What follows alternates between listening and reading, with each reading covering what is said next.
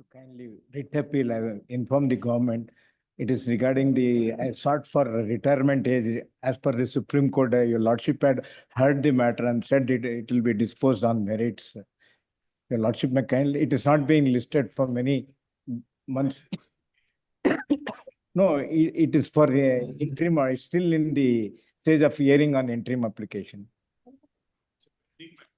Yes, but the matter is for hearing on interim application, Your Lordship.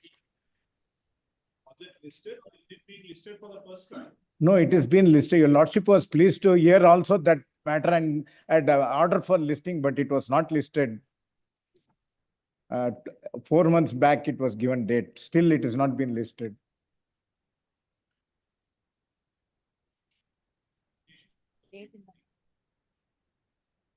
No. We are only saying file an application.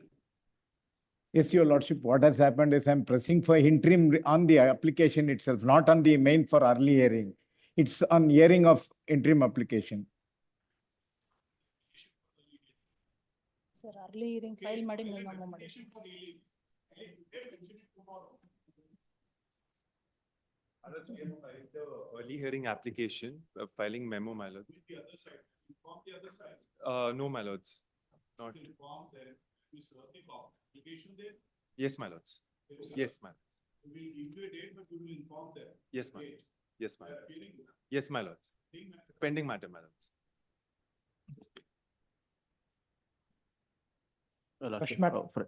Fresh matter is regarding a RERA issue, RERA appeal filed by the opposite party, wherein is dispute regarding open parking space. I filed an appeal over the order passed by the RERA authority. I'm the appellant here. It's a fresh appeal. Yes, objections are big. Date. There's no caveat so far. But I have heard early hearing notification that copy has been served already. The suit is for a making ejectment. Copy, sir. Copy.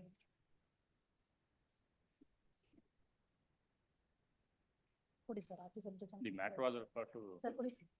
mediation, my lord. Matter was not settled. And we have avoided heavy huge loans to construct the building. The date may fix. On 24th, we have heard application, early hearing application. Copy was not served to other side. There is no date in this matter. Not. Already listed on 28/1, There any date in the appeal? 9/4 is date. There is an urgency where we have, because we have availed heavy loans to construct the building for.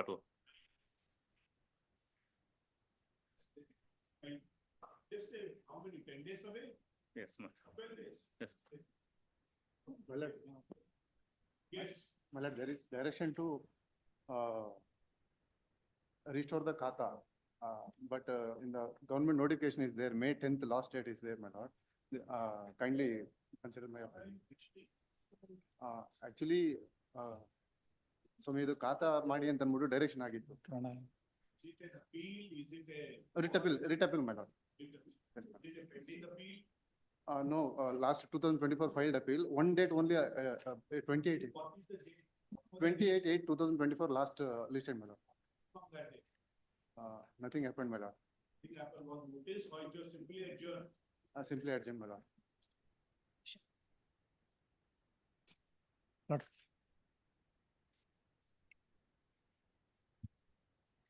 The pending matter.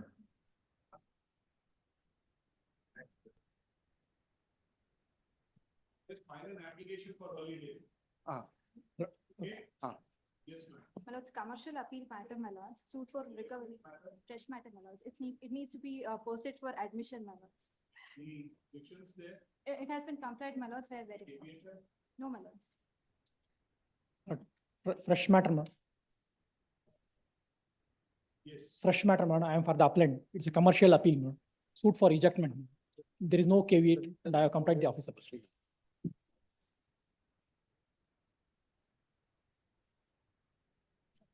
Total one. 2020. Any other mentioning? Yes. For adjournments, page number 7, 25 to 30. 25. I hear you have the appellant. The respondent counsel has also been informed of the same. My lord. 25, my lord. Is still there. Who is seeking adjournment? The appellant is seeking adjournment. Seeking adjournment. My lord, I'm given to understand that the settlement talks that are going on. In view of the same. Yes, my lord. There is also.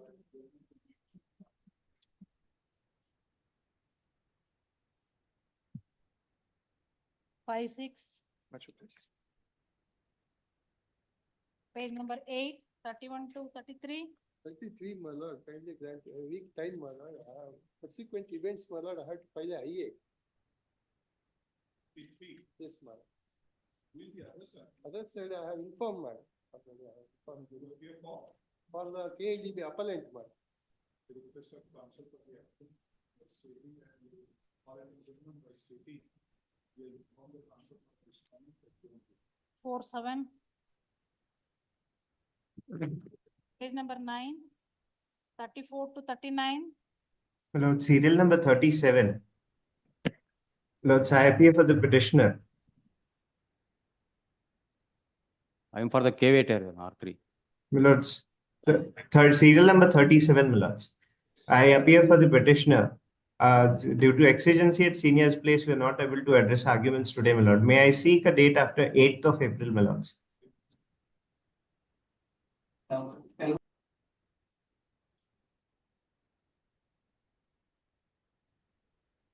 Four, 7. Page number 10. Page number 11, 41 to 40. Serial number 40, my lords.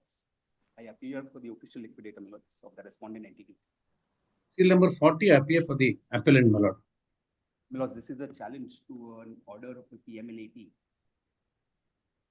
where under the PMLAT had directed that the matter be considered afresh by the adjudicating authority. There are certain assets under attachment, my lords. Mr. Unnikrishnan, you appear for the appellant? Yes, my lord, I appear for the appellant, my lord. My learned friend has informed me that you would seek an adjournment today. Deferral of the hearing, my lords. The reason is this, my lords. The assets under attachment in the impugned order has been subsequently confiscated by an order of the special court under the Fugitive Economic Offenders Act. I have challenged that order in a writ petition before the single judge here in this court. The matter is yet to be decided. Without that decision and without the confiscation being set aside, my lords, this hearing may be rendered an academic exercise. Therefore, my request, my lords, for deferral of the hearing. My lords. Yes, Mr. Krishnan, what do you say? No objection, my lord. Date may be given. At the request of counsel for the respondent for an adjournment, comma to which Mr. Unnikrishnan has no objection, adjourn to. 4-7. Yes. Page number 11. Page 12. Serial number 1, Shri Yoganand.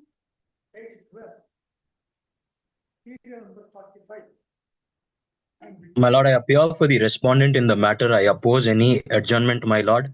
I am required to be at home today, as I completed 89 PM today.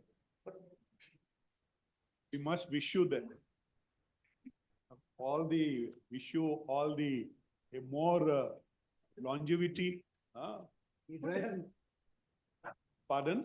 Good health. Good health and lots of happiness. Lord, he drives his own car at a reasonably good speed. He drives Drives what? his car. Ah, We are from the same place. no, you should note his words on a very high speed. Yes. Now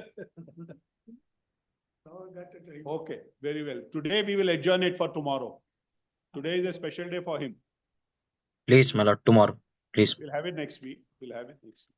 My lord, on 3 previous occasions, similar adjournments have been granted. All right. The opposite side is enjoying an interim order which was given by concession without deposit of any money as required under any money decree, my lord. 3rd of April. My 3rd of lord, April. please, my lord, I with specific instructions that no further adjournments, my lord. Surely, yes. Just say at the request of which number 45. And for the you appear for the respondent? Please, I appear for the respondent, my lord. At the request of the counsel for the appellant for an adjournment, we notify 3rd April. 3-4. Please, my lord. Serial number 1, Shri Yoganand. Oh, my lord, the matter stands settled as my lord, the girl has returned to the boy. What do you say? My lord, the matter stands settled. The girl, my lord, she's rejoined with the boy. She has. She has. Parents have agreed. Please, Huh? please, they are before this court. I've already filed a memo to that effect.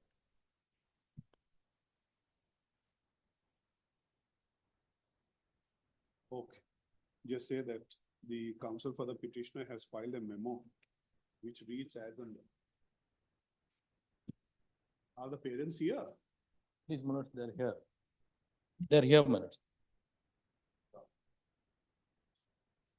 Just have in view of the memo for withdrawal.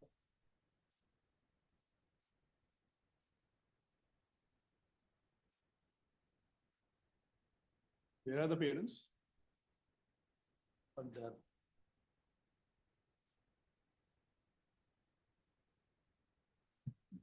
They are the parents. and these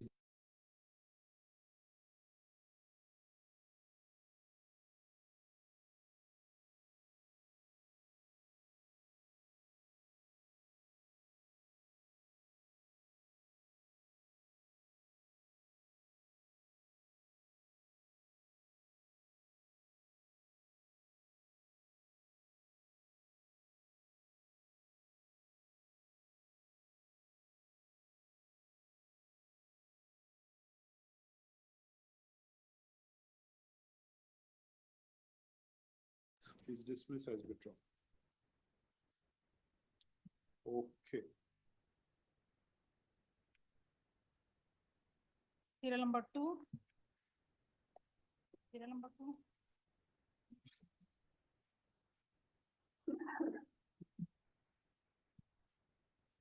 Yes, what are your instructions, Mr. Beliapa? Give us some more time, Lord, because he is involved in various, he is an antisocial element, to say the least.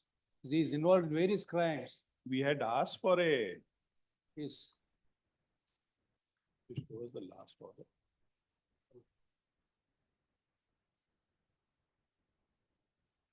there are 2 cases registered within the limits of the respond police. Lord, one is for, Is he under in custody? no, he is not in custody. We are trying to track him because he is involved in various crimes. But there is a fire or a crime has been registered. His charge sheets have been filed. Lord, even the response who he alleges to be, Lord, the response here in our, Lord, all are co-accused. All are co-accused. In various crimes, Lord. They are in the sense traceable. No, they are also not traceable. They are also not traceable. We will secure them and. Submission, Lords. My learned friend says that he's the antisocial element. 2 FIRs, my lords. No, he's not saying so. He's saying there are FIR. My submission, my lords. And my lords, first day of the submission, I told that he is involved in many crimes. My lord. I made submission. And the definition of writ of habeas corpus clearly states that it's a private custody or a prison, my lords. So he's not been traced from 13-3, my lords. And I am the mother, my lords. I agree my son is a antisocial person. Okay, my lords. Now, if he is alive, I want to know where he is. If he is dead also, I'm ready to accept that. Where he is, my lords. These people, they do not have the right to pick my son from my house. Even they are missing according to him. I took all these people to the police. You know their whereabouts. Yes, my lords. I took these people to the police station, and the police has played a game. The police has taken illegal money and left all these people, my lords. These people, they were taken into custody, my lords. Are your instruction, are these people traceable? No, we are trying to find them, Lord. If the CCTV cameras are taken, my lords, But did they come to the police station? everything. Huh? The IOs here. Ask him. They came to the police station, all these people. The police left when I told them these people are involved. Yes. We will have the statements after securing them. The police is in hand in glove with these people, my lords. Mr. William, For what reason? there is something which is being said. We are only asking you to respond on instructions. No, these are reckless allegations, it is not in the petition. He only says that they were beaten up by these response and taken away. Now I'm making a submission before this court, my lords. I'm not, in urgency, I have not written, my lords, I agree, but now I got now I'm. Let's be very clear. Yes, my lords. Something which has certain repercussions must come in record, black and white. Yes, my lords. So that we can put it to them, look here, reply. Yes, my lords. Not on this basis.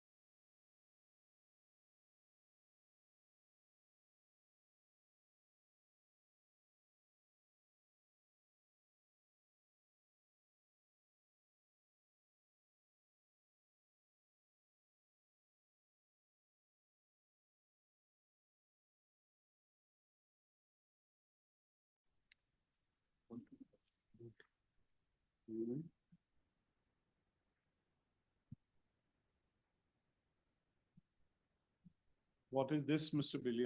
Can we file the status report now before the court? Sure. What does it say? Lord, it is not for the first time. 3 times we have faced his wife. This is the 4th time she's gone missing. See, what do you say in view of the last order? My lords, what has happened, my lords, in the previous round of habeas corpus, my lords, they make a submission that our government in the petition, my lords, that the wife has eloped with one Mr. Ketavanan, my lords. Now, my lords, what has happened is in a previous round of investigation, my lords, before the KGF police, this said Ketavanan, my lords, he says that he'll bring my wife and he goes home and he commits suicide, my lords. Thereafter, he's passed away, my lords, because of which he could not come to the police station, my lords. My lords, the complaint was filed in the year 2023, my lords. Till date, no action has been taken, my lords. I do not know the whereabouts of my wife, my lords. Last, she was seen in custody of Vivek Nagar police, my lords, which is why I filed this writ petition, my. When was that?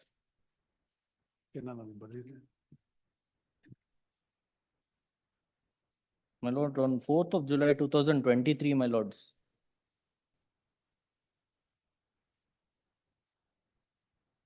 When did she appear in the police station? My lords, what happens is, my lords, on 4th of July 2023, she's suffering from some mental illness, my lords. She had visited the hospital.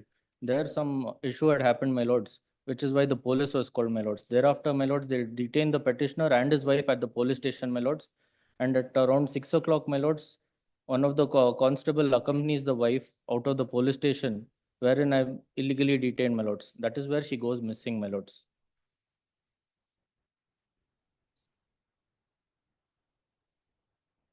This is available at When did she went missing? 4th of July, my lords. Of? 23, my lords. And when was the last petition disposed of? Last petition was disposed of at on 4th of September 2023, my lords. So what were you doing for so long? My lords, What were you doing for so long? my lords, I had met with an accident, my lords, which is why I could not. Who? The petitioner, my lords. That's no reason the wife went missing and you would be only saying what kind of an injuries he got? That he could not come out of the bed and then file a petition. My lords, he had fractured his leg, my lords. But that doesn't preclude you to file a petition. Please, my lords. You're coming in 2025 after 2 years. My lords, I've filed it in January 2025, my lords. Doesn't make any difference, still 25. After about a year, I filed. When was September 23? 23, please. And where are we? January 25? January 25. Something amiss. My lords, there is a delay, my lords. There is constant harassment, my lords, in other cases from the police. Between September 23 and 25. What transpired? My lords, what has happened is, my lords, I've been made a witness to several cases, my lords, which is why the police is constantly harassing, my lords. So I'm made to run from KGF to Vivek Nagar. Is something done by you? My lord, not relatable to this 11023? My lords, there is one more. 23 is registered against whom? Is for the missing? Yes. There is no allegations against the wife? There is no allegation. This is something which you, for your acts, those FIRs have been registered? My lords, I have filed the complaint, my lords. I am the complainant. But there are independent FIRs against you also? There are no independent FIRs against me. There is none? There are none. And what action they have taken between 23 and 25? My lords, till date, no action has been taken, my lords, except for the complaint filed in KGF, my lords.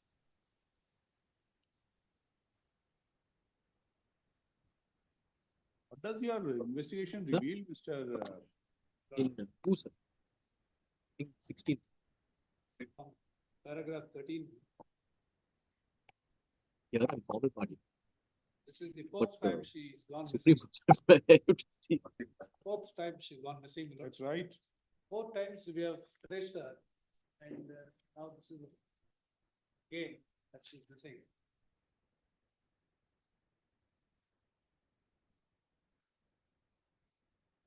What happened to the complaint filed by the wife against you? My lords, there is no complaint filed against the This wife. 45 of 2022, what happened there, Mr. Biliappa? The charge sheet filed.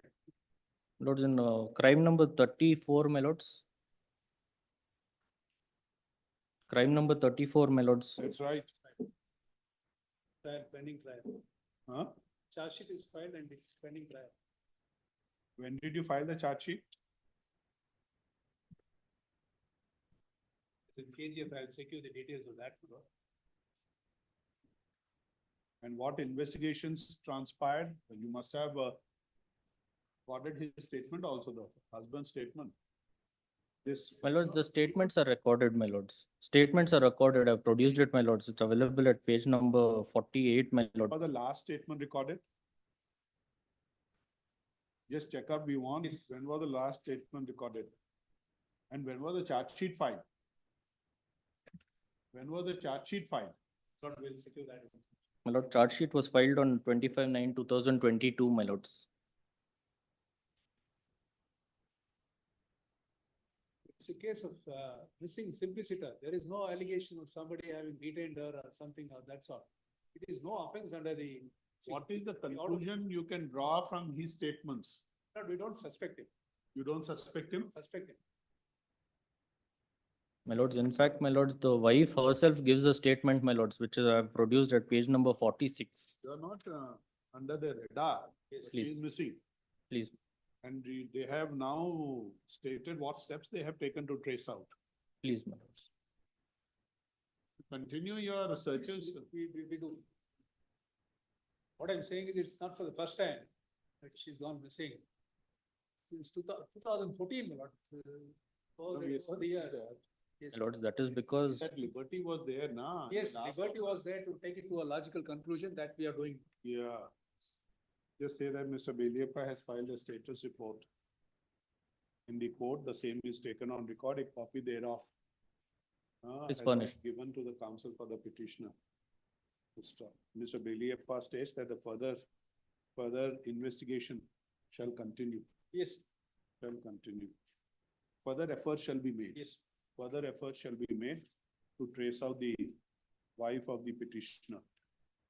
He also states that the matter be deferred so that he can file the latest status report on the next date of it. Yes. See, just show us what have you done from today and Today and next day.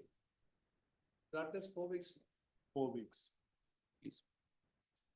4 weeks. 28-4.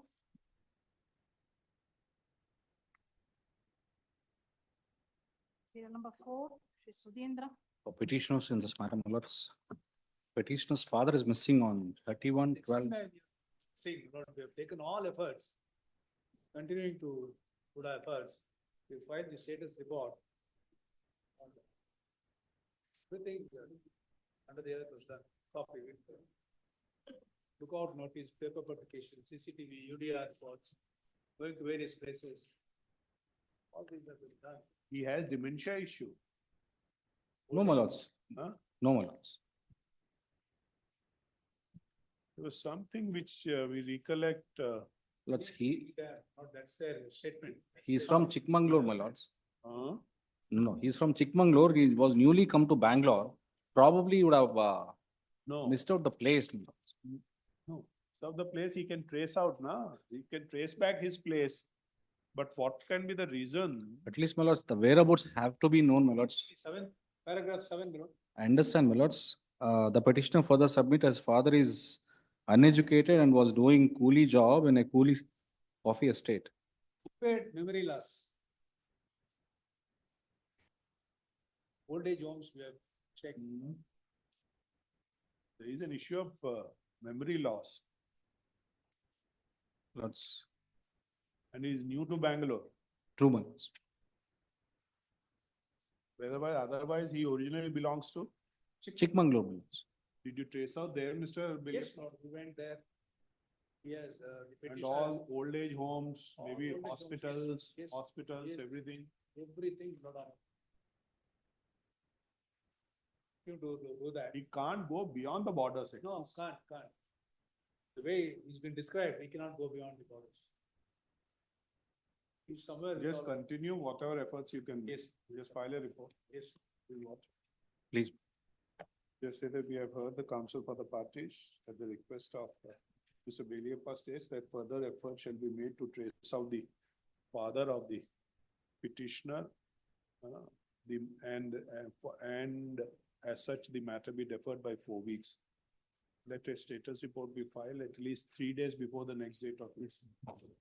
Highly obliged. 28-4. Serial number 5. Serial number 5.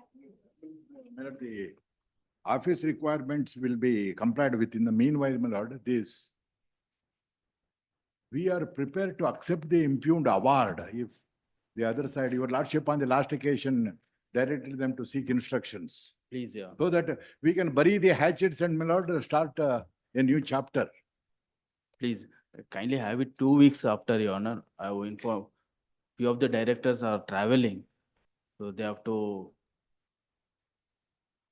have a board meeting. It is a joint development agreement, my lord. We are the landowners and he is the developer.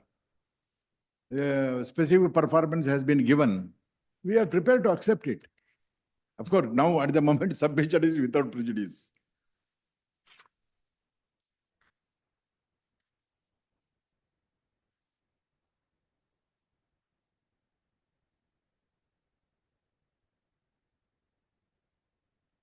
All have filed the appeals who were there before the 34 court? Yes, my lord. Huh? Yes. There are two groups. They have filed independent appeals. Which is the other? Not all. The sixth respondent has not filed the appeal. Sixth respondent. Yes. And what I about think the respond first- number. The sixth respondent. 7th. My lord, 7th. Srinivas said.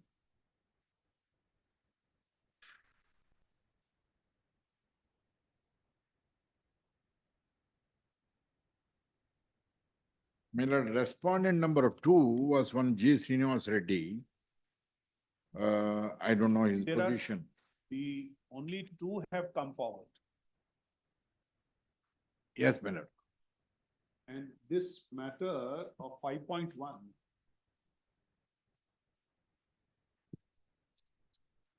Remaining landowners file. So both the appeals. Yes. Are the appeals by all the persons who were there before the court below? Not by all, my lord, Why? except one. My lord, before the tribunal, He was respond number 7. one G. Srinivas Reddy was impleaded.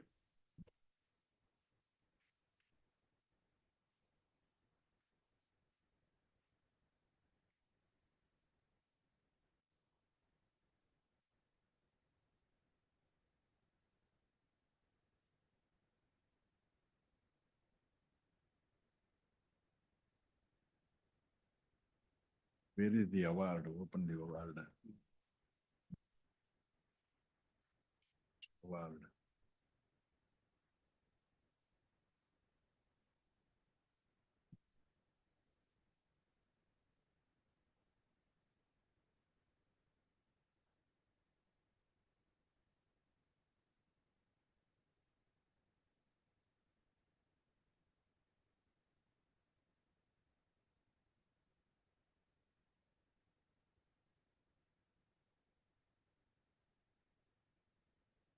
So all have filed. Yes, Both appeals have been filed by both. yes, Now, will this be your stand with regard to all the appellants? in yes. Both the appeals? Yes. I need some 2 weeks of time, Your Honor, because few of the directors has been traveling, so they could not be a conduct board of. Just re-notify it. We will not record anything. Yeah, my lord, Just say that at the request of counsel for which number. Respond number 1. Respond. Who appears for 2? my lord, respond number 2, my lord, the notice is not complete. We will have to take 2 to 6. We will take steps, my lord. No, 3, 4, 5 will dispense with. If you see the memo 1 and 2, okay. So 7, 8, 9, 7. My lord, 7, 8, 9 are they are the, my lord, 7 is the arbitrator. The The council dispenser is with. same, the council is same. Yes, the council is the same. My lord, 8, 9 and 8 and 9 are the appellants in the other one. Yeah, we'll just say. Just say 210. Appellant, the so-and-so appears for respondent number 1.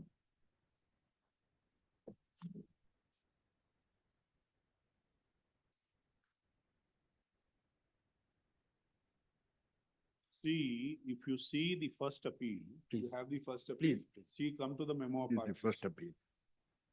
Now, this gentleman, G. Srinivas Reddy, has expired. Yes, my lord. Expired So all the legal heirs are here. or come on record. So were they there before the court? They were party in the tribunal as a respond number 7. So you appear for 2, 3, 4, 5 also? No, Let notice be. Notice must go to them, my lord. Let notice be issued to 2, 3, 4, 5, 6. They are dispensed. And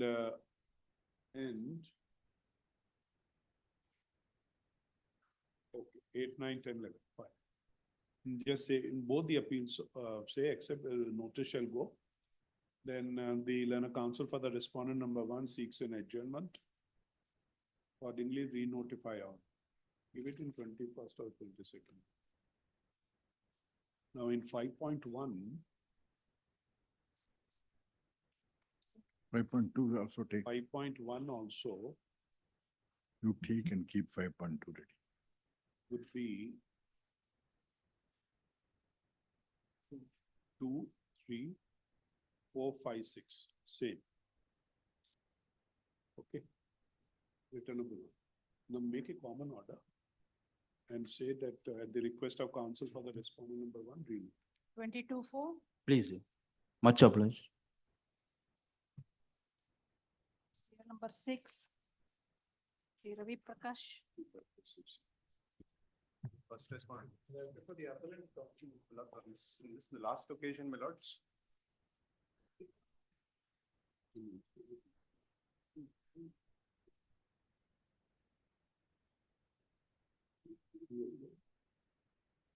Yes, Mr. Nandakumar. Seems like the presence of R2 may be necessary. That's one part of the study, but more importantly, there is still some gap between the expectation of the parties. There is going to be some resolution. If there isn't in the meanwhile, I think what I got was the complete service on R2 for the reason that a portion of the liability is being foisted on R2. Therefore, it might be necessary within the. What are your instructions from R1? What is he looking for? Right, and resolve the questions, I'm not ready to argue the main matter.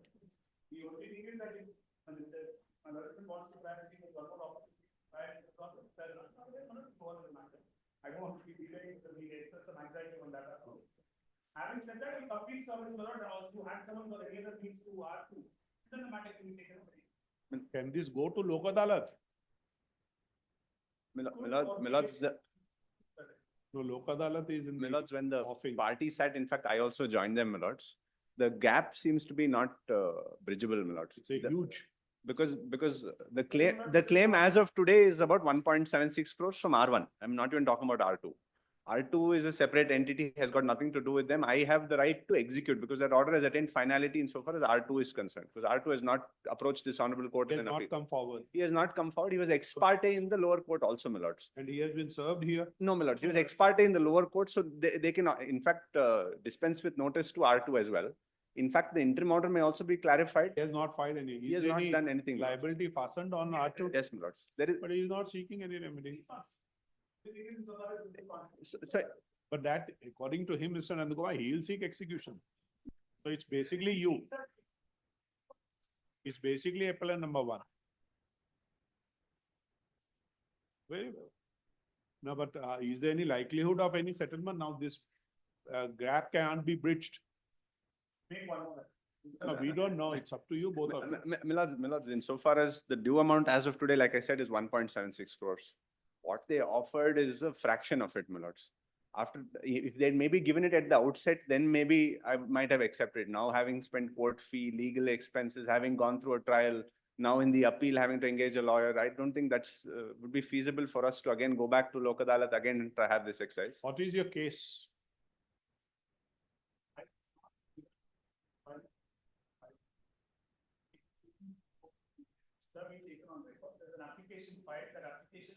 When were the summons reached? Lords, I filed a compilation with dates, my lords, that may assist the honorable court. That might not have. That what he has done is do really investigative journalism and try and tell me what are the dates on which I can report. You tell us when were the summons served? Please take the order sheet that is. 17/7/21, my lords. Honorable is so anxious that how permit me. But please be kind enough to see the date on which I served the summons was on 17th of July 2020, 17/7/21. Okay. I entered appearance in the court on 7/8/21. So 21 you appeared. Your time starts running on 17/7. So 120 days thereafter. How much? When is it expired? That from July, it's August, November, 14 November 2021. Last for enlargement of time, that was allowed. Where is the question of enlargement beyond 120 days?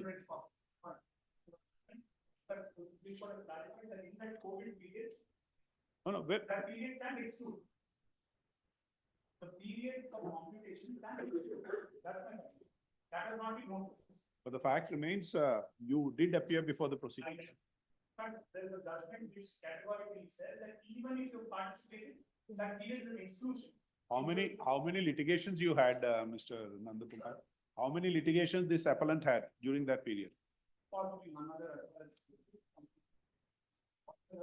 Cases, one of the directors having participated in some other company. What is the reason for seeking enlargement? But the reason was that he was not able to do and then he was. Then where is the question of COVID reason? The Supreme Court says that that period is excluded. It is not that I have to offer any reason at all. Really, that period of limitation is excluded. It is from the computation itself that period stands. So effectively, that's what Gentleman is going everywhere, but not filing a written statement here. Can we take that? Not even that it's not filing a written statement. Files an application, enlargement is allowed. Thereafter, please see what he will do is that he makes an application for striking out of the difference. Why that application, I won't get it was filed. That was not. When did he file? When did he file striking of defense? Because he says that. Was it within 120 days beyond that? Obviously. Well, his. What happens is that at that point, another enlargement is filed initially on in November, that is on 24/11. How many enlargements? There have been 2 enlargements. But and on 6/12, there is the second enlargement is filed. Then the written statement is filed on in January. That is on 7/1/20. And no challenge to this rejection? There is, that's my submission. When? What happened was that, perhaps incorrectly, the commercial appeal was filed instead of filing it. That was a mistake. Should have been a petition because it's not really. But what happened to that commercial appeal? That appeal was failed. In the meantime, the suit proceeded. In fact, I show you a lot of pose this question and the answer to this. Could I not at least have cross-examined? Because according to if I cross-examine the plaintiff, I can demonstrate that with just that, and even assuming a written statement is not taken on record, this suit could not have been taken in the manner. But did you seek for cross-examination? Rejected on the ground that you haven't filed a written statement. That according to me is very wrong. Now, that, my lord, I'll show you that order. That order, my lord, you should get. Where, show us that. The statement is taken. No, not written statement. Where is a request for cross-examination? Now, this is then for whatever reason, though my application to take the written statement on record is rejected, once more the written statement is taken on 17/6. I'm not able to correlate those two orders. Then inspection of documents is conducted. My documents are this. My written statement is not taken on record, but my documents are inspected.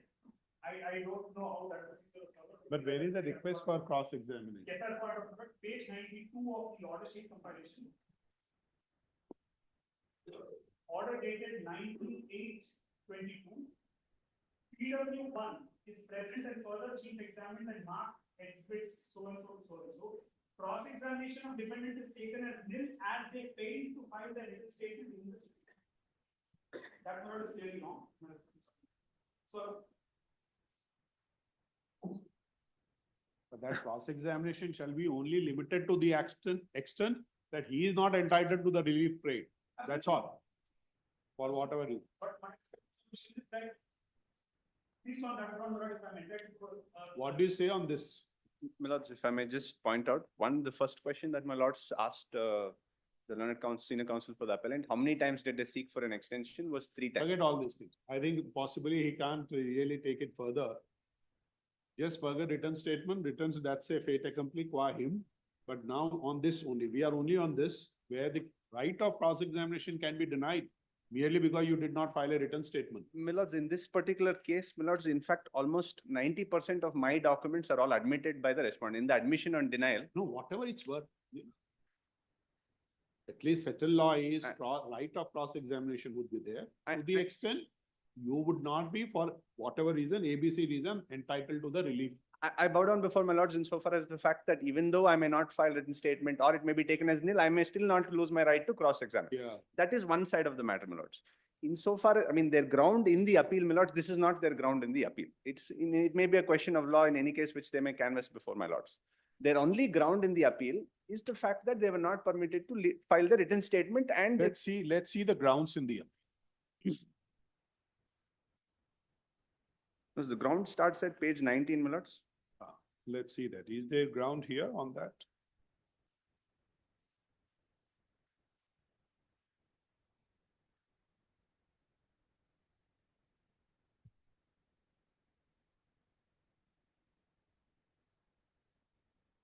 May I read out the grounds, my lords, or?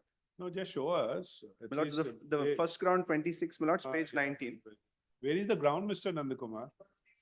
Ground 35. That's on the scope of order. No, forget that suo motu. We are only on that.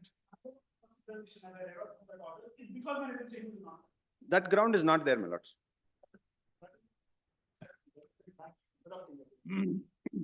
But tell us one thing.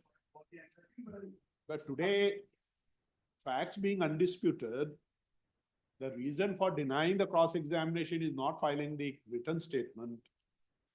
So it's purely, a judicial notice can be taken or pure question of law. Yes, ma'am. In the sense, the ground is this, can that be denied? Cross-examination. Insofar as that is concerned, I would bow down. May I just point out from the records that I have filed, my lords, their conduct. Now, would a entity in this case, which is an appellant, which is a company, would they be entitled to any relief when they come before my lords without unclean hands?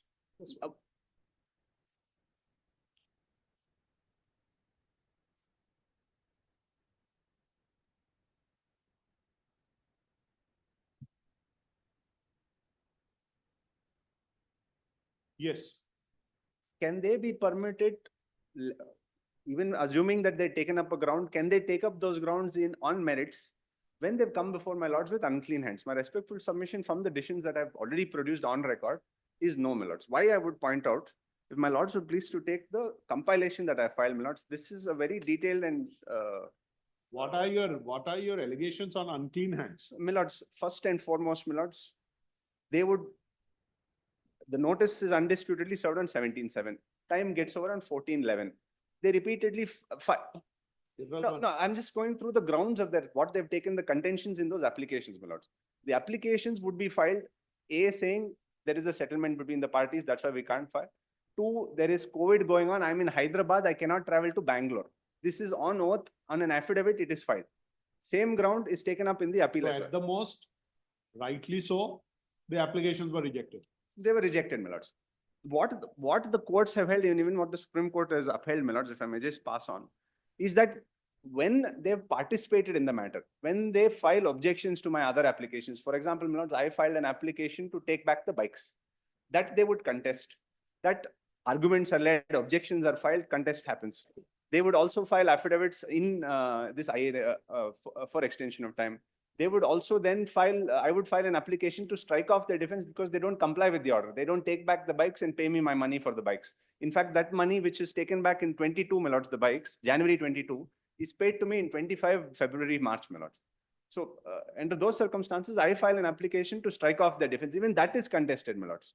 So in all of these situations, what the Delhi High Court would initially say, which has been upheld by the Honorable Apex Court, if I may just pass on, my lords. So these arguments would be relevant for rejection of that application seeking extension of time. And also in the context of conduct, my lords, because even before like we say the not a good conduct, but in law, very interesting. This conduct would disentitle them to cross-examine you if they have a right in law. My lords, this conduct would disentitle them to be heard on merits. Heard on? Heard on merits before my lords is my submission. No, but now today he has raised an issue that this right has been denied to me. 100% I would bow down, my lords. But that would be an argument on merits that I have not been permitted to cross-examine. I must be given a right. I have been merit. It's only a procedural. Procedural, my lords. But that would take away their substantive right. By not cross-examining me, they would lose a substantive right. But tell us one thing. We are with you on that. But the ground given by the learned judge? My lords, that may be wrong. That I would bow down before my lords. 1 minute. If this is your submission, Mr., and we are taking it only a limited submission, this is what you are arguing. No, then you have to take a call. If you say so, that this is the ground, then what should follow? If ultimately you are seeking, it should be remand. There is a decree in his favor today. How would you protect the decree for you to go back? In fact, I can't get a carte blanche to go back and then read it.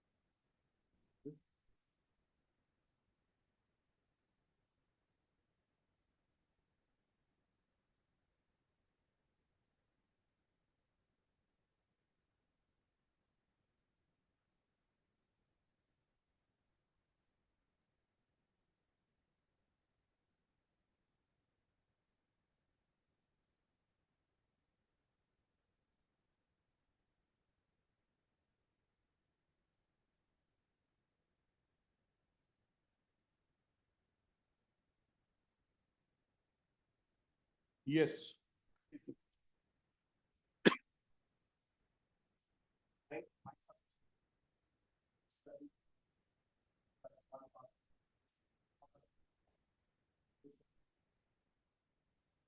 Submissions that in any event not having been permitted cross-examination, there is a case for remand.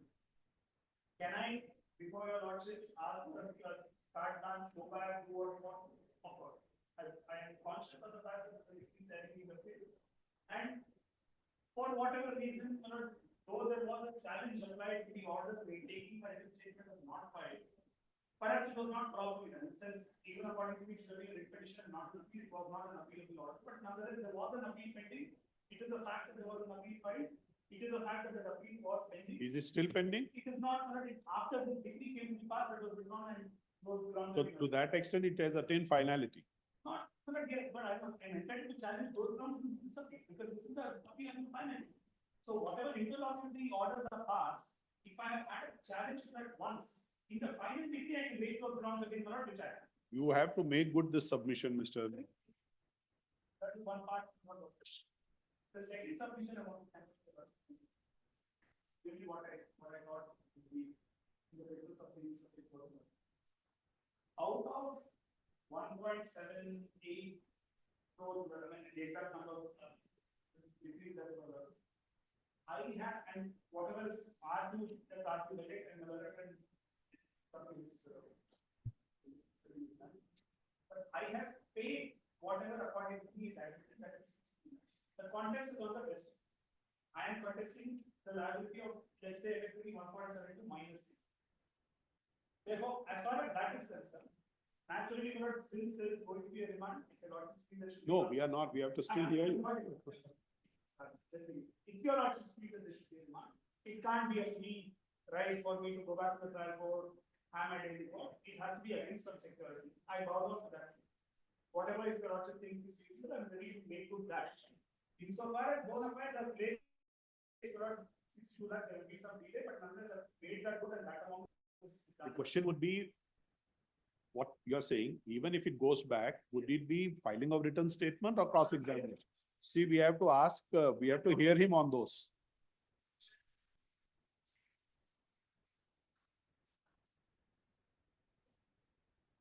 We put on both sides of it. There's no difference. Ultimately, I can show you, your lordship, give me 2 minutes on the merits of it. I can show your lordship that the plaintiff as filed seeks both reliance damages and expectation loss, both can't be done. There are judgments to that effect. And the learned judge has decreed damages claims without any consideration of whether there is loss suffered by them. I point out all. Therefore, I don't want to get into that because today I am obviously at a disadvantage of not having had regular administration or prosecution. But explicitly, the judgment also has to go for the reason that it just offers one consolidated amount and says, all right, you ask for this much, I will grant that. It does not go into the question of why, effectively, in some ways, what the plaintiff has done is to place its claims under about 8 or 9 different heads. Now, the trial court, I respectfully submit, merely because there is evidence which is uncontested, doesn't mean that it should blindly accept. It has a duty to appreciate and see if under each claim there is a possibility of success or failure. Now, insofar as some of them, of course, you are entitled to, and that's why the 62 lakhs will be paid for during the penalty of this appeal. It is not my case that we did not have any credit at all, but my respectful submission is that whatever, according to our law statement, has been paid. Though it wasn't considered in writing, submissions were made before your lordships and that have been backed up in payment. So therefore, my respectful submission is today, if your lordships are kind enough to consider a demand, my prayer would be that your lordships consider it both insofar as the written statement is concerned and the right to cross-examine. One other aspect that will raise some extent in my favor is that they are letting substantial evidence. So to that extent, that process of marking of documents need not be repeated. We can find ways and means to make it faster. If there is a time frame that your lordship feels is necessary, I'm open to that idea. There's no difficulty about it, and we will make that offer from our side. But as far as I am concerned, my respectful submission is that the manner in which these claims are presented before the court, not all of them could have been granted by the trial court tax. Not all of them, they simply could not have been. There are judgments of the Supreme Court, but really I'm entering into merits without an opportunity of having been able to present the problem. That is where I stand. That's just one part of the story. Insofar as written statement, no written statement, I just place the judgment for your lordship and consideration.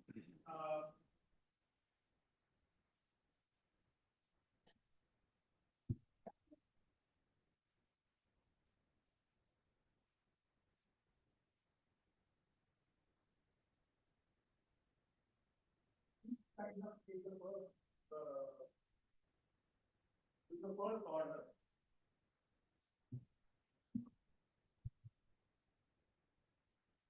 Page 1 and 2 are really the record of proceedings. Please be kind enough to come to page 3.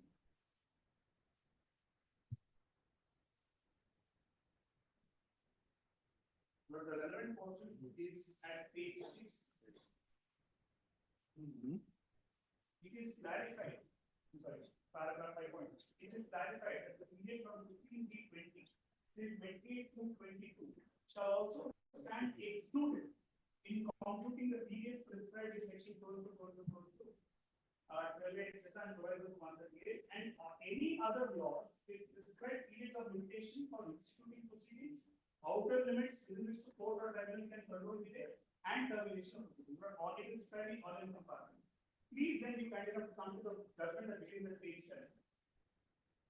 This also considers upper Assam plywood, which Malari will rely upon. Please be kind enough to come to page 14 of the compilation, paragraph 4.8.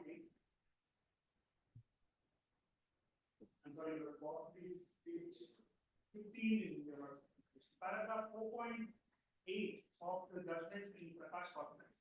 Internal page 119.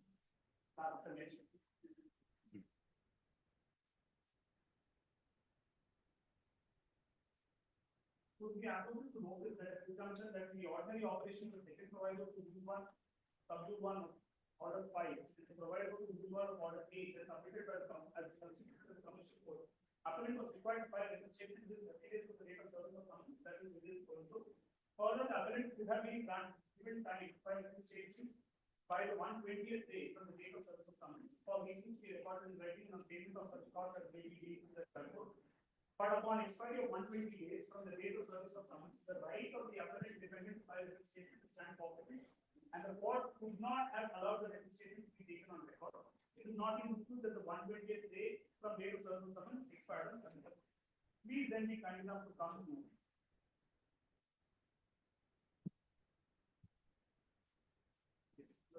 paragraph 28. That's it. Internal page 141. Possibly page 37, the running page compiled.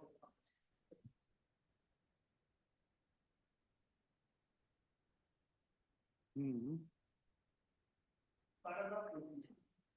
As regards the operation and effect of the order passed by this court in SMWP number 3 of 2020, noticeable it is that even though in the initial order dated 23/3/20, this court provided period limitation in all proceedings with respect to that prescribed under general or specific laws, special laws, whether controllable or not, shall stand extended with effect from 2020. But while concluding the matter on 23/9/21, this court specifically provided for exclusion of period from 15/3/20 to 10/21. A look at the scheme of limitation makes it clear that while the extension of prescribed period is limitation for an appeal or certain applications is under section 5, the exclusion of time must be provided in the provisions like sections 12 to 15 thereof. When a particular period is to be excluded in relation to a suit or proceeding, essentially the reason is that such a period is accepted by law to be one not referable to any indolence on the part of the litigant, but being relatable to either the force of circumstances or other requirements of law, like the mandatory notice for the system is the government. The excluded period as a necessary consequence results in enlargement of time over and above the period prescribed. Paragraph 28.1. Having regard to the purpose of this court had exercise of plenary power under Article 142 of the Constitution and issued necessary orders of correct time in SMWP number 3 of 2020. They have clearly of the view that the period envisaged finally in the order dated 23/19/21 is required to be excluded in computing the period of limitation even for the filing of the written statement, and even in cases where the delay is otherwise not controllable. It gets purpose reiterated that the order in SMWP 3 of 2020 for extraordinary measures in extraordinary circumstances and the operation cannot be curtailed with reference to the ordinary operation of law. In other words, the order passed by this court on 23/3/20, 6/5 for all those days, leave nothing to doubt that special and extraordinary measures were provided by this court for advancing the cause of justice in the wake of challenges thrown by the pandemic, and their applicability cannot be denied in relation to the period respect of filing of the written statement. Let me also show you lots of one more paragraph, which is paragraph 33.2 at running page of the judgment 145, compilation page 41.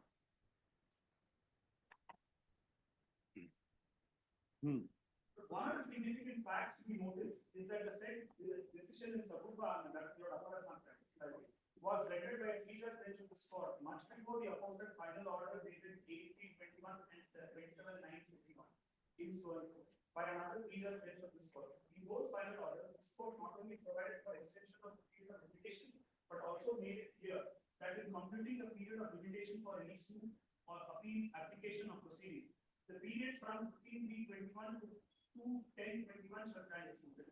Such proposition of exclusion, which occurred in the later order, was not before the court in Sabufa, which was decided much earlier on source. Moreover, the extendable period in Sabufa was up to 18/3/20, and this court found that lockdown was imposed only on 24/3/20, and there was no impediment in filing the appeal on or before 18. The present one is a case where the prescribed extended period for filing the appeal statement expired on 6/5/21, and not the case of the respondent, nor is it there any information that the orders review that at the relevant point in time the area in question was not contained in the court. Having regard to the orders subsequently passed with legal time in this court in SMWP, and also having regard to the fundamental decisions of facts surrounding the factors, the said decision in Sarupa and in our is not any application. On behalf of the respondent, much emphasis has been laid on the submission that the appellant was regularly appearing before the court, but was effectively instructed, and therefore cannot take advantage of the orders passed in SMWP of 20. It is true that the appellant had indeed caused appearance in the court in response to the summons and sought time to file his appeal statement. But at the same time, it is also undeniable that at the relevant point in time, the second wave of pandemic was simmering, and then in the environment of the country, with rather unexpected intensity and ferocity. Then on 27/4/21, the court restored the operation of the order dated 23/20 in the cognizance of extension of limitation in the. Putting all these factors together, they are unable to accept the submissions made on behalf of the respondent that because of earlier appearance or prayer for adjournment, the appellant defendant would not be entitled to taxation other than the order passed. So therefore, this is the ground as far as the representation.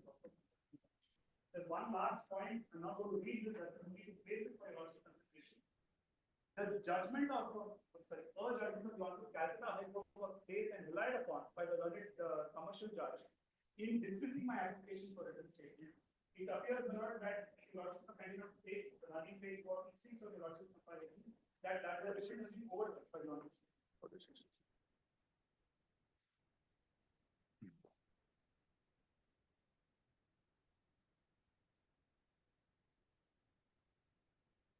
Because that judgment is like a Sarupa, para 23 of this judgment at running page 55. They distinguish that and then say that it could not be done. And the appeals were allowed at paragraph 28. Therefore, Lord, the lordship are kind enough to consider. What is the effect of you having filed a writ appeal? You filed an appeal. Yes, but I'm sorry, I did not carry that opportunity tomorrow. If I challenge the Lord interlocutory order, and during the pendency of that, the final order was passed. But even if I do not succeed in that matter, I'm entitled to waive the final. But tell us one thing, Mr. Nandakumar. See, you are required to challenge it at the first instance. You did. You have taken a chance, and it resulted in your appeal becoming infructuous. Something that have been different and my appeal Rejected. It was not rejected, it was pending. So therefore my challenge was applied. I did, had I kept quiet, perhaps, I'm not even saying that I can't thereafter do it. I'm saying that perhaps my position would be slightly worse. But my appeal was pending and it came to be disposed of pursuant to the judgment passed by the trial court between this. So therefore, Lord, But you did not take any stay of the proceedings. there was, why there was no stay? For how long? When did you file the appeal?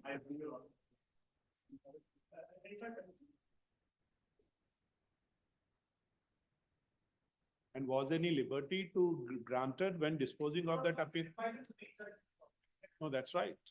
To urge all the grounds here, there, in this appeal.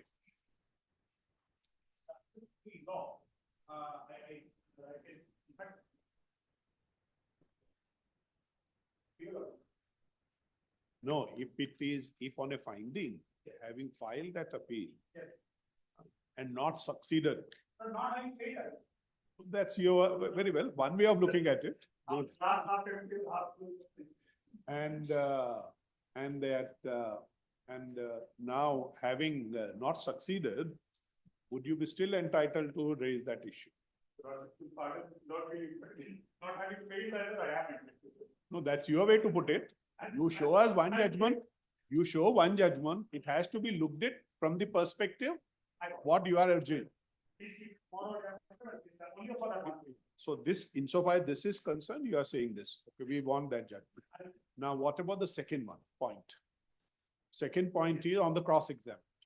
What do you say? According to me, there is a right, irrespective of, even if one is accused of terrorism, one is accused of terrorism. I have at best been accused of lying, which is also not correct, but I respectfully submit that even in a case where, in fact, I go so far as saying, even in a contempt proceeding, if I am disobedience of court orders, even then the right to cross examine is not immediately taken away. It's really Oh. a very, very drastic. Okay, well, So let's therefore, hear the that. right to cross-examination is something. What do you say? On both. On all aspects, my lord. And First, when we want to also know, in fact, Mr. Nandakumar will show us, when that first appeal was withdrawn, was there any liberty granted to? they didn't seek for liberty. I produced all of that. Can I take my lords through that, my lords? Now, come to the With first- reference to the come to records. the first point. My lords, first and foremost, my lords, may I still seek to rely on the compilation, my lords, because that would make everything clear, my lords. If my lords has the benefit of my compilation, which is filed on 8th November 2024, my lords.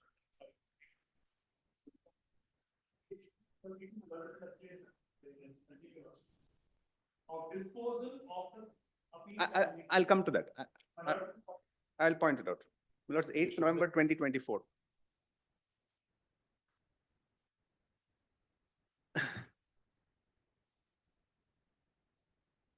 My lords, first and foremost, my lords, this is filed on 8th November 2024, my lords. This is a compilation which I would put across with dates, documents, citations with regard to their conduct. What would happen after that, my lords? If my lord sees the order sheet of this matter, my lord, side by side, on 17th November, the matter comes up after I file this. 19th Which page you said? No, before I just come to that, I just want to point out one preliminary fact. I filed this on 8th November, my lords. 19th November, the matter comes up. They would seek an adjournment. 3rd December, for the first time, they would say that I will make a payment. They come voluntarily undertake to make a payment. So obviously the pigeon is in the cat is let loose in the rafters, my lords. Now they're worried insofar as because of this. Then they start making payments, my lords. After that, I have received 62 lakhs. Now, what is there in this that has now got them worried is what I wish to point out. Before I come to the rest of the compilation, my lords, insofar as the question what my lords placed before me, page number 74, my lords, is the order sheet in the appeal. Now, one settled proposition that I wish to place, my lords, is that both res judicata and issue estoppel would apply even in the subsequent stages of the same suit. Now, an appeal is a continuation of a suit. So, in effect, the trial or the suit is still ongoing, my lords. So, although a submission was made that they should have filed a writ and not a commercial appeal, the office did not raise any such objection, my lords. There was no such office objection. Page 74 is the order sheet in that appeal, my lords. So one, the trial court would pass an order rejecting the written statement because of on the ground of 120 days. They would file this appeal. The appeal is filed on 21st April 2022, my lords. My lord would find that date on the first page, 74. The order sheet would go all the way to page number 83, my lords. 83. 83 is 20th October 2022, my lords. The hearing on that weight would still be needful in 1 week. And what have they not done? They have not even furnished process insofar as R2 is concerned. All they had to come before my lords and say at that point, or the coordinate bench at that point, was that R2 is ex parte, notice may be dispensed with. This could have been done on the first occasion, my lords. For an entire year, they would keep it 83, my lords. On 20th October 2022, they're still taking time to comply with office objections. They are not interested in pursuing their appeal, seeking for a stay. In the meanwhile, the suit is ongoing. It is reaching its finality almost. Then the final order, my lords, would find it at page 232. Final order is only on 6th August 2024, my lords. Page 232. They come before the coordinate bench. 233 is the relevant portion. This appeal is directed against the order passed by the court below in commercial AS number, it's actually commercial OS, 22/3/2022, dismissing IS6, filed under section 151. Learned counsel Shri Madhu Gaud for the appellant is present physically and represents Shri Chandrasekhar Patil, who is on record. Learned counsel, so and so. I'll come to para 4, my lords. Counsel for the appellant has filed a memo seeking withdrawal of the appeal. It is stated in the memo that appellant is no longer desirous of prosecuting the appeal, hence seeks for withdrawal of the same as not pressed. Memo is placed on record. Consequently, appeal is dismissed as withdrawn. Consequence upon disposal of the appeal, pending IS, if any, shall stand disposed of. Now, this is a situation, my lords, they At seek, that time, the cross-examination had started, no cross-examination, the evidence has started. by this time, my lords, the appeal was pending already for 1.5 years. No, appeal is pending there before the trial court. My lords, the suit is That order Yes. of denying them the cross-examination was passed. in August 22, my lords, 19th August 22. That order was passed. That order was passed. And what In is this fact, order? my lords, even in the order sheet that I produced, the last date of hearing is 20th 6th October August 24. 24. Just my few lords. days before. No, 2 years after, my lords. This is 24. The cross-examination was rejected in August 22. Oh, August 22. 22, 2 years before. Page 92, my lords. Okay. So even on page 83, my lords, I just pointed out, even in October, they're still taking time to pay process for R2, who is ex parte in the lower trial court. All that they had to do was file a memo for dispensation. They are not interested in pursuing this appeal. Appeal attains now finality. This order is also attained finality. They seek for a simpliciter withdrawal. In such a situation, my lords, there is issue estoppel and res judicata, my lords. So once that issue is decided, even at a subsequent stage of the same suit also, my lords, that would be applicable to them. It may not be available for them to recanvass that proposition today. Even otherwise, my lords, even if they're recanvassing, now to come back to my main and first submission, my lords, if my lords were to take the list of dates, my lords, in the list of dates on Roman numeral number 1, my lords, suit summons is served on 17/7, my lords. Subsequently, wakalat on the next page is filed on 7/8/21. On 7/9/21, they would file their first application for extension of time, saying paucity of time and inconvenience. I've also produced those applications. So ultimately 90 days plus 30 days. 90 days plus 30 days. So That after 90 days, an application has to come. It's Yes, my not lord. automatic. Yes, my lords. They have filed on 7/9. They have again filed on 15/9.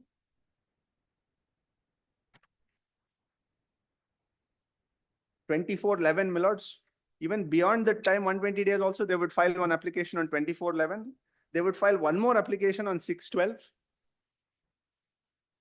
And it's only in 2022 that they would file their written statement. In the meanwhile, my lords, on 8/9/2021 itself, they would file their detailed objections to IA number 1. They would argue on IA number 1. They would actively contest. They would file memo of citations. They would take part in the Number 1 for rejecting the defense, for rejection of the no, my lords. IA number 1 was for return of the bikes. return of. Return of the bikes, my lords. Because this was a situation, my lords. 2016 Supreme Court would say BS4 is banned. By 1st April 2020, you must introduce BS6. So they know about it for 4 years. In 19, my contract starts with them for supply of the bikes, my lords. They would supply 19 bikes of BS4. By April, I'm only able to sell 11 bikes. So there are 8 bikes, my lords. There is no takers for 11 bikes. I write to them repeatedly saying, please give me BS6. There is nobody, there are no takers for BS4. Please give me BS6. They would just say that give us 2 weeks time, give us 1 week time. All those records are marked. Okay. Ultimately, they would introduce BS6 only in May 21, which is also an admitted fact. It's not relevant. Yes, my lords. So in all of this, they would contest taking back the bikes, and an order is passed also. An order is passed to take back the bikes and return the money. They won't take back the bikes. I file another IA to strike off their defense in the case. That also is contested. That also objections are filed. Now, my lords, in the application that they would file on 6/12/2021, which is IA 7, my lords, I'd just like to take my lords through that IA. Page 53, my lords.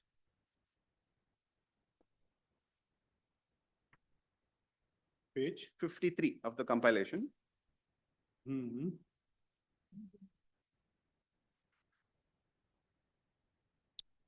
this page for 50, extension of time. yes, my lords, extension of time. In page 54 in the memorandum of facts, para 2, my lords, I state that the plaintiff has filed the above suit, so and so. I'll come to the third line, my lords. I state that representative of the defendant number 1 company was residing in Hyderabad, and due to COVID-19 situation from past 2 years, he could not travel to Bangalore in order to give instructions to me, nor he could provide us with documents pertaining to the case, and hence the written statement could not be drafted. This is the specific contention, my lords. Now, again, once again, they would file IA number 68.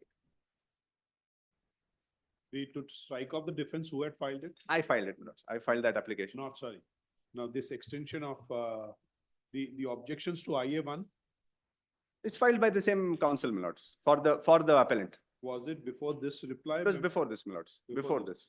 Also, my lords, Who had filed it? Who had signed it?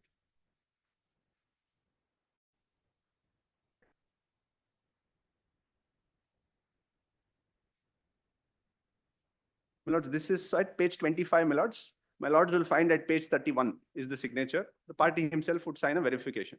The very same director who cannot travel to Bangalore and who has been in Hyderabad for 2 years. Yes. My lords, once again at page 59, my lords, then they would file this application to take the WS on record. This then is sworn to an affidavit again by the same person who would sign the objections.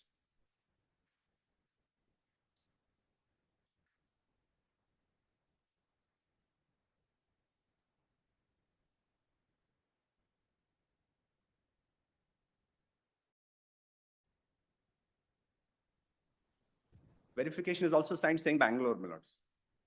Yes. Now at page 60, my lords, is the affidavit along with the application to take the written statement on record. Again, para 2, my lords.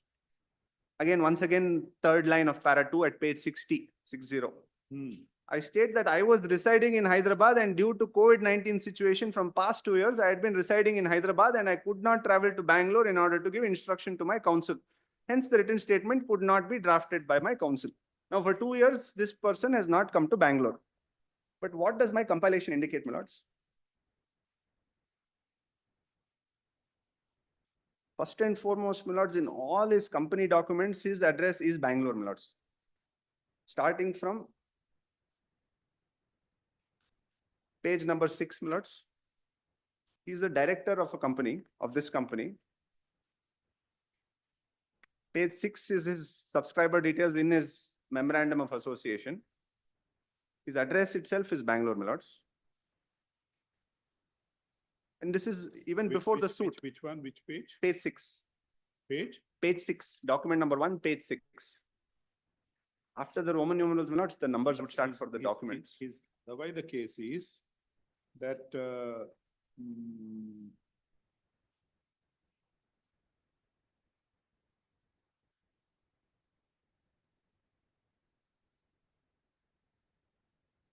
in fact, both the direct saying he is residing in Hyderabad because COVID-19 situation. My lords, I have about 50 documents here which would indicate he repeatedly signs all official documents because one, my lords, oral evidence cannot be led or any oral submissions cannot be made contrary to a document.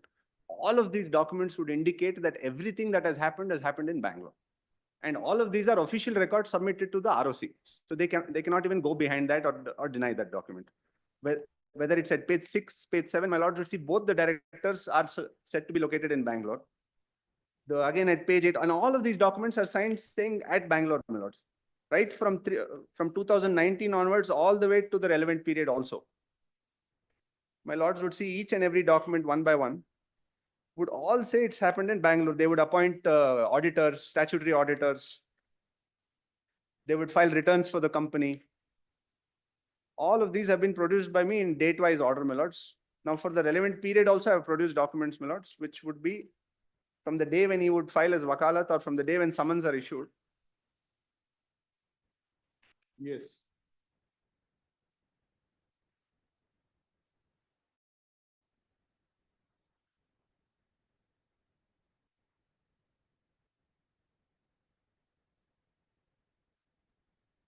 Lords, now another aspect is there are only 2 directors in this entity, my lords. So the quorum would also require 2 for the meetings. Now, all of the meetings, I've produced several meetings, minutes of each meeting also. For example, at page 86, my lords, is one such board report.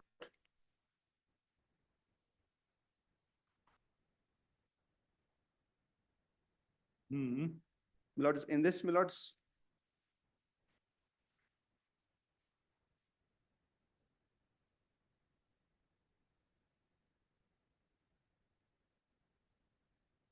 on page 87, my lords, the date of the board meeting would be there. Total number of directors as on the board. For each and every meeting, there are 2 persons, my lords. So the entire quorum is there. All of this is supposed to have taken place in Bangalore. All these documents are all signed saying they're in Bangalore.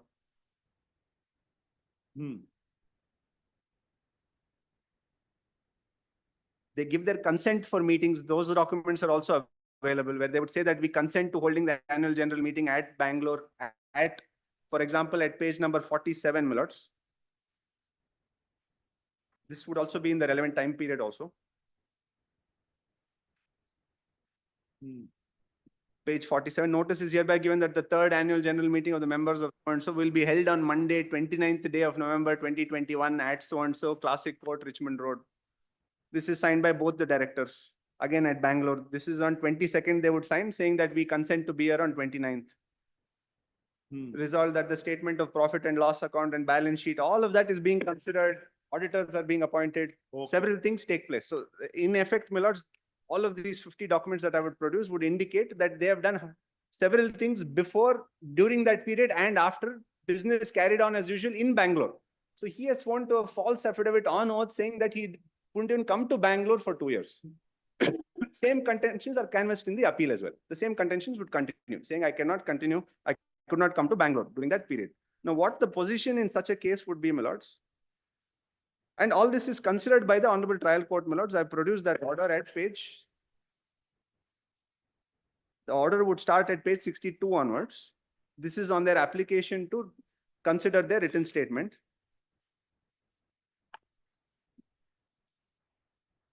The relevant portion would be at page 69. Page 68, para 12, my lords.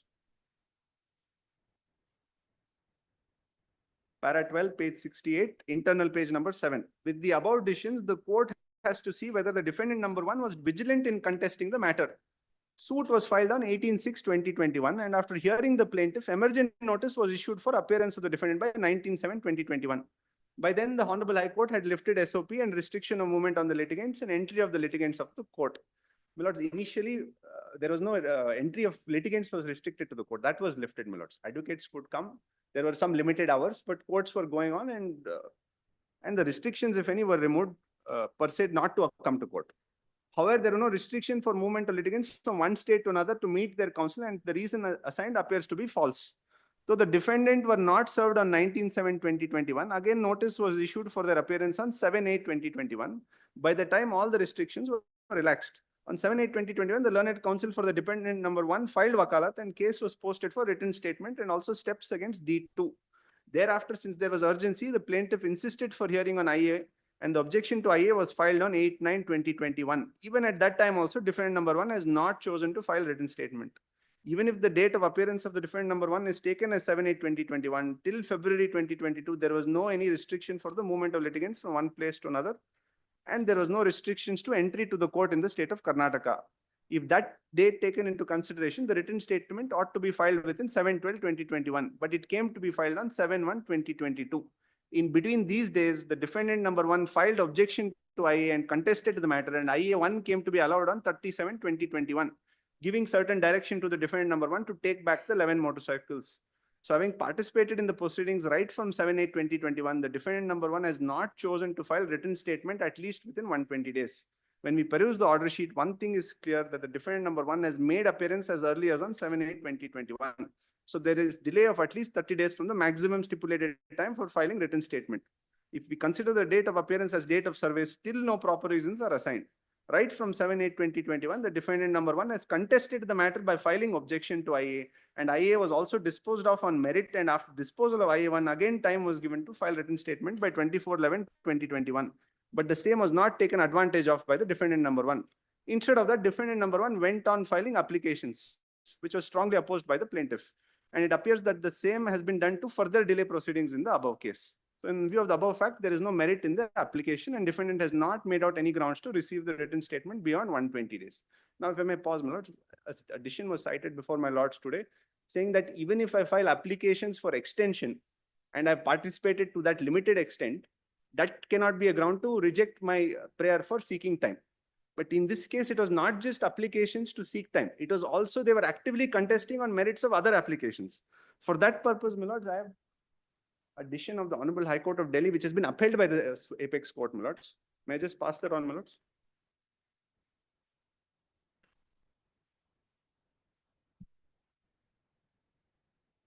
And this is squarely on the same point, my lords.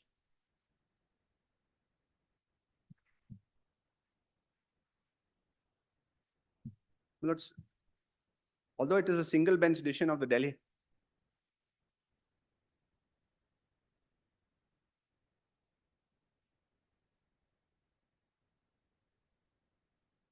My lords, although this decision is a single bench decision, my lords, it has been upheld by the apex court. Firstly, I'd like to point out para 3, my lords, because even the apex court would refer to para 3. Para 3 is at page 2 of this decision. The plaintiffs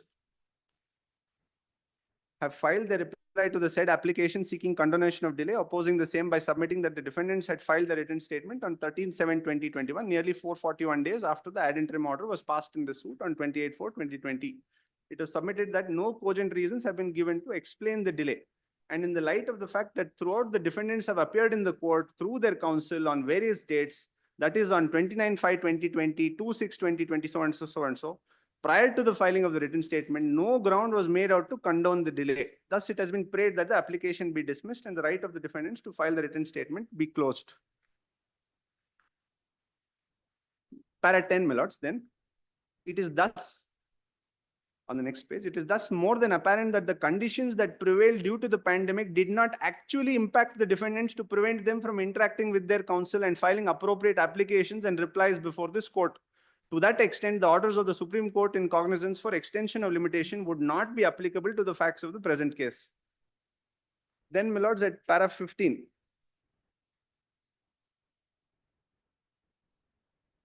On the last page, there is no reason to take a different view in the present case. Here, the defendants were fully aware of the present case. They participated on various dates from 29/5/2020, including in mediation, and chose not to file the written statement. Had they been not represented by counsel, a probable view could have been taken that the procedure was unknown to the defendants. However, they have been assisted by counsel throughout, and the very number of the case would have flagged to them that this was a commercial suit, which entailed strict timelines. The plea of the learned counsel for the defendants that since the summons had not been served, the time had not begun to run cannot be accepted. That is not the case here, my lords. Thus, on both grounds, there is no merit found in the present application. The same is dismissed. Since the delay has not been condoned, the delay of filing of the written statement cannot be accepted, and the written statement cannot be taken on record. It is ordered accordingly. Now, the apex court, my lords, when this was carried to the apex court, would hold, in view of the facts and circumstances of the case and keeping in mind the conduct on the part of the petitioners, and when even during the pandemic, the petitioners participated in the proceedings, which has been reflected in para 3 of the impugned order, we are in complete agreement with the view taken by the High Court. No interference of this court is called for in exercise of powers under Article 136 of the Constitution of India. Special leave petition stands dismissed. Now, my lords, coming back to my compilation, I produced some citations from page 162 onwards, my lords.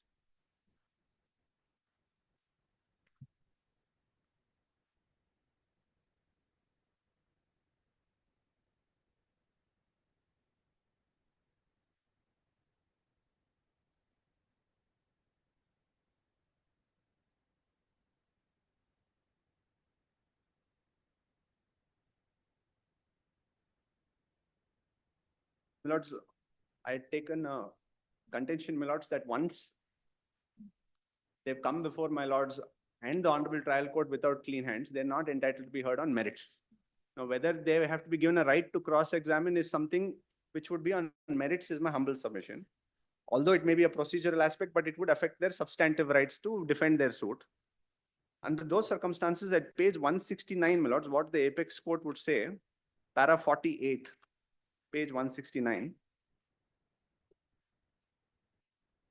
They would quote a previous decision, para 48. Para 48, page 169.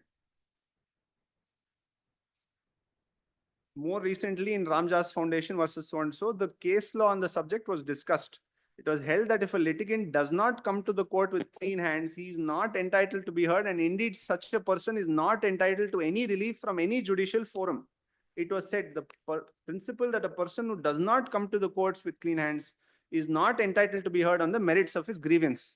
And in any case, such person is not entitled to any relief is applicable not only to the petitions filed under Article 32, 226 and 136 of the Constitution, but also to the cases instituted in other courts and judicial forums.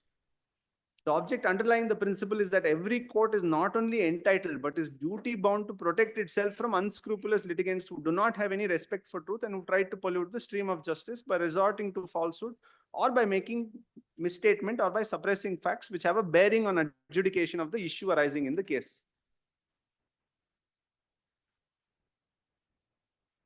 Lords, the next decision that I have produced is the celebrated decision of SP Changalvaraya Naidu versus Jagannath, my lords. That's a settled proposition, my lords. Again, which should say that that a litigant who approaches on falsehood can be summarily thrown out at any stage of the litigation. And he has no right to approach the court.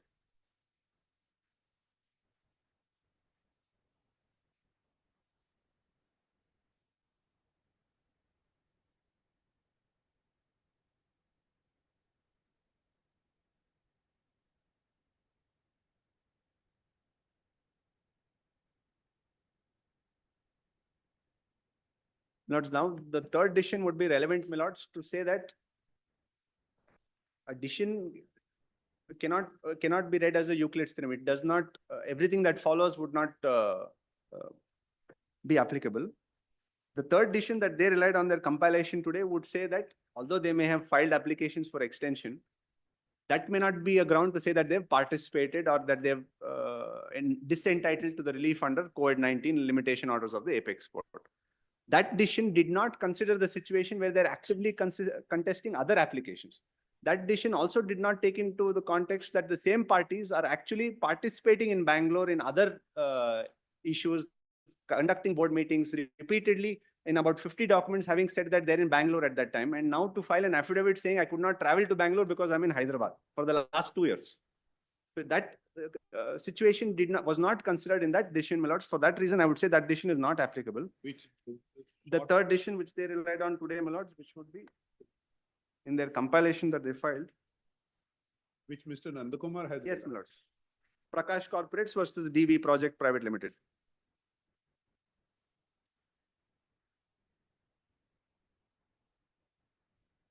Para 34. One observation Mr. Nandakumar has read. Where the litigant was pursuing the litigation. Still that.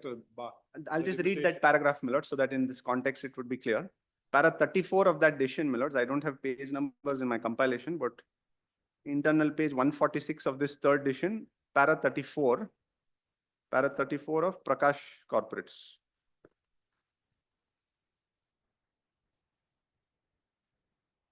Prakash Corporates versus DV Projects Limited.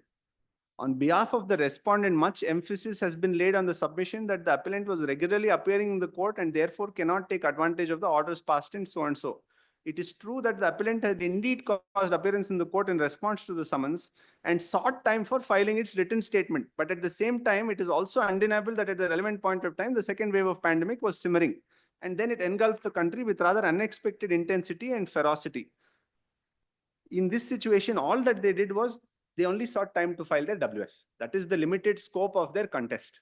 They did not contest anything else in that case. And it is also not a situation where they were carrying on other businesses or doing other tasks in Bangalore, and where the ground that they took was that they couldn't come to Bangalore because they were in another state. So for that reason, I would say it is not applicable, my lords.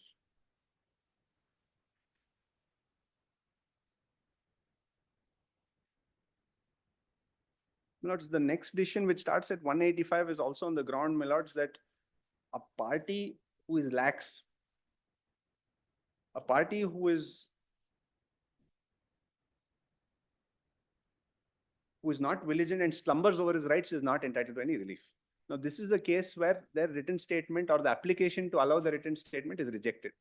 They exercise their legal remedy, they come before the division bench. They do not even press that appeal, my lords. They don't even clear the office objections for almost 2 years. Even when it was in 2024, when it was dismissed also, still that process was not completed insofar as R2 was concerned. Even at that stage, even the order sheet that I've produced, 6 months later also it is clear, even in October 2022 also, which is the last date on page 83, it still reflects that they've still not cleared even the office objection. So they're not interested in pursuing that appeal on merits. In such a situation, would this honorable court, apart from the fact that that issue has attained finality, would this honorable court again explore that same issue, especially when a party himself is not interested and he would lack bona fides and sufficient cause not being shown to pursue that appeal. So this fourth decision, which is Majji Sanema versus Reddy Sridevi and others, AR 2022, would be on that point. Which page is that? Lords, 185.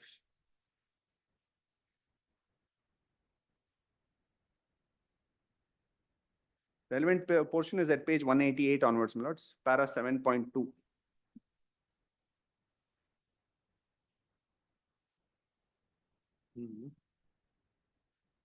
Yes. 7.2 and 7.3, my lords. May I read, my lords?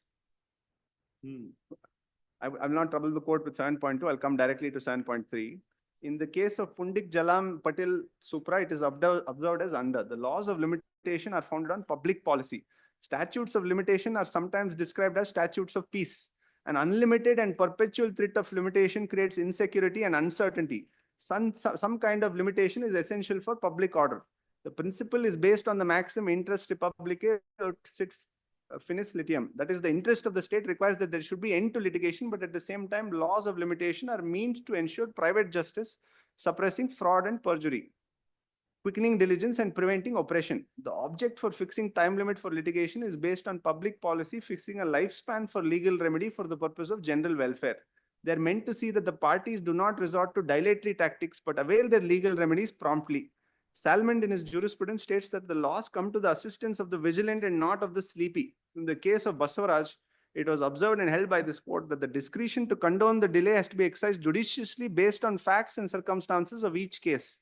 It is further observed that the expression sufficient cause cannot be liberally interpreted if negligence, inaction, or lack of bona fides is attributed to the party. Here, my lords, I am attributing lack of bona fides to the party. And also inaction. It is further observed that even though limitation may harshly affect rights of a party, but it has to be applied with all its rigor when prescribed by statute. It is further observed that in each case a party has acted with negligence, lack of bona fides, or there is inaction, then there cannot be any justified ground for condoning the delay even by imposing conditions. It is observed that each application for condonation of delay has to be decided within the framework laid down by this court. It is further observed that if courts start condoning delay where no sufficient cause is made out by imposing conditions, then that would amount to violation of statutory principles and showing utter disregard to legislature. In this case of so-and-so, it is observed by this court that the court cannot inquire into belated and stale claims on the ground of equity. Delay defeats equity. That's all.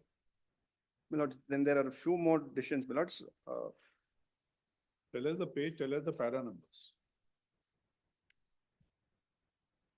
My lords, the next decision is just on the simple point that the time limit of 120 days in commercial suits is that anyway is a settled proposition. That anyway is also subject to the limitation orders and the facts that we have gone into in this the peculiar facts of this case. Apart from that, my lords, I've relied on Sagufa Ahmad. Anyway, I'm not going to press that today. But I am going to press on the next decision, my lords, which is relevant to the point. This is a division bench decision of the High Court of Allahabad, my lords, on page 204. In this, my lords, the relevant portion at page 210 in para 24. About the sixth line onwards, I would read, my lords. What the division bench of the Allahabad High Court would say, the benefit of the judgment in the case of cognizance of extension and limitation in regards to BSN cannot be granted on mere asking, particularly when it is not the case of BSNL that they were not aware about the pendency of the proceedings. As rather to the contrary, we find from the order sheet that on certain dates, the BSNL through its counsel stood represented and on other dates remained absent. So here, essentially what falls from the decision is that just on the mere asking, it cannot be granted. You must still satisfy. Just by saying that limitation order is there and it's a blanket ban would not apply. It should still be considered in the facts of each case, keeping in mind their conduct, keeping in mind their participation otherwise.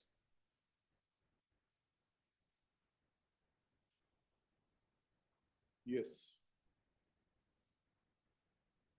Lords, the next decision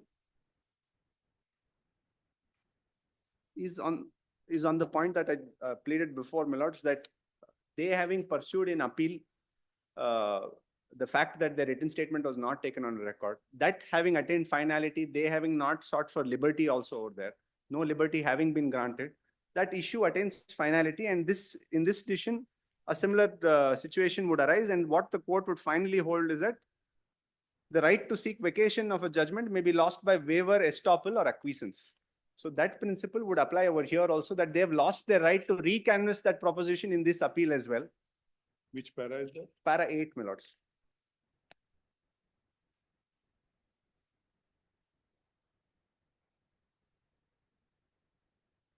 Para 8 and the last line. The right to seek vacation of a judgment may be lost by waiver, estoppel, or acquiescence. Yes. Because in effect, what they're seeking for is to recall the earlier order of taking the written statement as nil. Similar is the Hope Plantations case, my lords, where it would say that issue estoppel would apply when once a issue has attained finality. This is at page 228, para 25, my lords. It is settled law that principles of estoppel and res judicata are based on public policy and justice. In this, they would say, my lords, further in that paragraph, the determination of the issue between the parties gives rise to, as noted above, an issue estoppel. It operates in any subsequent proceedings in the same suit in which the issue has been determined. It also operates in subsequent suits between the same parties in which the same issue arises. So here I'm saying that this appeal is a continuation of the suit. So that issue, whether the written statement had to be taken on record or not, having attained finality by virtue of the appeal being dismissed, that issue has attained finality.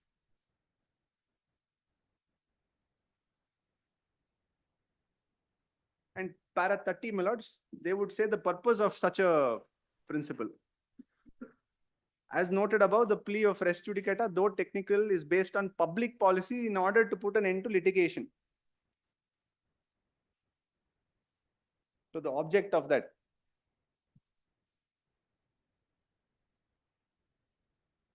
Yes. What on the second point? Lords, insofar as cross-examination, my lords, one is that there is Supreme Court has held that just because I've lost my right to file a written statement for whatever reason, does not take away my right to cross-examine the plaintiff or the defendant in whatever situation it may be. But that is a situation where the matter is considered on merits, my lords. The fact that they have approached even this honorable court in their appeal, still taking up the contention that they were prevented by court. Cross-examination, at least to our understanding, is where that written statement is not filed. In every case, you take up any case. Yes, my lord. And the plea is that though written statement not filed, we still have the right of cross-examination. And that has been upheld. If they took up the contention before the lower court, yes, my lords. Now in this appeal, having again come before my lords, put it in pleadings, sworn on affidavit, again that I could not travel to Bangalore. So there are two aspects of it. One is what being argued by Mr. Nandakumar is both. You permit me to file written statement and then remand it back. Once that is written statement is on record, then in any case, right of cross-examination will go. What he says is that even assuming for a moment written statement has not been allowed, maybe justly or rightly, but in any case, he will have the right of cross-examination. That could not have been denied. Yes, my lord, which is what the Supreme Court also would say. But that would be a situation if they had canvassed this point at that stage before the lower court itself. Where? Before the trial court, at the stage of trial, if they had said, even if my written statement is not taken on record, I still have. But the reasoning is that of the learned judge. Yes, my lord. They don't even seek for a recall. They don't challenge that order. One thing. Is it necessary to every order need to be filed for a recall? My lords, but today, now tell us, unlike the first written statement where they have filed an appeal, they were within their rights now to challenge the said ground. Yes, my lords. Yes. When they challenge the decree itself. Yes, my lords. Yes, they can always raise it in the first appeal. That right did not. So they could have done it. In fact, Section 8 of the Commercial Courts Act would say that you can't challenge every single order in a revision. In a revision, you cannot challenge every single order. It also would say in the appeal clause, my lords, that only orders that come under 43 Rule 1 can be appealed. But although that observation is made by Mr. Nandakumar they will have a plea of the remedy under the writ jurisdiction. They did not seek to avail that also. No, we say nothing on that. Whether such a remedy would be available when there is an express bar under the Commercial Courts Act, and there would be a judicial review under the writ jurisdiction. We don't say anything on that. My lords, there are several division bench decisions of different high courts to say that writ jurisdiction does not go away. There's still a party even under the Commercial Courts Act would still be entitled. We say nothing. I'm not aware of any decision of our high court, but there are decisions of Delhi and Gujarat on that point, and Andhra as well. Okay. But what I would say, my lords, is that one, the right to written statement or to file a written statement or for it to be taken on record is completely taken away by their conduct, by the sequence of events. Two things.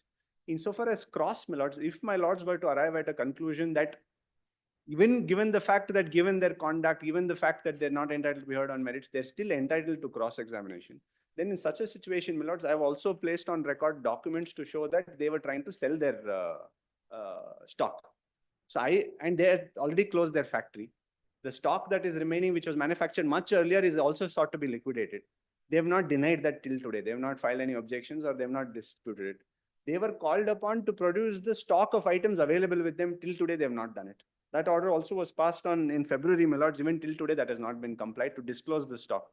Even if it is remanded back, my lords, I would request that on the limited ground of cross-examination, and from that stage onwards, I would humbly pray that they would be directed to give security for the entire decretal amount. They've already having paid 62 lakhs and that being admitted, that now is set at rest. The balance amount, let them pay, let them either give a bank guarantee or let them deposit before the Honorable Trial Court or this Honorable Court. So that ultimately I'm secured. And also it may be clarified that the issue has attained finality insofar as R2 is concerned, so that I can immediately seek for execution insofar as R2, my lords. Because of this stay order and this appeal. This is their appeal. He has not come forward. I understand, my lords. Why do you require such an observation? How can we? That's a non-issue. My lords, the trial court may be little averse to For what? To executing an order which is the subject matter of an appeal. Let's test that. Who has come in appeal? It's undisputedly the appellant. There is a decree against R2. Yes, my lord. Has he come? Ex parte? Has he come before us? Difficulties at any time he may also file a 9 Rule 13 to set aside ex parte. No, that is an eventuality. We can't foresee every eventuality. Today, as the thing stands, R2 has not come. There is a decree standing against it. Yes. Very well, we'll see. Okay, that's all. Because also there is another proposition that when once the suit itself is reopened, can I still be on the basis of the fact that the appeal has been remanded or the suit has been remanded, can I still seek to invoke that decree insofar as another party is concerned? That would also be my difficulty if it is remanded back on the limited ground of cross-examination. Will that mean, is that mean that to the extent appeal has been challenged by the appellant, to the extent of the liability, fastened on the appellant, it is only to that extent. I would seek a clarification in the order if such an order is passed, my lord. Are we not considering the issue only to that extent? Yes, my lord. That. Oh, yes, Mr. Nand. How long you would take, Mr. Nandakumar? Oh. Yeah, that's right. Answer one about the first point that I want to raise by lots of time consideration is section 105 of the CPC.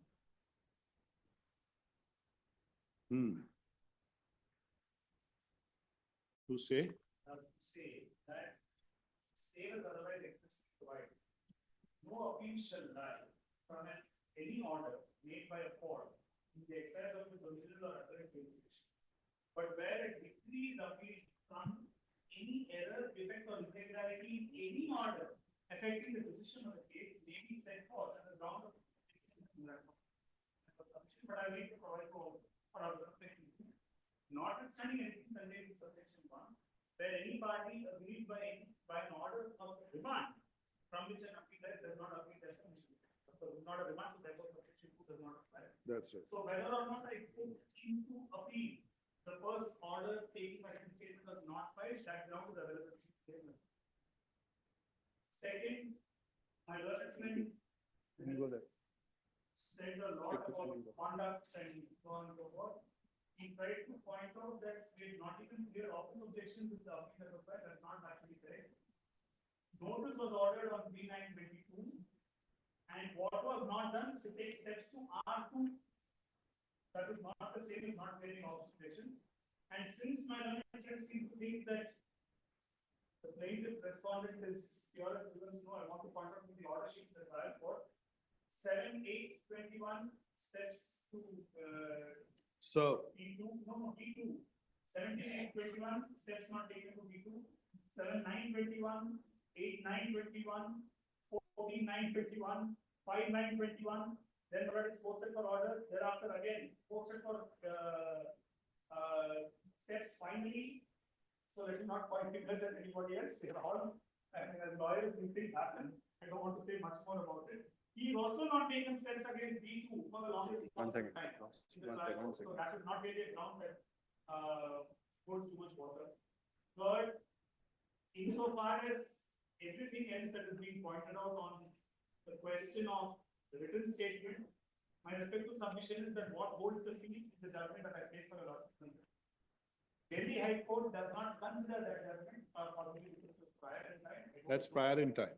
Therefore, That was 21. 21. Therefore, I don't think that category weight is the issue of the judgment.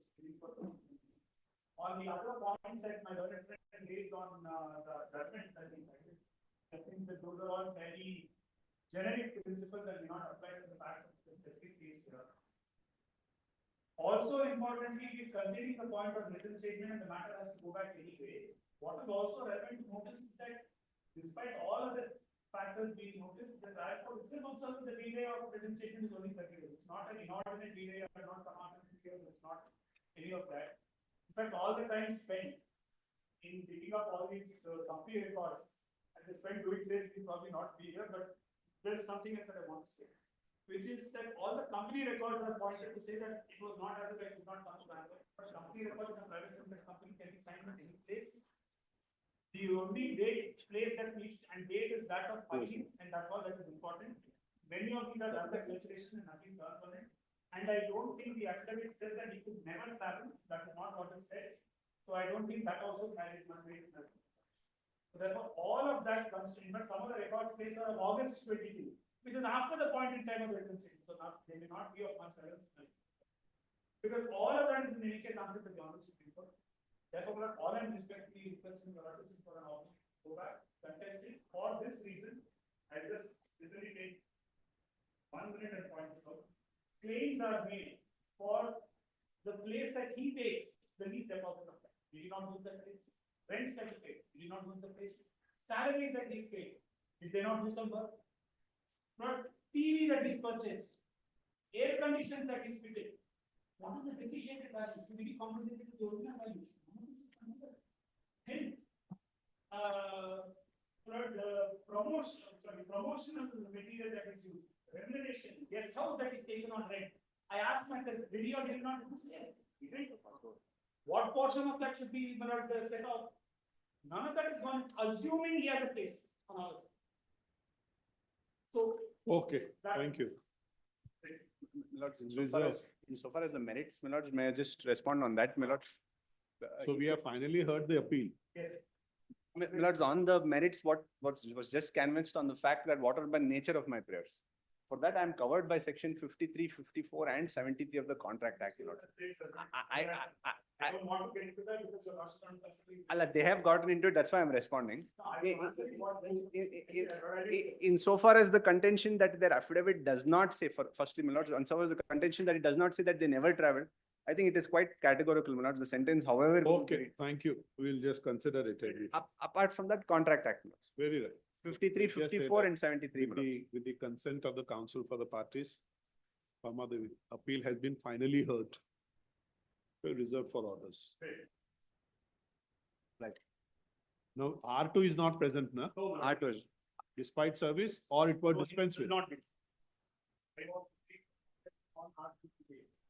But shall we record it? You are not pressing it for R2?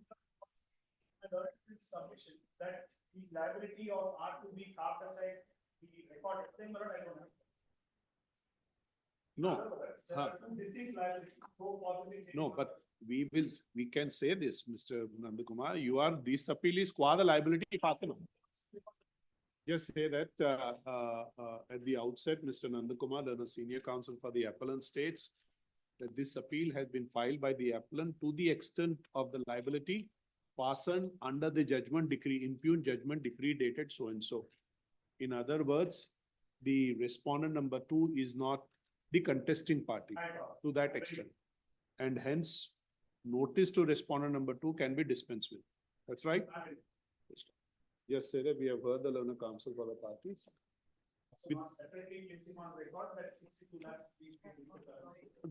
That's part of the record.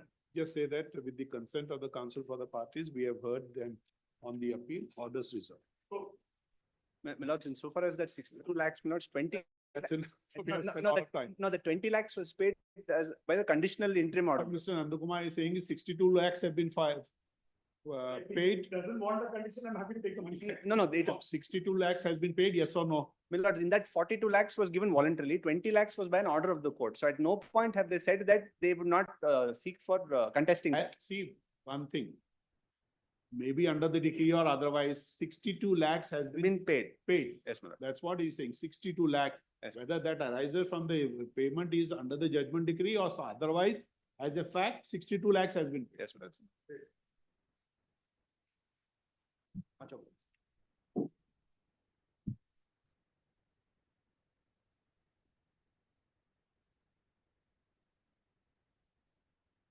Ma'am, take this.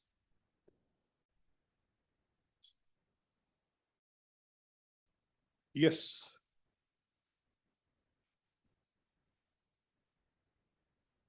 Number 7.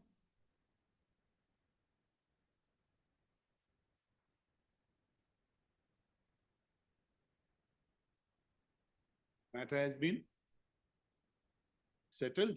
Yes, my lord, the matter has been settled. So what do you want? You want to withdraw this?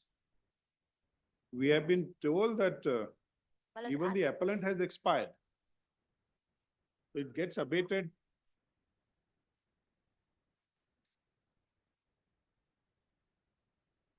When the last application, just say that at the request of the counsel for the appellant. Adjourn to, when do you want? At the request of counsel for the appellant. Just give it in 8th or 7th or 8th. 8th April. He has died, na, appellant? Huh? The learned counsel for the appellant states that appellant has expired and she should take appropriate steps in that regard. Then adjourn. Serial number 8. Serial number 8. Yes.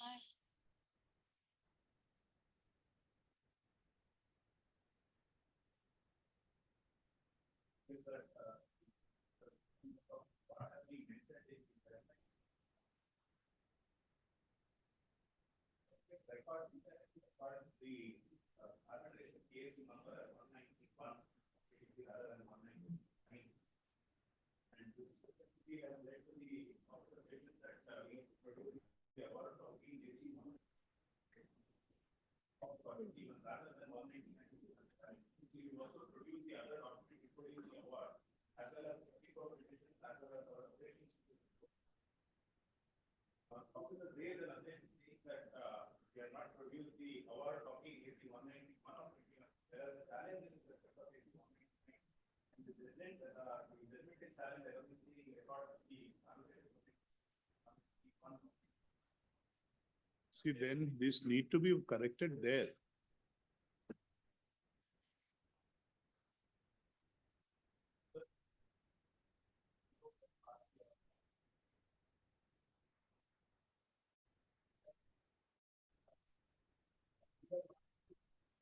See, let's be very clear. The order need to be corrected there.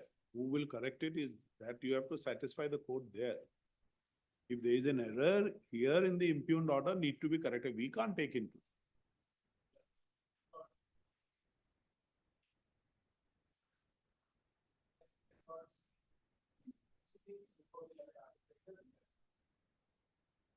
That's right, but you have to get it corrected there. Forget it, you can still file an application. You should do it. Otherwise, if this is not being corrected, this will stand against and it will create more confusion. You must go there, get it corrected so that it becomes part, then you can file it.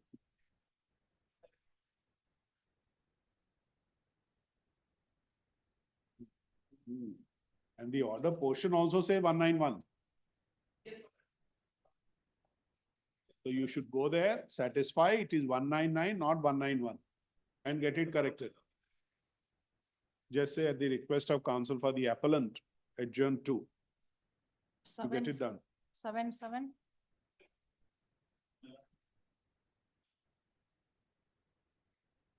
You just have it after 4 weeks.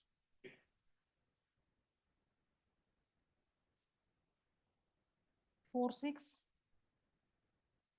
Next. Serial number 9. Nitin, Hearing for the government, my lord, there's a state appeal in this matter at 9.1. 9, my lord, is the beneficiary who has filed the appeal, that is nice. And 9.1 is the state appeal. Who with- appears for 9? My lord, I am in serial number 9, my lord. I am Yes. for respondent 3 in the serial number 9. Okay. My lord, in respect of unclaimed respond number 4, my lord, on the last date of hearing also, it was, notice was unclaimed. We'll just see who is appeared. What is unclaimed? Yes, my lord, my submission is that unclaimed may be considered served, my lord, the judgments of the Honorable Supreme Court. My lord, one submission over here.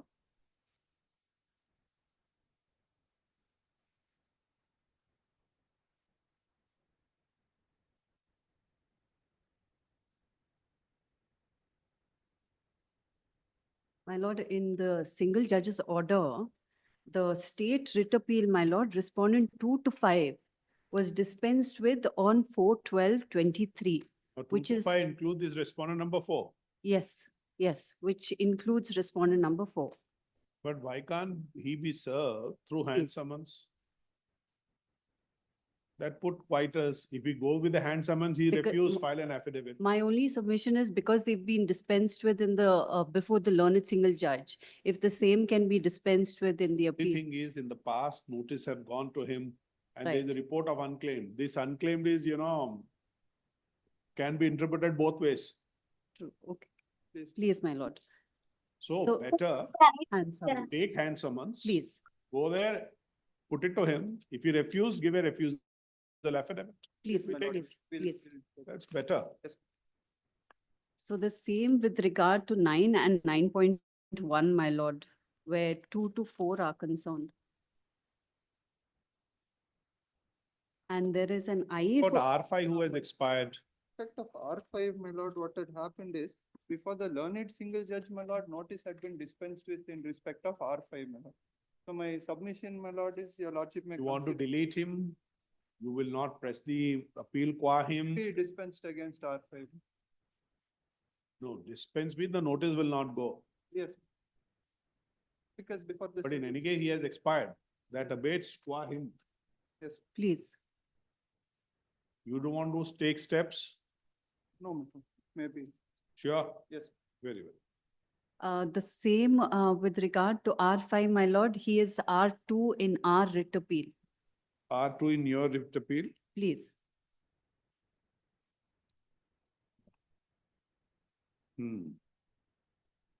And there is an IA for impleading filed. We haven't been served with the same. Who has filed this IA for impleadment of 5? Impleadment of? We do not know, my lord. The advocate is T. Ramaya. For impleading 1A? No, for impleading.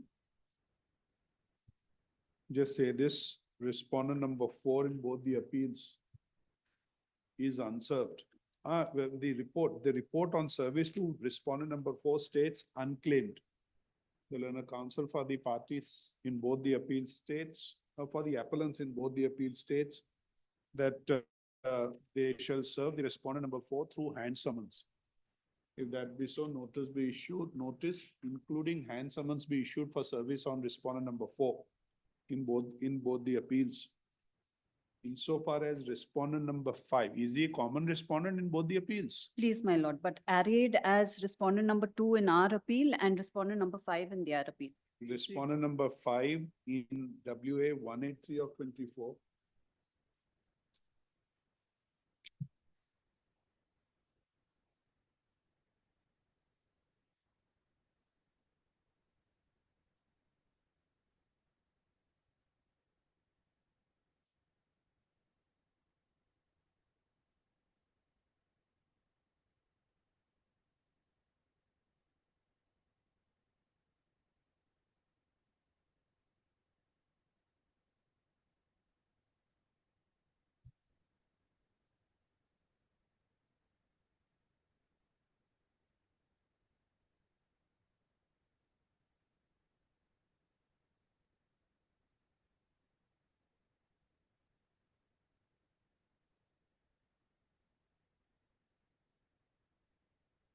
You do one thing, both of you. You file a memo insofar as 5 is concerned. Okay, Please, my lord. how are we getting he has expired? The postal receipt says 5.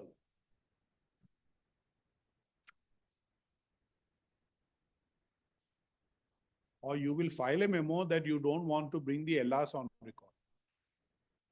We'll That file- if you can say. Please, my lord. File necessary. File an LR's application. You don't want to. Possibly additional reason you can give is he was ex parte or he was not served. Yes. Additionally, you can say so. Please, my lord. Insofar as respondent number 5 is concerned, Learner, respondent number 5 in 18324 and respondent number 2 in 47524, the Learner Council states that they shall file an memo, appropriate memo. Just say appropriate memo. Their request re-notify. My lord, this impleading application, Who has filed in pleading application? This gentleman has not come. Just say that we find that IA 1 of 25 has been filed in WA 475 of 24. So there is no appearance for the applicant in that IA. Full stop. Let a copy of the application be given to the counsels appearing for the parties.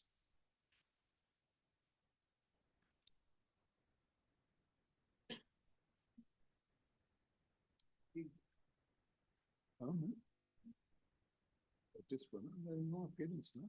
It's all right.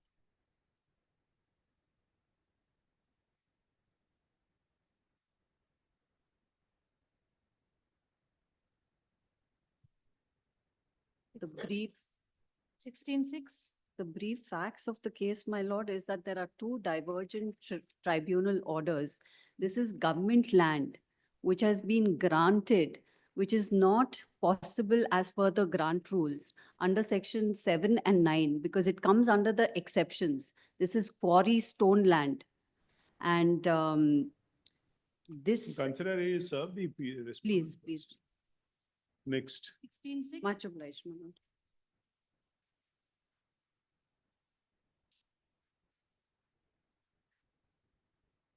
Then. Serial number 10. Appealing to the respondent, ma'am. Question of Yes, what do you maintainability. say? Yes, ma'am. Maintainability. Maintainability. But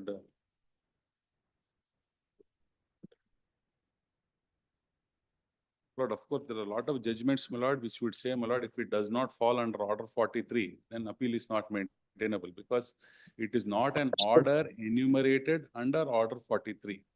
But if the orders were to, my lord, decide some substantive right of the parties, then it would not be an order, it would be a judgment. And judgment is covered under section 13. So substantive rights means at least to that extent there is a final Yes, determination. my lord, final determination. But it would still be a sort of an interlocutory order or an order in Yes, a my lord. particular suit Yes, my lord. without determining the final suit. True, my lord, true. So therefore, my lord, there are judgments which I will point out. It says, my lord, order 43 is not exhaustive. That is the first aspect. The second difficulty that we will face, is if my lord takes the Commercial Courts Act, my lord, there are many orders, my lord, which have a bearing on the suit and decides the right of the parties, my lord, finally. Order 7, Rule 10 is the order, my lord, inward. That's there. The 43 is there. No, my lord, that is only, my lord, if it is allowed. That's right. Here is a case where it is rejected. Right. Yes, my lord. Then, my lord, please take another scenario where, my lord, an application is filed for rejection of plaint. On various grounds, my lord, it could be done. Now, under the provisions of the CPC, Code of Civil Procedure, if that application is allowed, my lord, then it results in a decree. Suppose, my lord, that application for rejection of plaint is, my lord, dismissed. Then, my lord, we have an option of revision under 115 of the Code of Civil Procedure. But under the Commercial Courts Act, revision is specifically barred. So therefore, my lord, then what is the effect of that? So therefore, my lord, there will be various orders, which otherwise, my lord, there is a remedy under the CPC. But, my lord, if those rights are, my lord, decided in some or the other manner, conclusively or finally, my lord, Order 7, Rule 10, Order 7, Rule 11 are all, my lord, deciding. But let's see, what is the intent? Intent of the act is when when there is an order other than under Order 43. Yes, ma'am. With a bar under Section 8. Yes, ma'am. Then this remedy, within the suit, that should be curtailed. We are commercial with commercial. True, my lord. But if that order, my lord, decides some right, then, my lord. Finally, you will challenge it finally. Lord, that is precisely, my lord. You challenge it finally. Otherwise, the intent was, that's a prima facie, subject to what you say, Mr. Ba. Yes, my lord. That's what is, we are now putting it to you. My lord, yes, my lord, sorry. Will that mean that since Order 43 specifies only in certain circumstances, read with section bar under Section 8, yes, there is no revision. Yes, my lord. The intent is, at least during the pendency of the suit, there should not be any remedy available except what has been enumerated. That. But you are not precluded to challenge that particular order when you actually challenge a judgment decree. True, my lord. True, my lord. Yes, my lord. That is the intent, my lord. Even under the Arbitration Act, my lord, such an intention is, my lord, is found. My lord, but, my lord, arbitration parallel cannot be drawn here for various reasons, my lord. One, my lord, in many suits, my lord, there is going to be a objection raised as to whether it is commercial in nature or not. My lord, please examine a situation where the dispute is raised, saying that this is not in commercial in nature. Some order is passed. Now, if the remedy is barred and said you can challenge it only after the final appeal, kindly imagine the situation, my lord, full trial takes place. Matter comes before this court. This court, my lord, finds it is not a commercial dispute. Then, my lord, the very object of, my lord, providing a remedy, my lord, is lost, which is. Can we read into it? Yes, my lord. I'll show judgments where, my lord, where they said if there are some orders, my lord, which would affect the jurisdiction of the courts, decide rights of the parties in one way or the other, my lord, they say, please. Babulal Khimji, all those. Yes, Babulal Khimji is there, my lord, subsequently followed. So therefore, my lord, there are many orders. For example, my lord, Babulal Khimji and, my lord, even recently, my lord, his lordship, Justice Gavai was considering, my lord, an order where, my lord, leave is granted to defend, or, my lord, leave is refused. Now the question is, should the defendant, my lord, wait till the trial is over, come before this court, plaintiff is uncertain whether he will succeed or not succeed. So therefore, my lord, the concept of early judicial intervention, my lord, that is why, my lord, these appeals are provided, my lord. That should have been thought of. Yes, my lord, which is why, my lord, when the amendment was made to the Commercial Courts Act, my lord, in 2018, they removed the word, my lord, decision, but retained the word judgment and order. So therefore, my lord, if all that your lordships have to see is, if the order partakes the character of a judgment, then, my lord, an appeal is maintainable. So therefore, my lord, Khimji, my lord, directly covers the point. If I am able to point out, my lord, that some right is one way or the other decided, and, my lord, that will have a bearing on the entire suit or proceeding, then, my lord, I am before this court, my lord. So therefore, my lord, it is set right at the initial stage itself. And therefore, my lord, there is no, my lord, multiplicity of proceedings. If we are just putting, sure, the judgment, what you are contemplating is, it finally decides a list. True, my lord. Dismissing it, then it is in that eventuality that judgment must be read, the word judgment must be read. True, my lord. Or a final determination on a particular issue, maybe as an interlocutory order. It will have the, the trappings of a True, my lord. judgment. My lord, BMG is exhaustively, my lord, covers that. BMG says this. Yes, my lord. But what is contemplated under 43 is when it says order also, it specifically says order means under 43. True, my Nothing lord. more. True, my lord. Judgment in the sense, it doesn't decides the list. It's only still an interlocutory order, like. Yes, my lord, interlocutory. Not a final True, my lord. finality to the list. True, my lord. That judgment must necessarily to mean that only a judgment which finally decides the list, not that.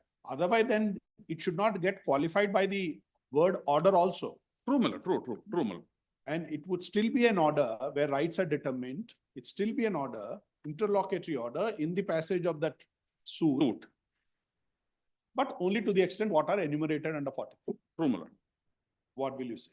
Lord, that is the reason why, my lord, it is still used as my lord, why this provision of my lord 104 read with order 43 was brought in is, even though my lord, these orders, my lord, decide some right conclusively, it is still to be called as an order. My lord, order 43 and section 104 is not exhaustive. That is what BMG says, which is why, my lord, it's such an elaborate judgment. And they say there are only illustrations, and at any given point in time, court can always, my lord, read into order 43 any other order, interlocutory order, which would have the trappings of a judgment. That is what BMG would say, my lord. So therefore, my lord, order 43 restriction is only to an order. My lord, but if I am able to show this impugned order is something more than an order and has the effect of deciding some right, then, my lord, I fall within the definition of the word judgment. The difficulty, my lord, is under the Commercial Courts Act, my lord, they should have, my lord, defined decree, judgment and all those things. My lord, they don't do it. So therefore, my lord, necessarily we are falling back on CPC. My lord, CPC has got a separate, my lord, mechanism, which, my lord, is curtailed under the Commercial Courts Act. So there is some, my lord, gap that will have to be, my lord, filled up. Therefore, my lord, what I am saying is, my lord, Are we not rewriting the provisions itself? no, my lord, therefore, my lord, that's why BMG says, my lord, it is not amounting to rewriting. BMG in a different context of an LPA, intra-court appeal, I suppose. Not only that, but also order 43, my lord, also 43. It was under LPA, but also under 43. My lord, similarly, my lord, under the Arbitration Act, His Lordship's, my lord, in Soma's case, NG Soma's case, where, my lord, the Arbitration Act did not provide for an appeal when it came to the question of seat of arbitration. That order was not appealable. My lord, that was Soma's case, my lord. Seat of arbitration was shown as, my lord, Haryana, my lord. They held the proceedings at Delhi. That order was challenged. The question that arose was, is it an appeal which is amenable to challenge under the appellate jurisdiction? Their lordships find that no, specifically it is not provided for. But then if the court does not intervene, please look at the cascading effect that it will have. So there are any number of instances, my lord, be it under the Arbitration Act or any other, my lord, law, where though not specifically provided for, the courts have held that if it has a cascading effect on the entire trial or proceeding, then you must treat it as a judgment and intervene at the earliest point in time. Now, my lord, if it is a question of jurisdiction, one way or the other, my lord, this honorable court decides, my lord, the suit will go on. Instead of waiting for the judgment, my lord, to happen, then come before my lords, and then my lord saying, no, either it has jurisdiction, does not have jurisdiction. Lord, parties, my lord, will not get the benefit of the Commercial Courts Act. Although we can't really go on that 34 everything, we have to see in fact-to-fact situation. True, my lord. True. There can be an issue where 11-6 is filed, appointment of an arbitrator. 11-6 necessarily means where there is a seat. True, my lord. High Court will get jurisdiction. There can be any eventuality. Yes, my lord, but here, what we will do? One thing that must have been. I'll prepare, my lord, my notes. Both of you prepare it. Yes, you said, whatever, and we want judgments and everything. You see, this requires consideration. And mind you, there is another aspect of it also. In view of Section 8, we don't say, possibly that's not our jurisdiction while we are considering it. Let's assume for a moment. You say very well, this is not maintainable. I'll withdraw. I'll seek remedy under a writ jurisdiction. Yes, my lord. Yes. Whether that writ jurisdiction is exactly, maintainable. my lord. That is all. That is another request I wanted my lords to. Possibly we can't go into that. That would be of the concerned court where the writ petition is filed. Yes, my lord. Then the other question that would arise, my lord, is from orders emanating from, my lord, a commercial court. Is it mandatory that it must be, my lord, decided by 2 judges of this honorable court, or will a single judge still get jurisdiction having regard to the scheme of the act? That is another aspect, my lord, which will come in. See that? Which is why, my lord, looking at all these things, my lord, if the remedy of appeal is given, that is going to be my persuasive argument. my lord. Very interesting, the counsel who appeared on the respondent in the previous matter where Mr. Nanda Kumar, Yes, my lord. he was saying that this issue has been decided, that though bar under 8, but still there are judgments which have been decided that the 227 is available. 227 is available. Yes, That my lord. is I a have got revision. those judgments, my lord, 227. But, my lord, that does The not commercial exam. dispute Sorry, my lord. against a dispute which is barred, which is not permissible under order 43, still 227 is applicable. Yes, my lord. Yes, it is applicable. That is what they would That say. issue, at least not of this court, No, not of this court. elsewhere. Elsewhere. Not of this court, my lord. Other high courts have held so. Just show us the judgment, let's see that. Then you file your I'll submission. file my synopsis even on I this have aspect. my judgments, my We lord. require I this. have judgments on that point, my lord. You I have, You I- file it, give it to him also. I'll give it. Exchange give it, it. whatever judgment. Yes. This is the case, my lord. Just 2 minutes, I'll take your lordship, my lord. He's talking about Order 7, Rule 10, which is a rejection of plaint, return of plaint. He has also filed an application under Order 7, Rule 11, which is rejected and challenged by him before this honorable court in a writ jurisdiction. And then he has gone to Supreme Court. It is dismissed here. He has gone to Honorable Supreme Court. This all has been suppressed before this court. Nothing has been brought up. Honorable Supreme Court has confirmed the point on which he is coming under Order 7, Rule 10, that it's a commercial dispute or not. That has attained the finality, so it becomes res judicata. That also judgments I have. So these all has been suppressed. You are arguing more on facts. And Yeah, also, or- my lord, fact that I am not getting on facts, my lord. under Order 43, my lord, under Order 43, the Honorable Supreme Court has also held that Order 7, Rule 10, as well as Order 7, Rule 11, both has to be considered under that. That's what I have the judgment on it, my lord. Both the points has been considered by the Honorable Supreme Court. I have judgments on that. You In are- this case, my lord, he's coming under Order, Any judgment, no, that judgment is there, these judgments are there, the appeal will be only to the. whether extent of commercial appeal, What are enumerated under 43. 40, yes, my lord. So What- whether commercial appeal lies, Said is, although what is Yes. being said is, in fact, you have to answer that also of the judgment. What Right. is being said is, on an issue, if it attains finality, it is a judgment, not an order, hence the proviso, the provision consists of judgment also, hence it is applicable. And proviso Have only. been put it is, the list is not finally decided. It's Yes. only an interlocutory order where a particular issue has been finally decided. Will it Yes. be still construed as a judgment? yes, Yes. And That was the proviso point. will not apply if it is a judgment. my lord. That's right. Yes. because it No, doesn't. proviso decide.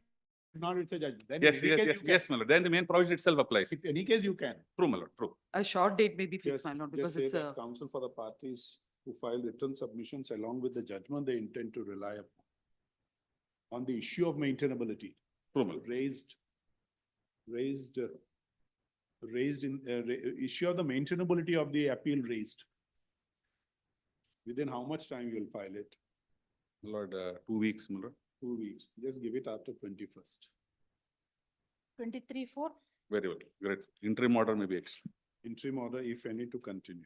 In Great. both the matters, Both the matters. I'm obliged, my lord. just file your submissions. Bill number 12. The petitioner in this case. These PTCL proceedings, my lord, which I have We'll have it on 334. 23. 20. Lord, this is a, issue is different, my lord. This, my It was lord, on- application was filed in 2015. My lord, after that, my lord, 2019, my lord, Deputy Commissioner dismissed their appeal, my lord. After delay of 4 years, they have preferred this writ petition. The learned single judge has held that, my lord, on delay. But the But this subsequent is- Again preferring the the writ delay petition. amendment, The delay amendment, is only on the writ petition, rate petition. Yes, my lord. as against the challenge to the grant. Please, let's, the amendment that has been brought about, please, my lord, to section 5, that I have produced, please, my lord, that would say it can be challenged at any point of time. That's right, but that's the reason why we are adjourning it is because Please. it's a connected issue which is pending before Supreme Court. You Oh, know, that arises from the 210 writ appeal. We have seen that gentleman where this, yes, yes, yes. where these amendments have been looked into. Please, We will not so consider, looked into.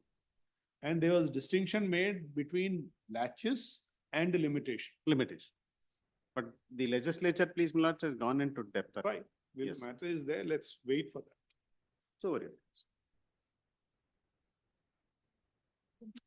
23-4. Seal number 13, Sri Prakash Angadi.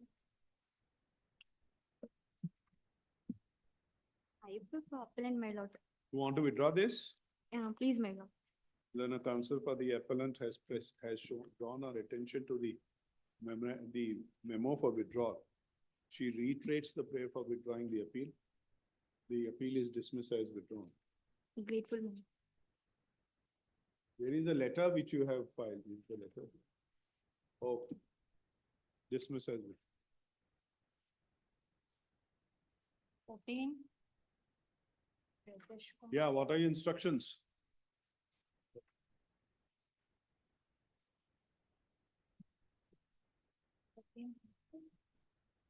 This is, okay, yes, you are, this is, we thought that the other one. No, no, No, other one is different. You are there, Mr. Panendra, is that? No, You are it's, not there. He was there. He's common in both. yes, yes. Yes. This is regarding that assignment. Yeah, yeah.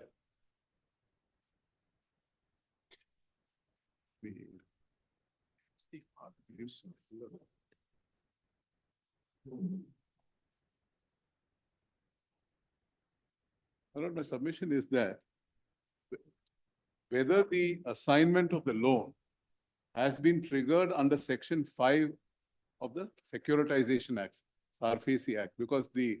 Let's see the circular of the RBI Yes, first. yes. The circular, my lord, is at volume 5, page 1322. Volume 5, 1322.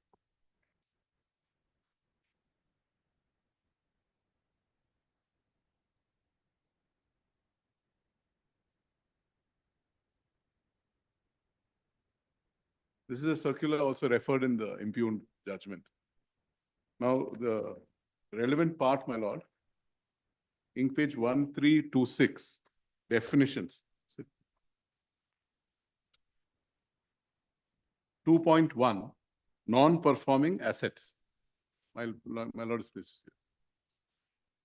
to say. 2.1.1, an asset including a leased asset becomes non-performing when it ceases to generate income from the bank, for the bank.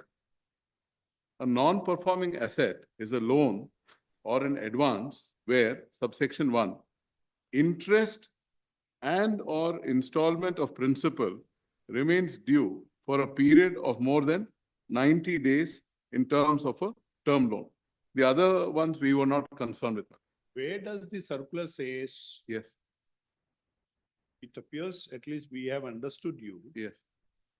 To mean that it is only after MPA then the assignment can take place. What I had submitted, my lord, that there should be a default, then there should be a declaration of a stressed account, not necessarily NPA. Okay. If it is default, then NPA. Is it your case? It was not a stressed account? Yes. Oh, very good. And there was no default. Oh, sure. Yes. Not necessarily an NPA. No, no. Now let's see the finding of the learner single judge. Yes, ma'am.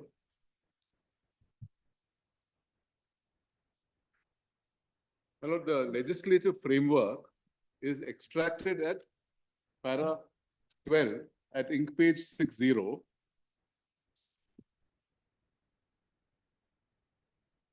ma'am, give us the first file. First one.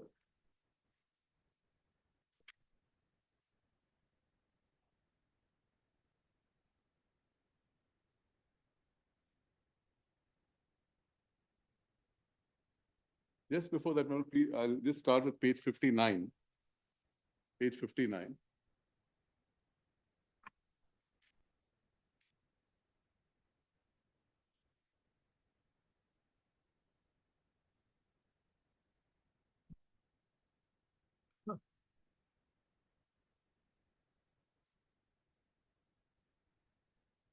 Page 59, my lord.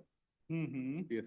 Section 2O defines a non-performing asset. This is under the securitization. But we are not concerned with non-performing. No, no, I'm just coming to the last sentence.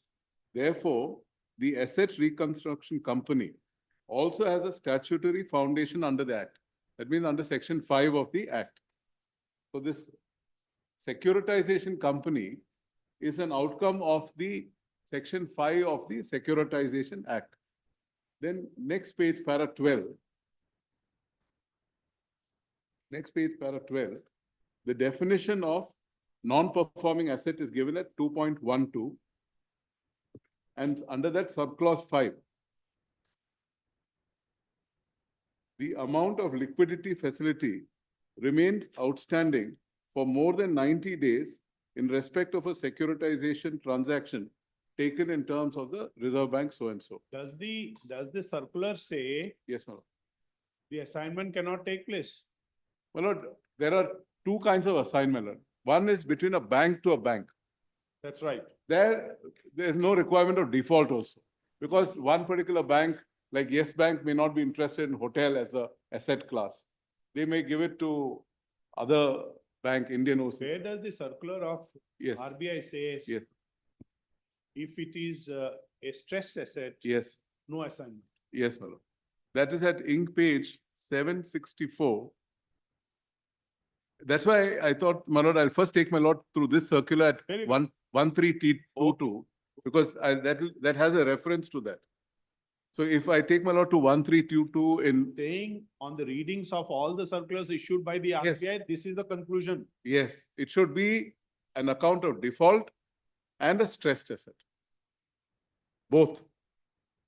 That's why I said to my lord that in the first round, the matter was already before the NCLT at the instance of the lender Piramal through its security trustee IDBI on the premise that there is a default.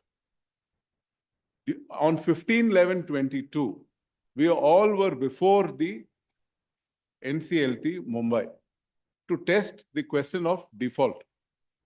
Now, in December 2022, they withdraw the petition without leave being given under Rule 7 of the IBC Code.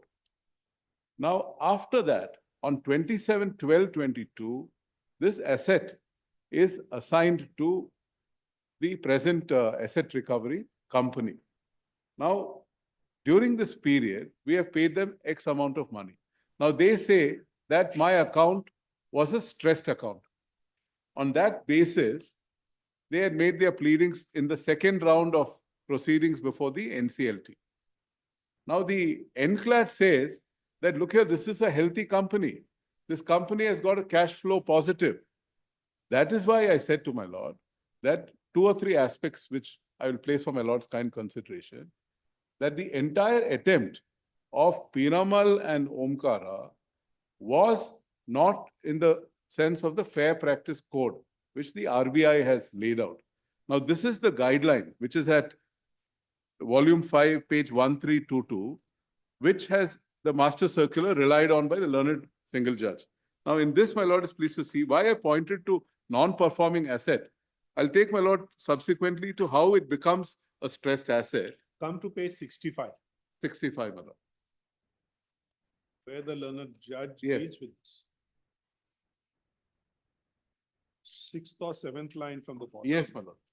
Okay. It is, The account, one is, it is not a non-performing asset, yes, it's a stressed asset. yes, Now read it, the account of the petitioner getting stressed yes, is not in dispute. yes, sir. This is what my submission is till para 12, the end of para 12, before para 13, there's no whisper with reference to any of the admitted facts, not disputed facts, admitted facts, straight away at para 13. This is the same error which was committed by the NCLT. The NCLT also said a petition is filed, there's a debt, you have borrowed 6. This according to is a perverse finding? Yes, Perverse finding? yes. Because it should have been preceded by some discussion. Till para 12, the learned single judge is right in setting the threshold. Learned single judge says, if you are in category 3 SMA, because if my lord is pleased to see, page 63, there are 3 categories of SMA. SMA 0, SMA 1, SMA 2. Then, if we see it in that context, there is also a trigger given on the next page, page 64, where 8.3 is stated.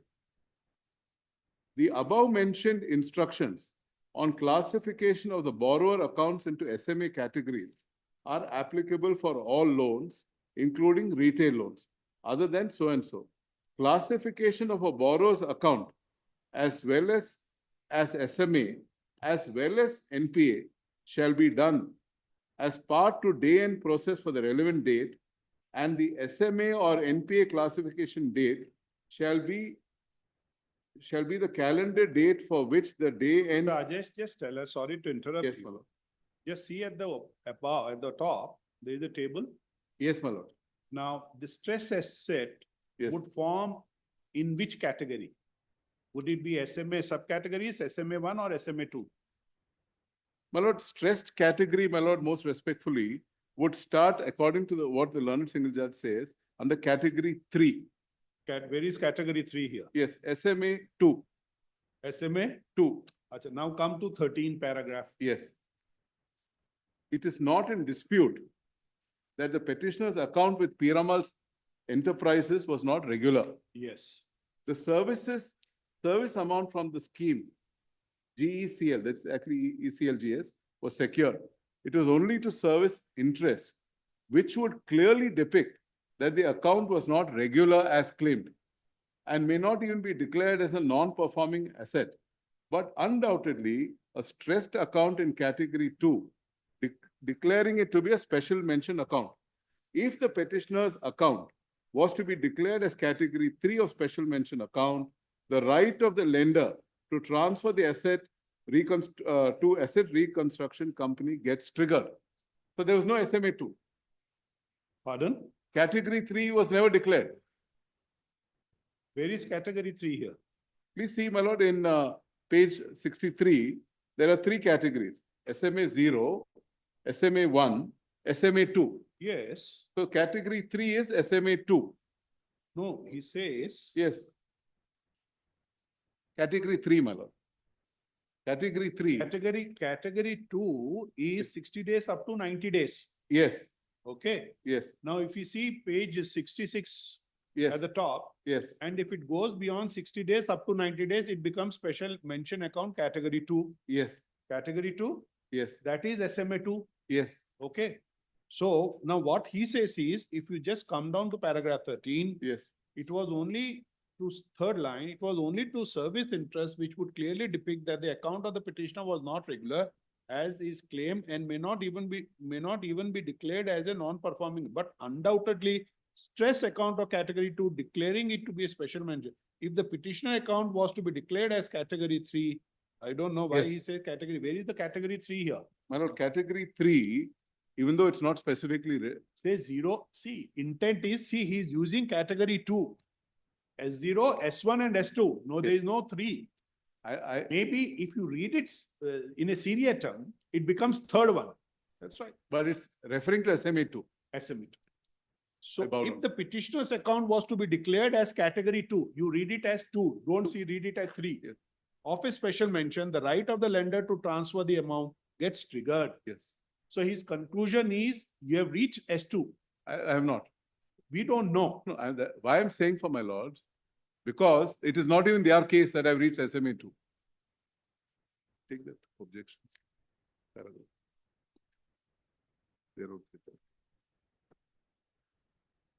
Because my lord is pleased to see, if we just go back to page 63, clause 8.1, lenders shall recognize. Please see, lenders shall recognize incipient stress in loan accounts immediately on default. Which page? 63. Huh. Because that's why I wanted my lords to see the circular, Yes, because yes. the bottom part is missing. The definition of default is also mentioned. Lenders shall recognize incipient stress in loan accounts immediately on default. So the declaration of stress is preceded by default. Now this default, my lord, if we see what is the definition of default, my lord, I requested my lord to see volume 5. Please see the same circular is at page yes, 1362. It starts from page, the circular which the learned single judge is referred to starts at page 1322. Relevant part is page 1362. Now, please see this, my lord. Framework for resolution of stressed assets. My lord, please see that. So it starts by saying early identification and reporting of stress. 8.1, lenders shall recognize incipient stress in loan accounts immediately on default. Now, please see 5 is mentioned. The bottom 5 is referred to. Default means non-payment of debt as defined under IBC when whole or any part of installment of the debt has become due and payable and is not paid by the debtor or the corporate debtor, as the case may be. For revolving facilities like cash credit, default would also mean, without prejudice to above, the outstanding balance remaining continuously in excess of the sanctioning limit or drawing power, which is lower, for more than 30 days. After that, this 3 categories are there. We should read, my lord, most respectfully, the interpretation of 3rd category as SMA 2. So SMA 0, first is SMA 0, then is SMA 1 and SMA 2. Now, what the learned single judge says, that if I am in SMA 2, then the question of assignment could arise. That is, SMA 0, SMA 1 are not stress assets. it is special mention accounts. So all 3 are special mention account. Yes, but All 3. all 3. Which one is a stress account? My lord, the learned single judge says that when SMA... Definition. All, see the that's a Definition reason of we- stressed asset. if It's you not, now what we are putting it to is this. Is SM0 is not a stress asset? It is not. It is... Is, It is not, my lord, because SMA 0 is up to 30 days. I'll show, my lord, what is written subsequently. Now, please see. see, it's, the heading is framework for resolution of stress assets. Yes, Okay.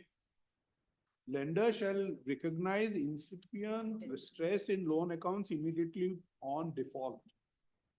now please see, my lord, default- 8.4, Very well. sorry, let's 8.2. Very well. Let's assume Yes, by my- this definition at the bottom, yes, up to 30 days is not a stress asset. yes, Let's assume, yes, okay. But when it comes to between 30 and 60 days, yes, is not on a stress asset, it would be. it would be. Yes, So less than 30 is not, yes, but more than 30 till 90 days is a stress asset. yes, Okay. yes, If it is stress asset, yes. okay. Is it your case? Is it your case? Your default has not been more than 30 days? I'm saying for my lords, there was no default. Reason why I'm saying this, I'll tell my lord why. Now there's a finding on fact by the NCLAT specifically to say that my account was a healthy account. The NCLAT's judgment specifically says there was no reason. I'll just take my lord before on NCLAT judgment. I just request my lord to kindly see clause 8.2 in the same page. In the case of revolving so-and-so, the SMA subcategories will be SMA 1, SMA 2. That is 30 days up to 60 days. SMA 2, 60 days to 90 days. Now, if my lord is pleased to see, clause 8.4, classification of borrower account as SMA as well as NPA shall be done as part of day-to-end process for the relevant date, and the SMA or NPA classification shall be the calendar date for which the day-end process is run. In other words, the SMA NPA shall reflect the asset classification status at the end. Now, this is what is expected by them from the RBI. Please see clause 8.5. As provided in terms of the circular so-and-so and subsequent, this is to prevent abuse. Subsequent instructions thereto, scheduled commercial banks shall report credit information, including classification of account as SMA to Central Repository of Information of Large Accounts. On all borrowers having aggregate exposure of rupees 5 crores and above with them, the CRILC main report shall be submitted on a monthly basis. In addition, the lender shall submit a weekly report of instances of default by all borrowers with aggregate exposure of 5 crores and above by close of business on every Friday on the preceding working day, even if it happens to be a holiday. This is not produced before the learned single judge for showing that after this SMA 2, that is not there. Then my lord is pleased to see, please see clause 13 at ink page 1366. Supervisory review. Any action by lenders with an intent to conceal the actual status of accounts. Clause 13, my lord. Any action, that's why I have sought relief even from the RBI. Any action by lenders with an intent to conceal the actual status of accounts or evergreen the stressed accounts will be subjected to stringent supervisory enforcement action as deemed appropriate by Reserve Bank, but not limited to higher provisioning on such accounts and monetary penalties. This is a different provision. My lord, why I am saying this for my lords? During the NCLT proceeding 1, if my account was a stressed account, they would not have given me 65 crores. The Piramal gives me 65 crores. They use it to evergreen my account. Immediately after 65 crores is utilized, and this is a finding on fact by NCLAT. That is not challenged by them before Supreme Court. There's one thing. Yes, even ma'am. if it is not even let's assume for a moment, even it is a stress account, they give you still money. What is wrong in that?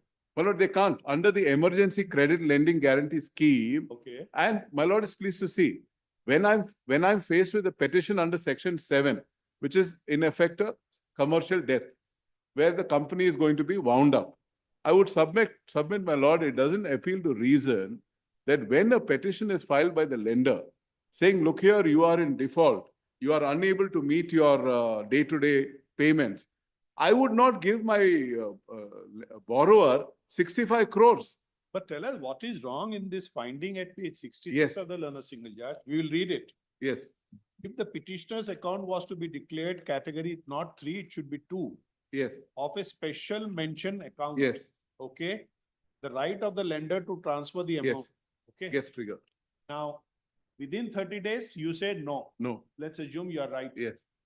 Beyond 30 days, till 90 or even thereafter, Yes. it would be a special mention account, which is under stress. Yes.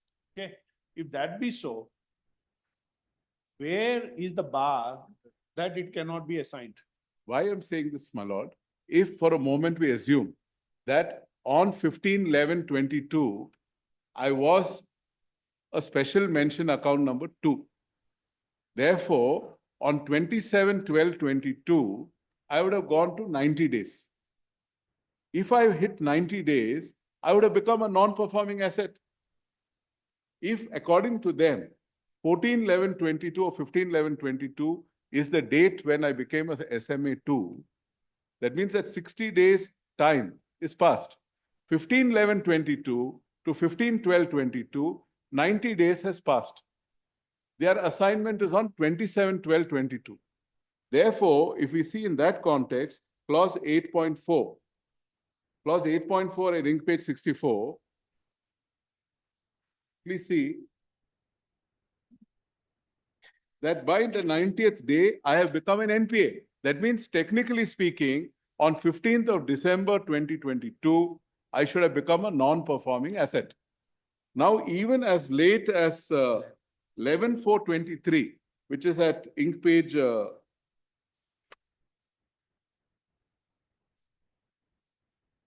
ink page 1475, they make a candid statement that my account is not an NPA. Before this, NPA, I don't think NPA is relevant. No, no. All I'm saying, even if I was SMA 2 on 14/11/22, by the explanation at clause 8.4 at page 64, I would have, please see the example, my lord. If the due date of a loan account is March 31st, 22, and full dues are not received from the bank runs the day-end process, the date of overdue shall be March 31, 22. If it continues to remain overdue, this account shall get tagged as SMA upon day-end process of April 30th, 22. That is upon completion of 30 days on continuously being overdue, Accordingly, the date of classification for that account shall be April 30th. Similarly, if the account continues to remain overdue, it shall get tagged to SMA 2 upon running day to end process on May 30th, 22. And if it continues to remain overdue further, it shall get classified as NPA upon running day end process on June 29th, 22. Where does it say the assignment cannot take place? Please, my lord. Where does it say if it is SMA 2 or 1? My lord, what is the view of the learned single judge itself? In para 13. Where does the circular say? Yes. If it is SMA 1 or SMA 2, assignment can't take place? My lord, in the circular, my lord, at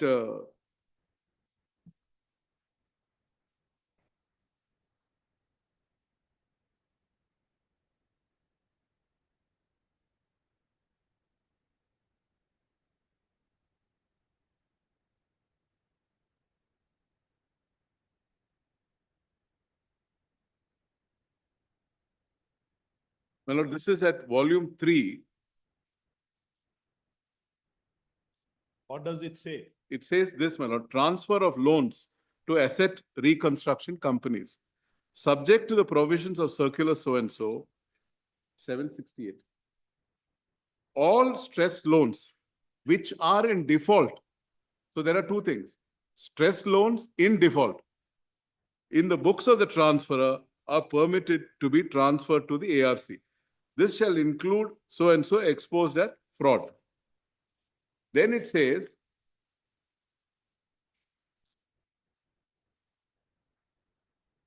this is the only classification for transfer to ARCs, in page 768, volume 3. 768, madam. Which clause you are reading? C, clause C, transfer of loans to asset reconstruction companies. Subject to the provisions of circular so-and-so, all stressed loans which are in default in the books of the transferor are permitted to be transferred to the asset recovery company. Now, my lord is pleased to see, if the NCLAT had found that I was in default, I would be in CIRP.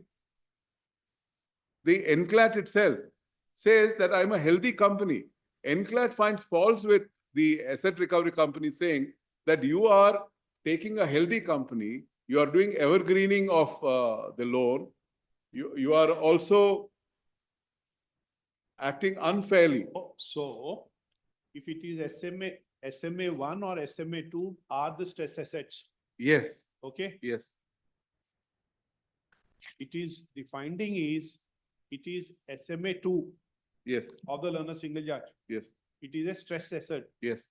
If it is stress asset, yes, it can be assigned. Yes. That's the finding? Yes.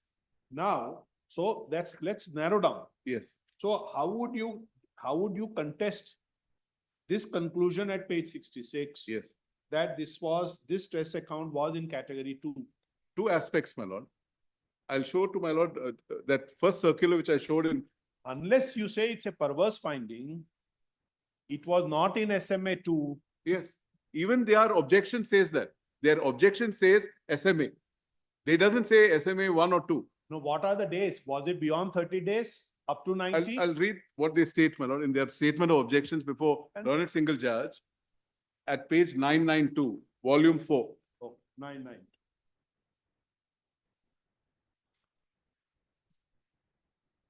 Mr. Phanindra, just tell us one thing. Is it default was beyond 30 days? Lords, I'll tell you, Lordship, beyond 30 days, it is SMA. There is It's an SMA. Your Lordships, what circular my learned friend is referring to and what the learned single judge has referred is 2023 circular. My learned friend just took your Lordships to clause 73. Yes. 2021 circular. Lords, that only sets stressed assets, SMA. That defines also what is a stress asset, which your Lordships would get in the definition. Lords, there, your Lordships will see clause 9K, my Lords, at probably 751. Clause J, 9J, 751 subject to that, in that volume 3 itself. J. No, K. No, K. stress loans. K. Means exposures that are classified as non-performing assets or as special mention accounts, SMA. That's all. Prior to this, my lords, I'll tell you, lordships, what happened is there was one guidelines which my learned friend has produced in the writ. That was on 26/2/2014. That guidelines, my lords, that specified it should be SMA 1, 2 for transfer. Transfer of asset to ARC. It should fall within the category of 1 or 2, SMA 1 or 2. No, SMA 0 was also there. Yes, please see, my lords, I can show. It is not SMA 0, SMA 1 and 2. Could be transferred is what it said. Only in those eventualities. Only then. More than 30 days up Yes. to 90. Then, my lords, this circular of 24/9/21 came into existence. It repealed those two clauses which your lordships would get in the repeal. 0, S1, S2. Anyone could be. Anyone. Yes, that repeal also is found, my lords. We have given the compilation, but please come to the repeal at 779 your lordships would get. 779. Repeal of the earlier circulars. In that, it is serial number 12, which your lordships would get at page 776. 776. Yes, my lord. The repeal starts from 779. The earlier circulars which were repealed starts from 779. But please come to, I'm sorry, this page number seems to be a little, my lord, sir. So you are going back and forth. My lords, You say 779. because here in my volume, what they've given, it should be 77. Lords, serial number 12 in that, my lords, because my The internal page at the 776. 31. 31. There's a table they have affixed. In that serial number 12, my lords. We have also given a compilation, convenience compilation. 770. Oh. Which number is? Serial number 12, my lords. Your lordships would get paragraphs 3 and 4 of circular dated 26/2/2014. And what is the subject? Framework for revitalizing district's assets in the economy, refinancing of project loans. Paragraph 3 of the earlier circular was deleted. The paragraph 3 of the earlier circular, your lordships would get at page 736. 736 minutes. That was the 2014 circular. Please come to paragraph 3. 736 it starts. 736. In that, please come to 3.2 at 737. Yes. In addition to the above, in order to ensure better chances of reconstruction of stressed assets, henceforth a financial asset may be sold to SC, RC by any bank, financial institution, where the asset is reported as a financial asset, reported as SMA 2 by the bank, financial institution to central repository for information on large credit. So this was deleted and they made it only if it, as long as it is a stressed asset, it's enough. SMA 0, 1. 1, 2, that was what was deleted in 2021. And this assignment took place in 22. And we are concerned with the stress asset means at page 751 to mean loan exposure or classified That's all. non-performing or special mention. Special, any, it is 0, 1, again, Will not does, make it does not make any difference. And that is what. That's your case. That is my case. So SMA, everything will go. Everything will go. That's all. What, If, my lord, it is an SMA, none of the circulars remove the word of default. It is preceded by default. It says, please see even in page 779.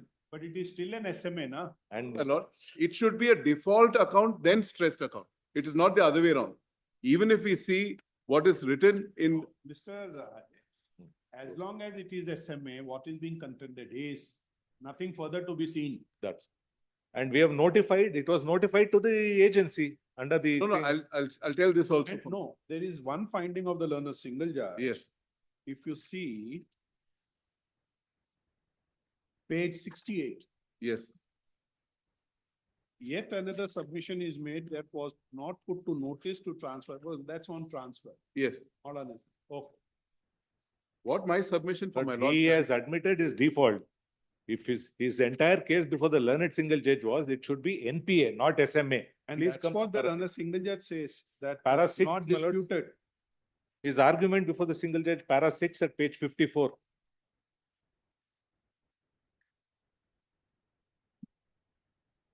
Yes, Last We'll two come lines back in after paragraph lunch. 54. After lunch. we'll come back, Mr. Yes.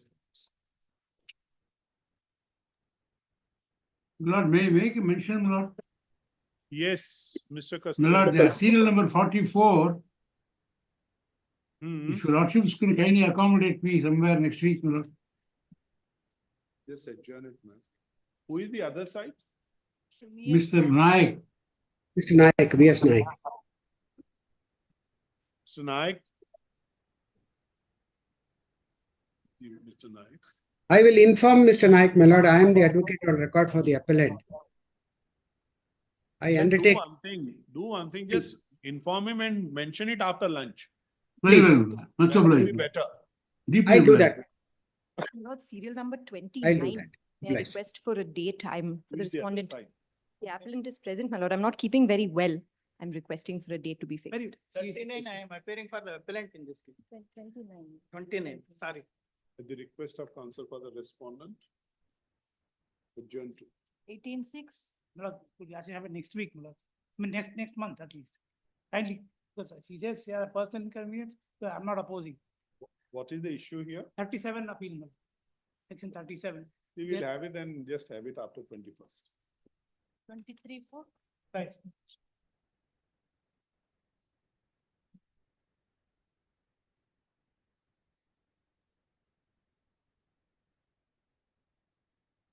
Beautiful.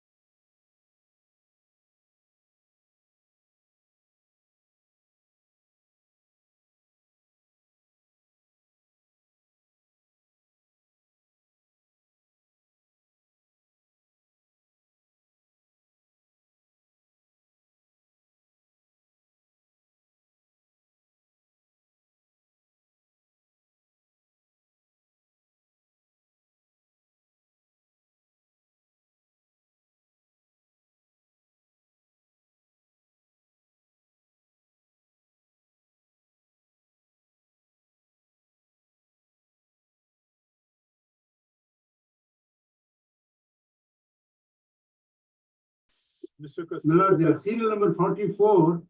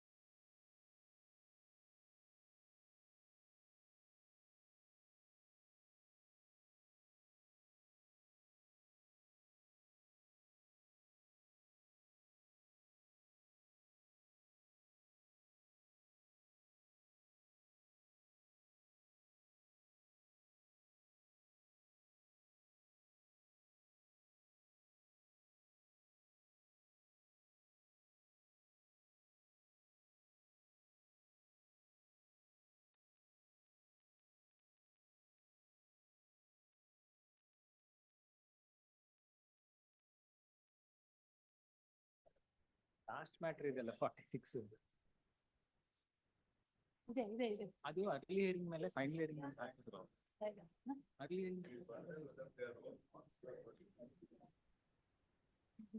But ಇಲ್ಲಿ hearing ಅಂತ order ಆಗ್ಬಿಟ್ಟಿರೋದು ಅದಕ್ಕೆ ಕಳಿಸಿ.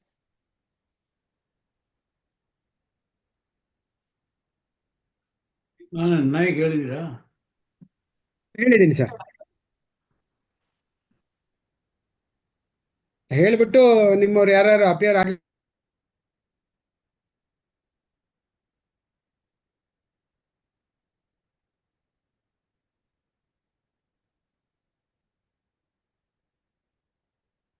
May I submit notes? Notes the last matter 46, my lords. It's regarding that MFA, my lords, National Highways. Lords, the previous date of hearing, my lords, it was actually listed for admission. So by mistake, they have taken adjournment after the vacation, lords. If your lordships can, it is the same, my lords. Lordships can kindly recollect. After vacation, it's what adjourned, my lords. Then I filed an application. Early hearing, my lords. So it should have been listed for admission, my lords, because it's not yet admitted, my lords. But I want, my lords, because yes, my lords. My friend is also here, my lords. I'm ready for. And one more submission, my lords.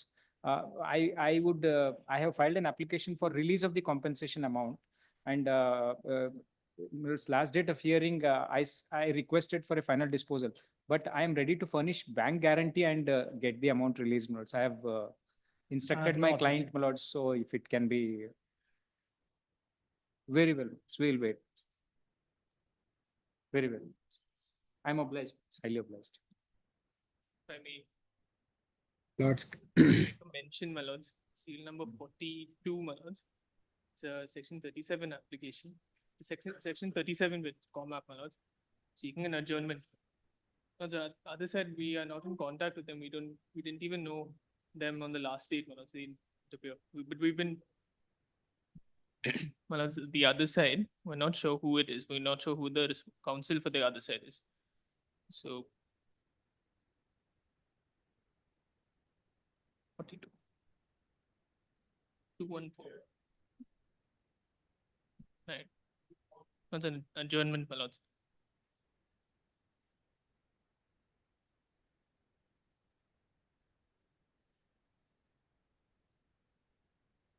A date may be fixed, that's okay.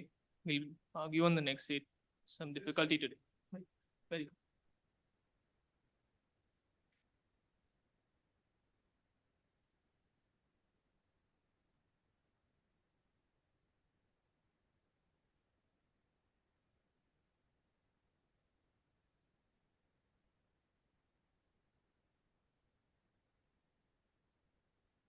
Forty mention ಮಾಡ್ತಾ ಇದ್ರಲ್ಲ ಸರ್? ಹೌದು madam. Serial number ಮೆಲಾಡ್ kindly serial number 44.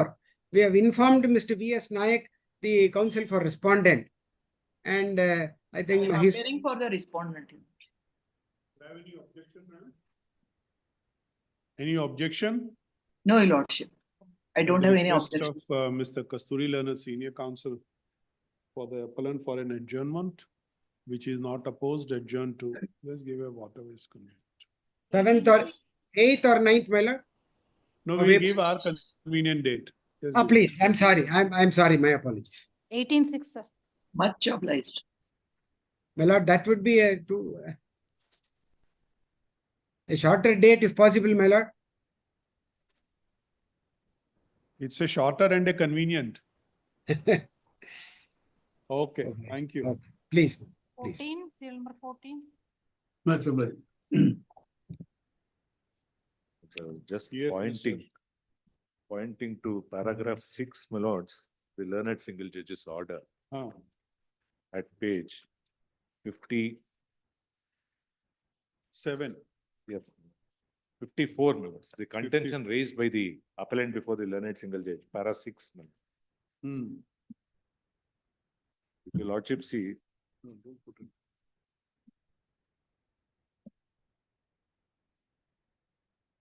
the arguments, the last two lines in 54, bottom two lines, he would submit in para 6, my lords.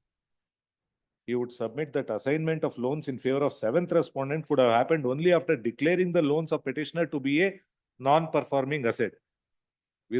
So from there we have now come into And see this SCA or SMA. SMA, SMA 0, 1, 2. Yes, Mr. Rajesh. My lord, And I should fairly 275, say- before my learned friend starts, at page 275, my lords, is the declaration made by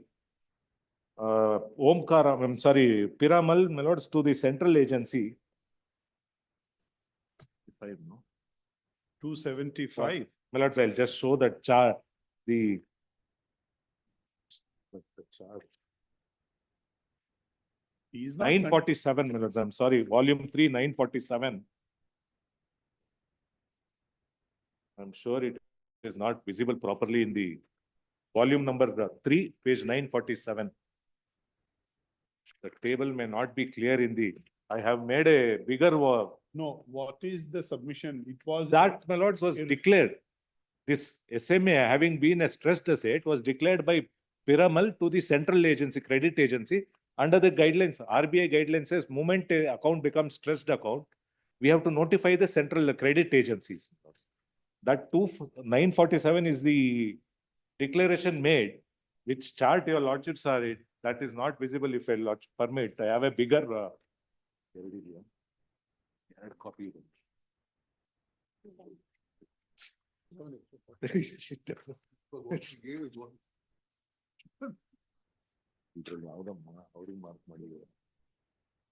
The lordship sees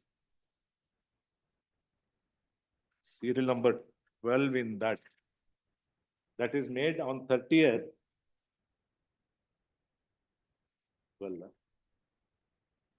12 is their sister concern.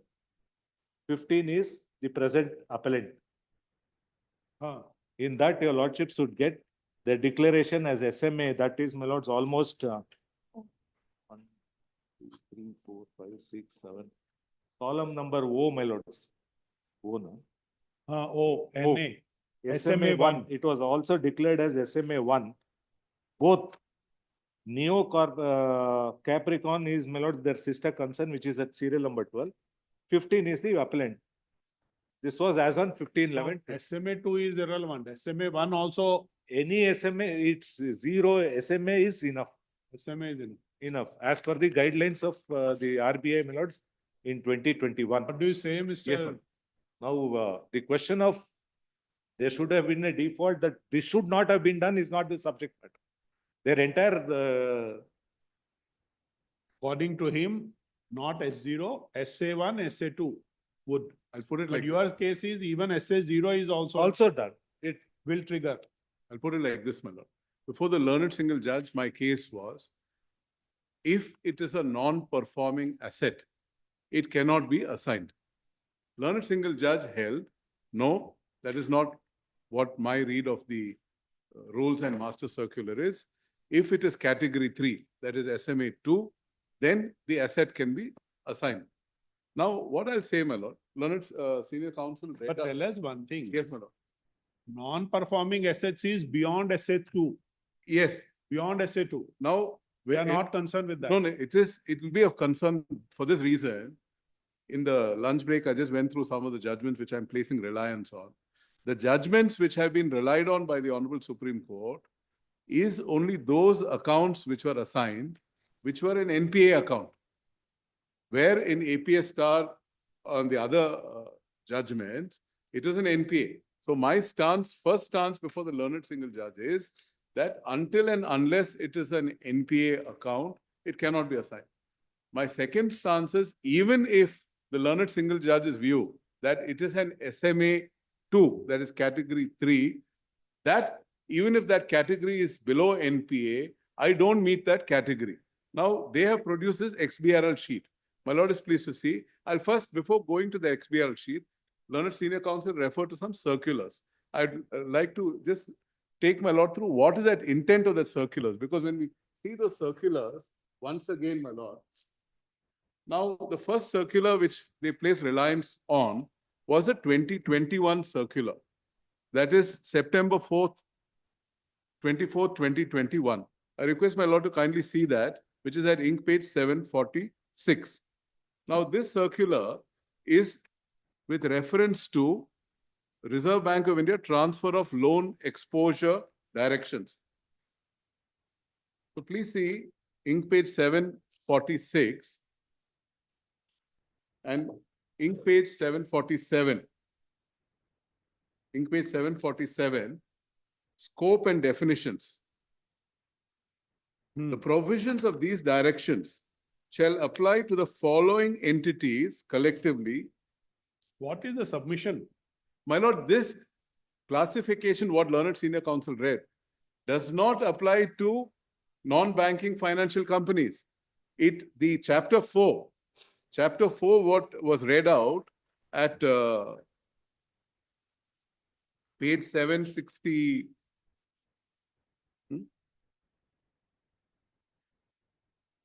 768, transfer of loans, where the submission was that if I'm a stressed account, irrespective of SMA 1, 2, it can be assigned.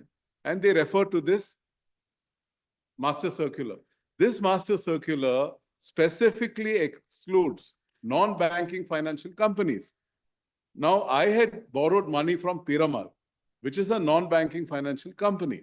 So they specifically, please see in that context, section 3 at page 747, where it says the provisions of these directions shall apply to the following, that is scheduled banks, regional rural banks, primary banks, and NBFCs, provided that 748 lenders specified at clause B and C above are permitted as only transfer of stressed loan under chapter 4 of these directions. Therefore, when we look at chapter 4, and are not permitted as transferees in other type of loan transferers. Therefore, chapter 4. Now, see the following page, they refer to stressed loans. Now, please see page 750, subclause 9C, definition of default, which is aligned with the Insolvency Bankruptcy Code. And then they read out the definition of stressed asset at ink page 751, clause K, definition of stressed asset. Now, please see ink page 758. 758. 751. Yes. 751 is with reference to the definition of stressed assets, stressed loans, subsection K. It says means loan exposures, so and so forth. Now, so all special mention accounts. Or special mention accounts. So anything. Now, my lord, chapter 3 is for transfer of loans which are not in default, page 756. Chapter 3 is for transfer of loans which are not in default. That's at ink page 756. Ink page 756, transfer of loans not in default. And chapter 4, which is not applicable to non-banking financial companies, it starts at page 762. 762, transfer of stressed loans. And the subsection C is at page 768, clause 73. Subject to the provisions of the circular so-and-so 2019, all stressed loans which are in the default of the books of the transferor are permitted to be transferred to ARCs. So my submission is that in view of the definition at section 3 and the proviso, which applies only to B and C. B is regional rural banks, and C, it excludes non-banking financial companies which are subsection F. So chapter 4 is not included. Therefore, an NBFC could not have relied on chapter 4. No, the provisions of these directions shall apply to following entities. Yes. Now, see, please see, provided that the lenders specified at clause B and C above are permitted as only transferors of stressed loans under chapter 4.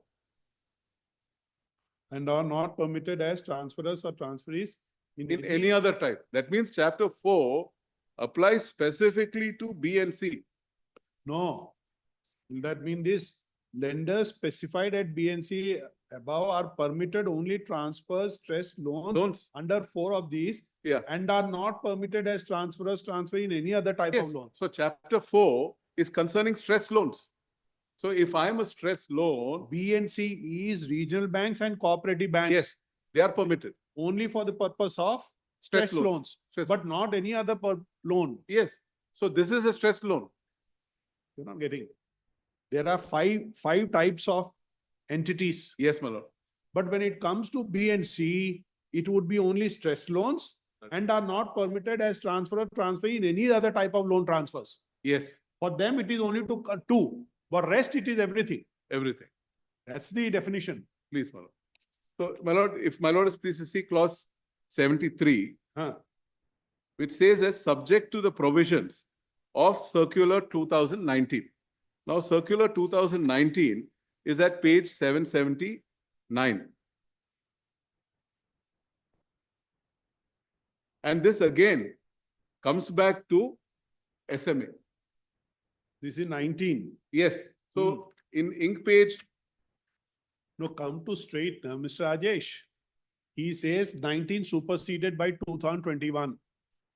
My lord, he says 2014 is superseded, not 19. Very well. So, very well. Now, this which you have read at 747.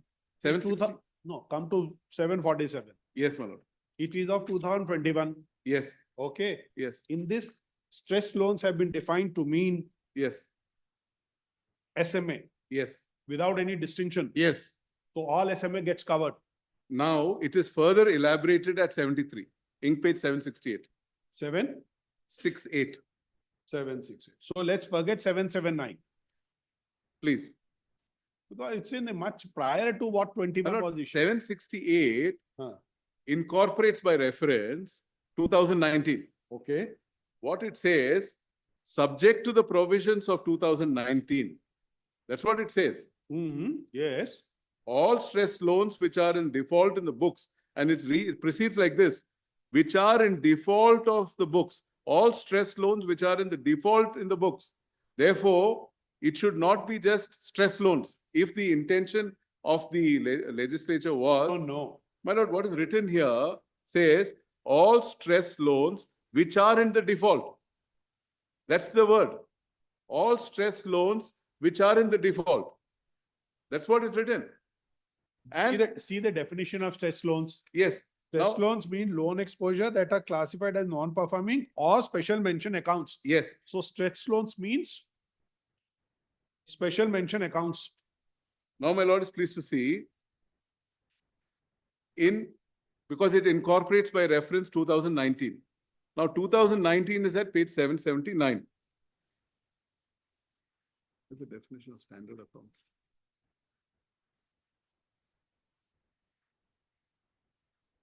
Now, in 2009, page 780, what it says that lenders shall recognize incipient stress loans account by immediately on default.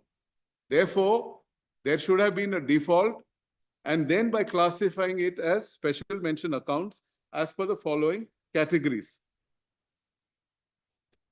Therefore, this 2019 by reference, it's incorporated and SMA is further brought in. Most respectfully, my lord, if it was not required, then that subject to would not have been brought in. And this goes further, my lord. It says subject to, and then please see, when we go further in this, please see page 789. Please see page 789. Asset classification. In case of restructuring, the accounts classified as standard shall be immediately downgraded. Which page? 789 of the same 2019 notification. In case of restructuring asset classification, the accounts classified as standard shall be immediately downgraded as non-performing assets, that is substandard to begin with. The NPAs upon restructuring would continue to have the same asset classification prior to restructuring. Then my lord is pleased to turn the page to page 797, clause 27. Did you argue all this? Yes, my lord, all this was before the learned single judge. Before is different. Yes, we have. That is why the learned single Back to judge. learn a single judge. Everything is sought to be, nothing is being reflected, everything is sought to be. My lord, the learned single judge, my lord, refers to the 2023 in the order. My lord is pleased to see, learned single judge refers to the 2023 master circular. Now, I would say, my lord, and they can correct me otherwise, they have not made any of the submissions what has been made now across the bar before the learned single judge. The submission what I have made is, these are my pleadings. These are not new documents. What I'm submitting for my lords, please see two aspects. 2019 by reference is incorporated. Learned single judge takes the 2023 and says that in the impugned order, the 2023 master circular is put, which says that if I'm a standard account, it means that I am not an NPA. That is the definition. Then learned single judge says, your test is SMA2. Then the learned single judge says, you are a non-standard. And to respond to what learned senior counsel said, that I have admitted, I'm not, my lord, I am admitting I owe them money. I have borrowed 600 odd crores. I'm admitting. I have said that there is a debt. The question, my lord, which the learned senior single judge should have considered is if, my lord, there's no reference to the submission made across the bar today in the first half to say that 2014, 2019. The submission is that there is a 2023 circular. What I'm submitting for my lords, without going into the facts. And now please see one more aspect.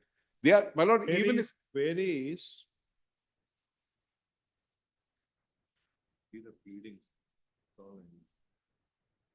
please see also this, my lord, that in clause 29 at 27 at page 797, a sale and leaseback or leaseback transaction or borrow other transactions. Assignment. Yes, my lord. Under the 19. Please, my lord. Where is assignment under circular or 19? Where is assignment of stress loans under 2019 circular? My lord, that is only for classification of assets. Classification of assets?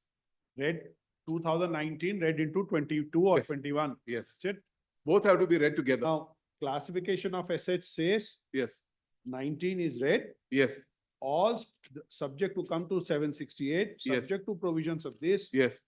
All stress loans are in default in the Yes. books.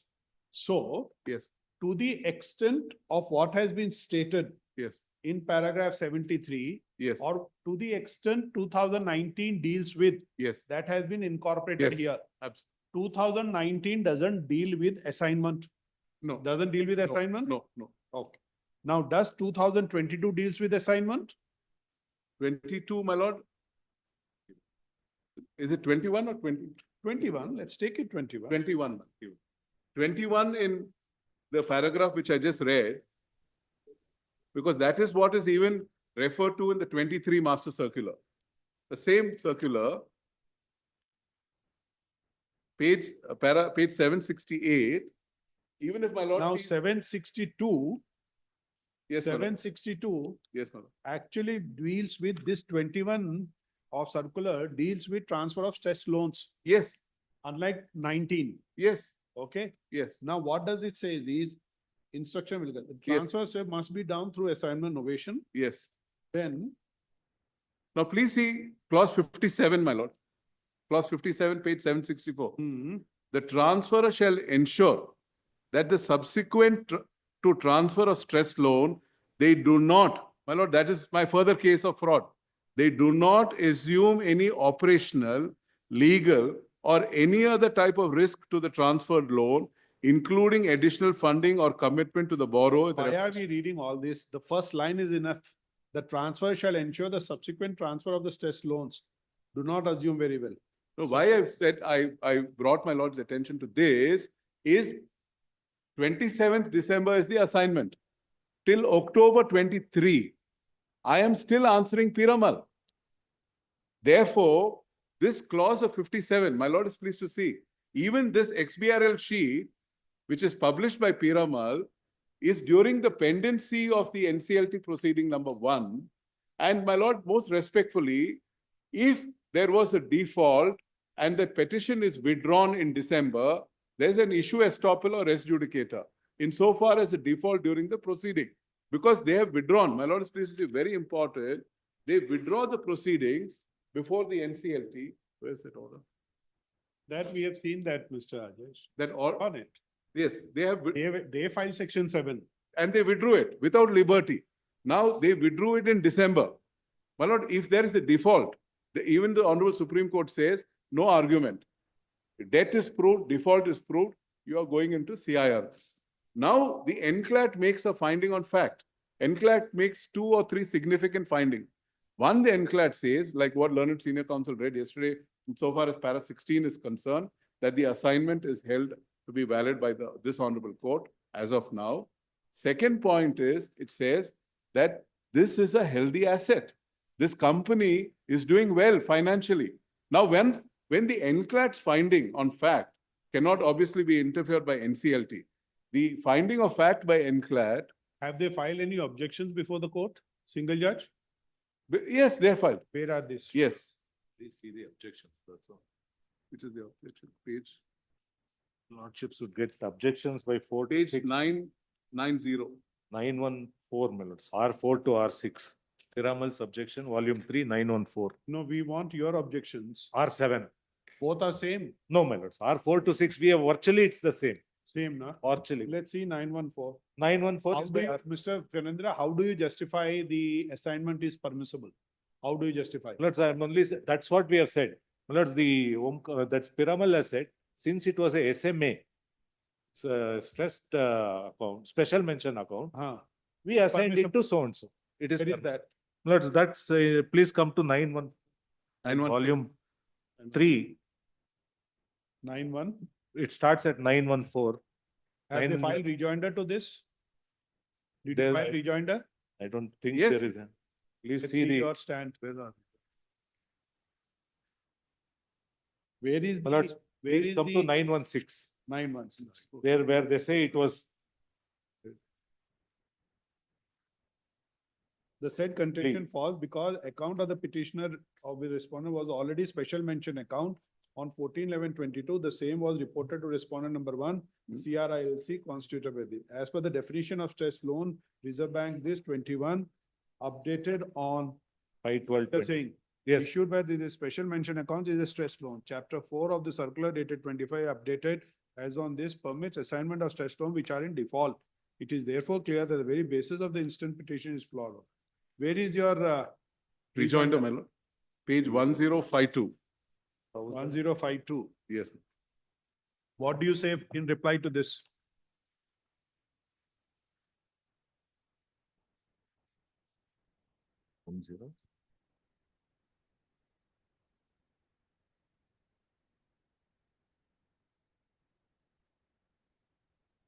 Paragraph B. 105. Preliminary objections. 3B. 1052. 1052.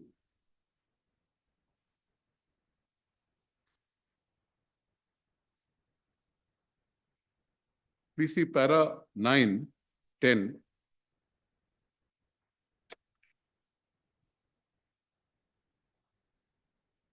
Para 10, we specifically deny and we give an entire chart. That is on facts. No, that is a fact which has been supported by the NCLAT. Lords, NCLAT with So great NCLAT respect. NCLAT has not done that. No. Insofar as NCLAT on assignment is concerned, there is no finding. No, I'm on the aspect of whether I'm a default or a. See, let's be clear, Mr. Rajesh. Yes, madam. Then you are mixing both the issues. We are concerned with assignment. Only assignment. You are in default or not Yes. would be NCL. Yes, NCL. yes. Okay. I bow down to that. So let's not bring that. Yes. We are only on assignment.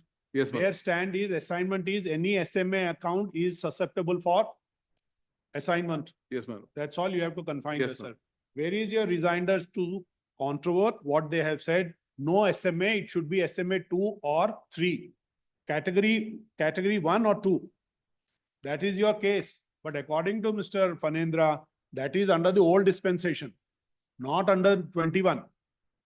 My lord, that also, that, No, first show you your stand. yes, Where do you para contest? 10, my lord. Para 9, please see para 9. Because my lord is pleased to see, during the proceedings before the NCLT, like I said, I had, You are contesting this. You have already provided. no, what I'm saying, my lord, I had given them 65 crores. So- If I have given them 65 crores, which was released in April of 22, even if there was any stress, my lord is pleased to see, it would have vanished. 65 crores given to them. Is it not an SMA, yes or no? It is not, my lord. That is my contention. That's their stand. Yes. SMA means Yes. anything, even default between 0 to 30 is SMA. My lord, most respectfully, what I would say, my lord, that two aspects. What I have contended before the learned single judge is that for an assignment, it should be a non-performing account. That is one. But that has been negated. Negated. The second, what the learned single judge says, that the threshold is category 3. That's what the learned single judge says. They have not disputed that finding by filing any appeal. Now, 1 minute.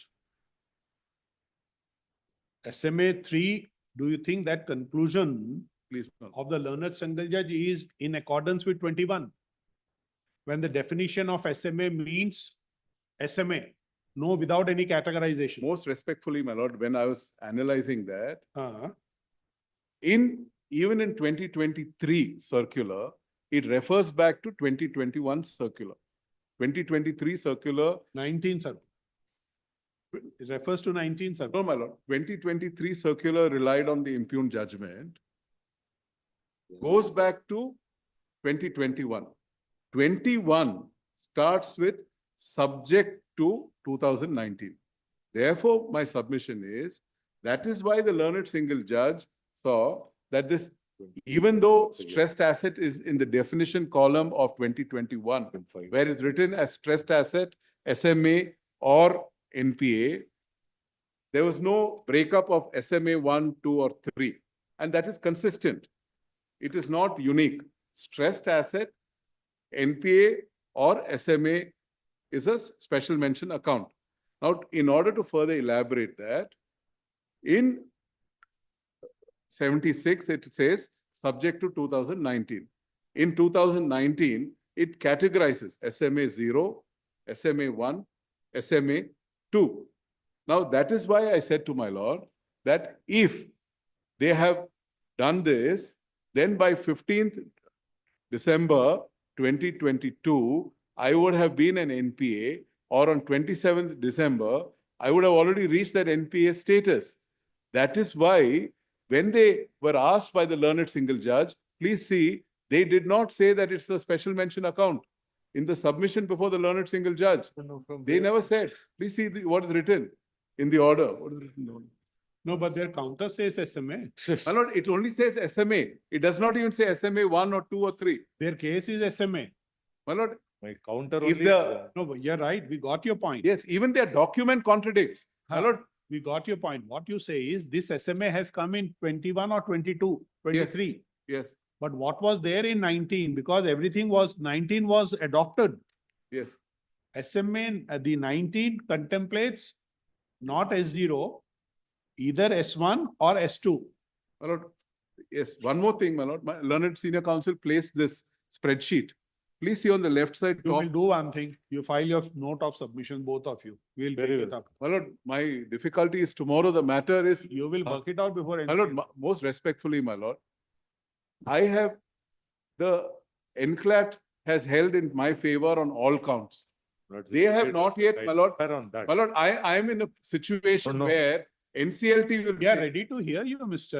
no, I'm only saying, my lord, one submission. Please see. Let's have a clarity what is being argued. Yes, We want my to lord, have a please. clarity. My lord is pleased to see in the XBRL sheet, the published is by Piramal in 2023. Piramal publishes it. My lord, they are supposed to. If I was an SMA, my lord, the circular says every week, if I'm an SMA 1, every week they will have to give it. They give one sheet before this honorable court, one sheet before the learned single judge, and it is to be filed before RBI every week. And every month they're supposed to give that status because it affects the health of the economy. Credibility also. Yes. Now I'm saying for my lord's kind consideration that in the series, my lord, even from January to now, I have disbursed 140 crores from my account, which has gone to IDBI Security Trustee, which in turn has gone to Omkara. Now, Omkara till now, my lord, they have not even established their credentials insofar as them being a stressed account. My lord, the onus would be on them to show that from day one, that they've been filing these reports to show that it's a stressed account. And if that was so, NCLAT would not have entertained my... Are all these pleadings before the single judge? My lord, my pleadings are completely there. My pleadings before the learned single judge is... You file your submissions. My lord, most respectfully, I request only one aspect. Because last time this is the same thing which happened. What happened, my lord, is when the matter was before the learned single judge, we were making submissions on the merit and the matter was reserved. Now there, my lord, before NCLT, the NCLT made certain judgment which is quite contrary. So the judgment by the learned single judge was released subsequent to the order of the NCLT. Half of my. Correct? Lords, I don't No, first understand we on have to this thing. hear you, Mr. Yes, my lord. You expect us to decide it? No, no, today? all I'm saying, my lord, that the matter with You reference... you can take an adjournment there? Yes, my lord, it's for them to cooperate. My lords, 1 year he'll... No, no, if it's your not 1 lordships- year. My Inclined learned order. friend should But allow as me. Mr. Phanindra, we will have it, first or second. See, we can't also. I understand. We my have lords. to. Very well. We have My to lords, gather what are I'll you bow down arguing. by my lord's suggestion. I'll bow down to your that's lordship's right. suggestion. I'll instruct We them. have to lords. gather, absorb what are you arguing. We have to apply our mind. Yes, my lord. So you will file your submissions, both of Mr. Phanindra. Lords, You can file your note of submission, both of you. My lords, brief submissions will. Yes, you will file it. What is your case? Sum up. What is the conclusion? Do it. And we'll have it on 2nd. We'll have it on 2nd April. The matter is tomorrow. No, what is tomorrow? Will you be able to take and defer it? They can mention, I'll instruct the My council lord will there. be pleased to see. 1 minute. My lord, I don't- Listen to him. No, I bow down. They What can- my learned senior my counsel is learned being fair. The problem is, last time, the same aspect, the counsel who appears in Bombay, because I appear for NCLT. Mr. Phanindra says he will be instructing the Listing briefing counsel. counsel to inform them. And if they don't do it, please let us know. I will tell them, my lords, it will be sent in writing to the briefing council there that we have given this. We are in the midst of the argument. We'll Please. have it on My lords, I will. this. No, then it's fine. Oh, obviously. No, the thing is, I'm only relating my experience, my lord, what happened. Not a. See, But- as a court, and you will expect as a court, and we also expect, we should be clear what has been argued by the council. Please. What is the issue to be decided? What are the documents to be referred to? That's right. Yes, ma'am. We want that clarity today. Please, my lord. Let them mention, we will say no objection for the. You hear, Mr. Phanindra, what is? Learned senior counsel is fair here. If he It's was no appearing more in than Bombay, this, I would I have no can't do. problem. Purely a senior counsel when making a submission before this My court. lord, I completely accept. I agree. Enough, that's enough. I have no difficulty. I'm sure he'll Well, keep to Mr. it. I have no Right, problem. Mr. Phanindra is saying so. The only Just thing say is, this. I hope he appears in Bombay also. I don't. I'm happy with my hometown. Just say that we have further heard the learner counsel for the parties to come up on 2nd, ma'am. What is the position on 2nd? And you must get your submissions and we will bind you for particular time period. Please, my lord. We can't go, we have blocked the whole of the list today. Great. How much time you will take? You have to come out. And accordingly, Mr. Phanindra would also say so. That's the reason submissions, but it should not be submission, must not be another pleadings. No. No, brief, Mr. Phanindra, you also. Lords, I will be as brief as possible because beyond that I will not go. And Mr. Ajesh, whatever you are saying in your this thing, refer to the page number. Please, ma'am. That would help us. Which page? Everything. And while you're making your oral submission, you will draw our attention. That's all. And could it be the week after, my lord, so that I'll be more diligent and... When do you want? Now you are going beyond 2nd. No.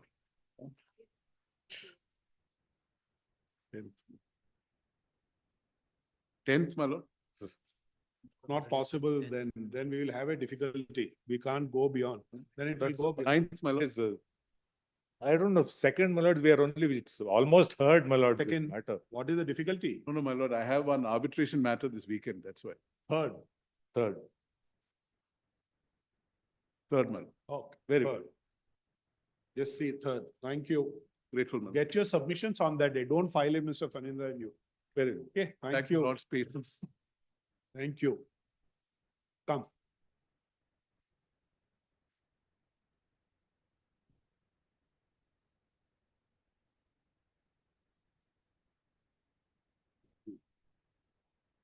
You just call up that matter. Where is the other counsel?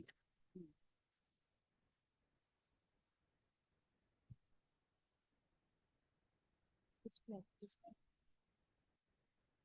46. Serial number 46. Respondent 1. So you are ready to give bank guarantee?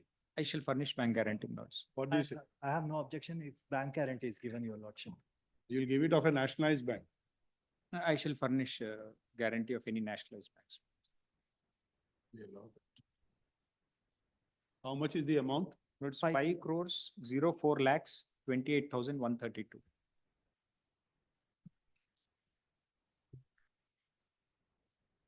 Sir, your lordship, 5 crores, Is the 51 lakhs, here? Is the report 54,000. on deposit here. Just check up. The amount, actual amount which has been deposited. No, then we will do one thing. We'll do one thing. We will call for the report from the registry. How much is the total amount? Your lordships has in the last date of hearing, lords. We have mentioned it. Yes, yes. Yes, your lords. Let's see that. Requested the office to furnish the details of the deposit. Just show us that report of the registry.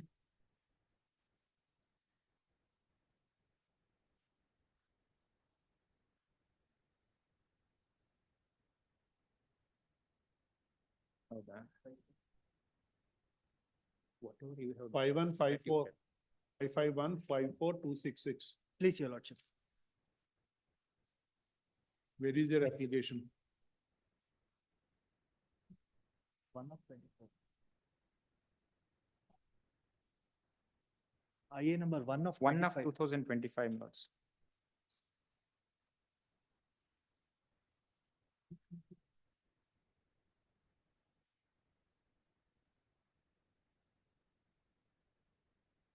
No, we will say 5154 266.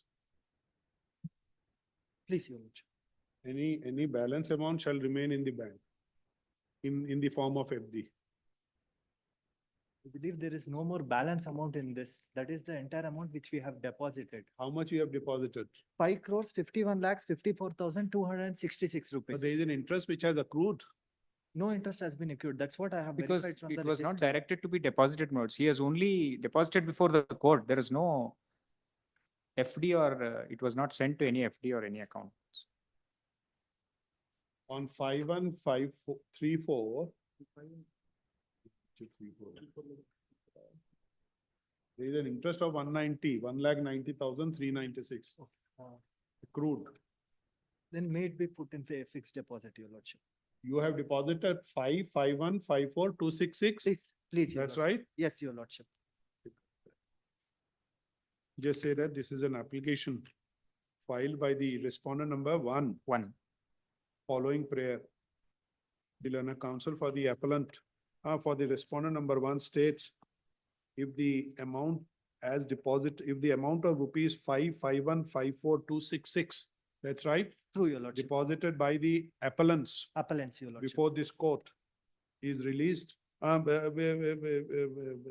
is directed to be released, the same shall be secured by way of a bank guarantee of a nationalized bank, and shall be kept alive during the pendency of the appeal. That's right? Yes. So the learned counsel for the appellant has no appellants has no objection. If the amount is released, if the amount of 55154,266 is released in favor of respondent number 1, subject to respondent number 1 furnishing a bank guarantee as stated by the learned counsel for the respondent number 1. Noting the submissions, the appellant, the respondent number one shall furnish in favor of the Registrar General of this court a bank guarantee for rupees 551,54,266 in within how much time? Within 2 weeks, my lords. Within 2 weeks from today. It is made clear that the bank guarantee shall be of a nationalized bank for rupees 551,54,266 and shall be kept alive during the pendency of the present appeal being MFA 5879/2024. Full stop. It is also made clear, the matter now shall be listed before the Registrar Judicial for accepting the bank guarantee. Right. Okay, for accepting the bank guarantee. Full stop. Upon acceptance, it may be released, my lords. Your lordship, Obviously. another indulgence, your lordship. If it is exceeding a year, that there be a renewal of the same guarantee every yearly, your lordship. In case if the matter extends more than a year, and if that. Why are we saying? We are saying during, it may take 10 years. He will still keep it alive. Please, your lordship, please, please. During the pendency of the appeal means what? Please, your lordship, I Means that? Please, please. Full stop. Any interest accrued on the amount of 551,54,266 shall continues to remain, shall be invested in an interest-bearing FDR of a nationalized bank till further orders. Okay. In the With the meantime, above we dispose of. in the meantime, if LCRs are called for, All paper books be filed, LCR be called. please, your lordship. Anything else? Nothing, your lordship, that's all. Application disposed of. Please, much obliged. We will give the date before, ma'am, just give a date. Are you sure you will give it in 2 weeks? I shall give it in 2 weeks. Just list before joint registrar, registrar judicial for accepting the bank guarantee on, just give it just slightly beyond 2 weeks, 4-5 days thereafter. See, you have to deposit it. Possibly there is a process how to accept it. Maybe shall the follow bank it up. concerned officer, everyone has to come. But your lordships have not used the word to release upon furnishing of bank guarantee. In case if they get, I'm sorry, but. No, very well.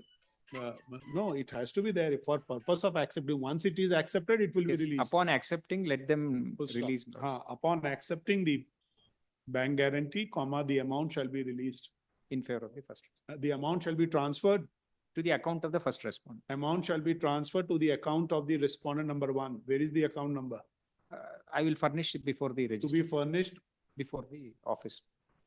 to be furnished by the respondent number one with all documentary proofs. Very well.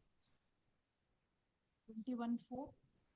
Full stop. The same shall be in the counsel for the appellant shall be present during the proceedings before the registrar judicial, Please, your lordship. along with the officer. Any short date, my lords? Yeah. No, this now, 21. take it, we will fix the date appeal for hearing now. 21. Not the appeal, my lords, for furnishing the Yeah, bank for the, guarantee. for the before- registrar, before registrar judicial, fix a date. 21-4. Any shorter date, because I'm in That's all. a hurry to release the money because I'm paying interest. Which is the date, ma'am? Because I have already instructed, We have they only have 3 kept it working ready. days, They have- 15, 16, 17. My lords, the proceed, I have to appear before the registrar, my lords. There, any date may be given. You have to first furnish the bank guarantee. Yes. You have to deposit it with the registry. Then that will be placed before the registrar judicial for accepting. Possibly you have to call the bank, everything officer, so that he can vouch the statement, everything recorded. I'm obliged, highly obliged. Thank you. A date may be fixed for the final hearing. In the meantime, I shall Then furnish. just give the list, the appeal for hearing on.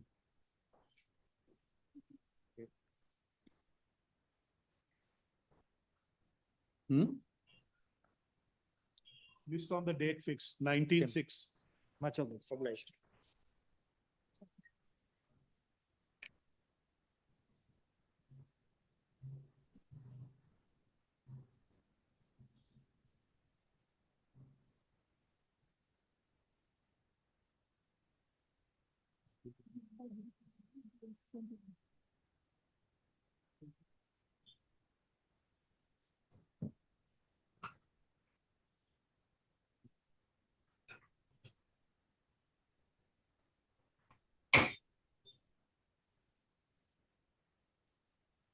15.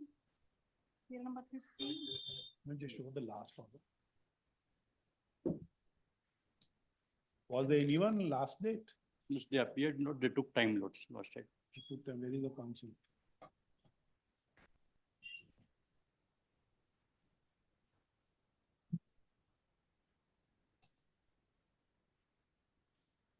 Just say none for the appellants. List on. The issue of maintainability. Yes, notes.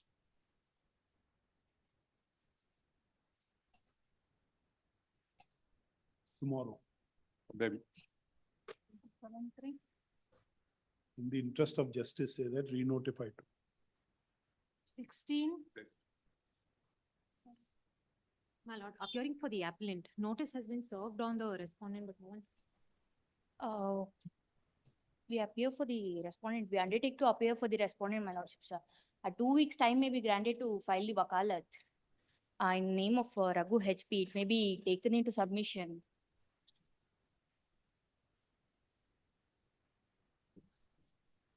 You appear for the respondents, ma'am? Yes, lordships. Just say so and so appears for the respondents, seek some time. For File wakalat.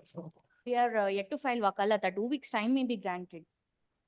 To file wakalat, adjourn to, just give an order. Also, my lords, in the appeal, in the index, the item number 9, the orders which they have produced, application under Order 41, Rule 5, read with Section 151 of CPC, the stay application. We have not yet received a copy of the same. We've served, Just my give lord, me a I'll copy, take ma'am. hand. My lord, Very the well. office objection with respect to production of a decree copy may kindly be overruled.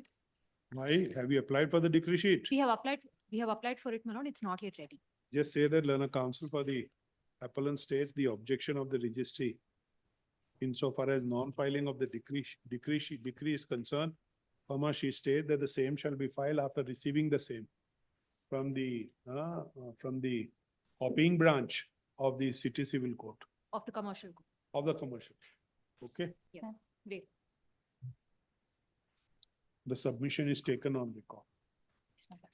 4-7. Obliged. Appearing for the government, my lord.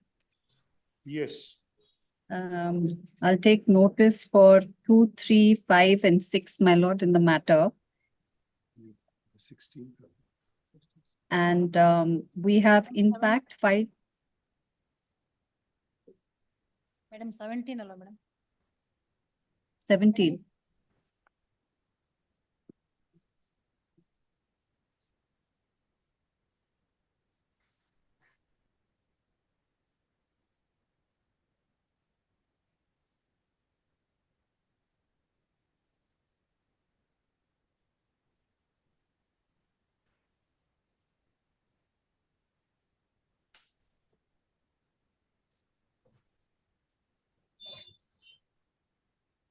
Can you show the last order?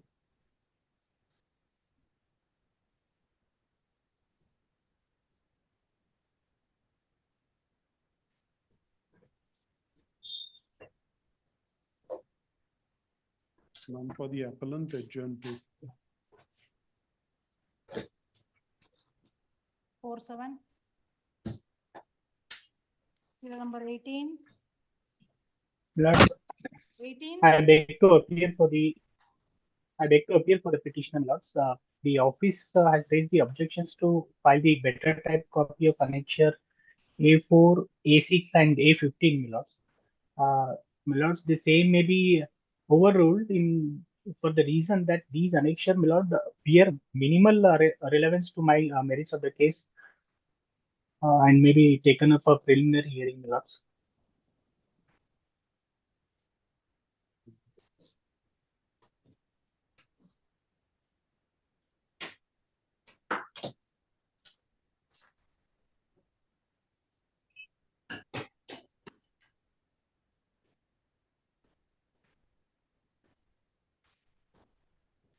Lords, annexure A4 is the copy of the bond executed by the respondent, and annexure A4 is a letter dated 3rd December 2015. These annexures have no relevance, Lords, to decide the case on merits.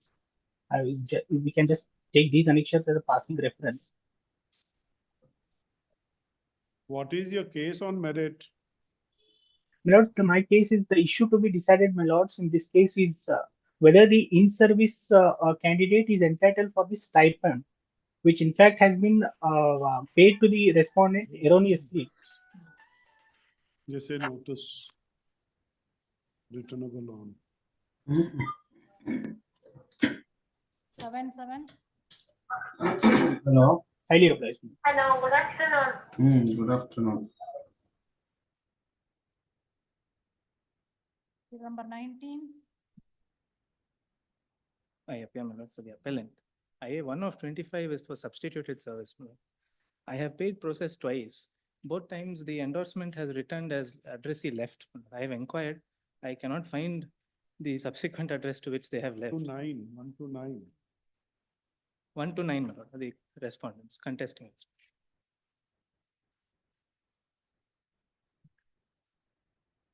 Where is your application? 1 of 25, my lord. I filed it on 7/3/25. This is an application filed with the following prayers. The following prayer.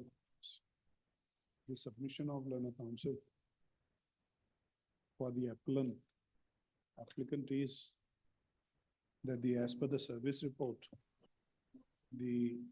to the respondents 9, R1 to R9, either says unclaimed / no such person / left without instruction. And accordingly, this application has been filed for effecting service on the said respondent through paper publication in the Bangalore edition of the New Indian Express and Kannada Prabha. Noting the said submission and perusing the affidavit filed in support of the application, the same is allowed. Appellant is permitted to effect service on the respondents 1 to 9 through paper publication in the above newspapers on or before 24/4, date of hearing 5/6. for the date fixed as 5/6. On such publication, affidavit shall be filed, bringing on record the paper cutting, evidencing the publication of notice on respondents 1 to 9. Much. Application is. Serial number 20, Shri Vidyasagar. Suffering for the respondent. My lord, filed appeal. My lord, I will notice pray for a short accommodation. My lord, the appellant has filed Why? two IAS. My lord, one is for the delay and one is for the stay. My lord, sir. But this was filed long back. Is it a new appeal? Sorry, no, my lordship. Petition was withdrawn. My lord, thereafter they have filed MS. Writ petition was filed. They took a contingent that appeal has to be filed. So withdrawn the appeal with the liberty to file the appeal, my lordship. See, he was pursuing that remedy. And there is a chance. Who is the counsel? Mr. Madhukar Deshpande? Please, my lord.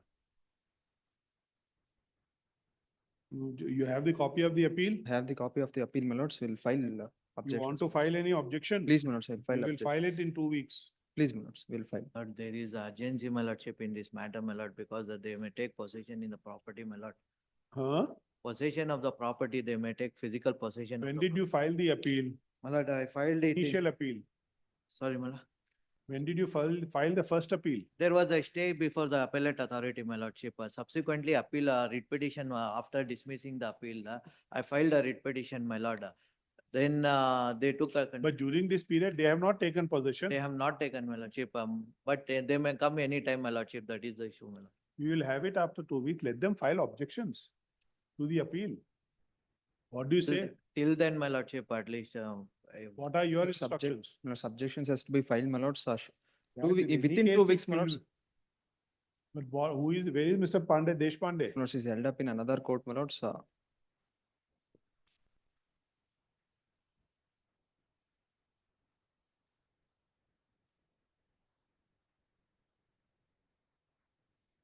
Subjection. We'll file objection once. Thereafter, my lords may hear it.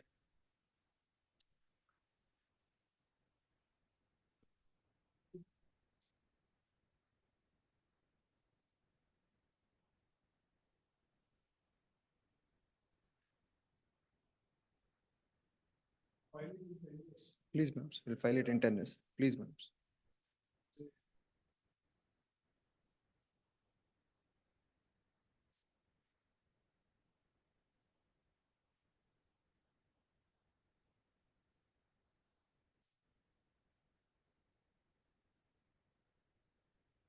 22-4. 22-4. Grateful, my lords. My lord, it will be 20 to 4, it will be so long, my lord. So any short date may. Because 9-4. 9-4, sir.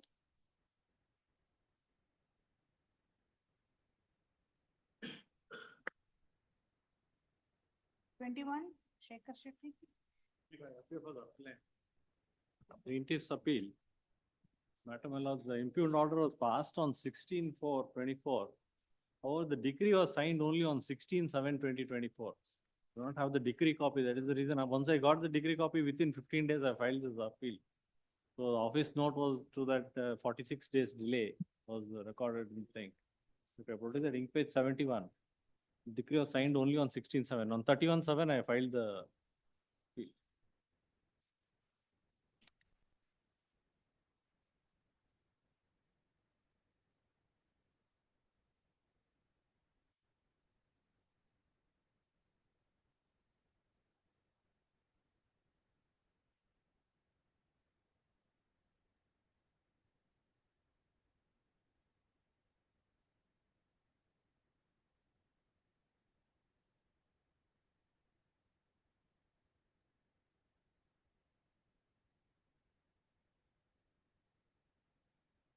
Civeter has appeared in the matter. M.J. Alva has appeared.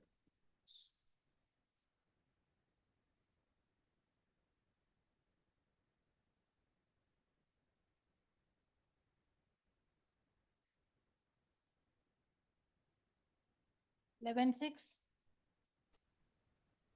Seal number 22, Mr. K. R. Lingaraju. In this case, I beg to appear for appellant, my lord.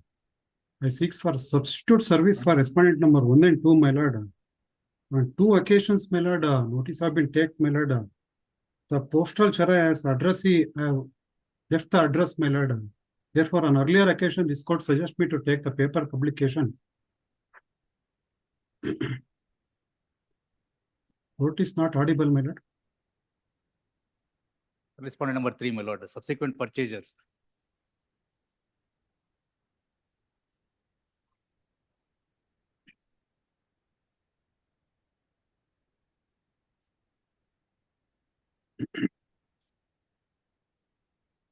The court voice is not audible, my lord.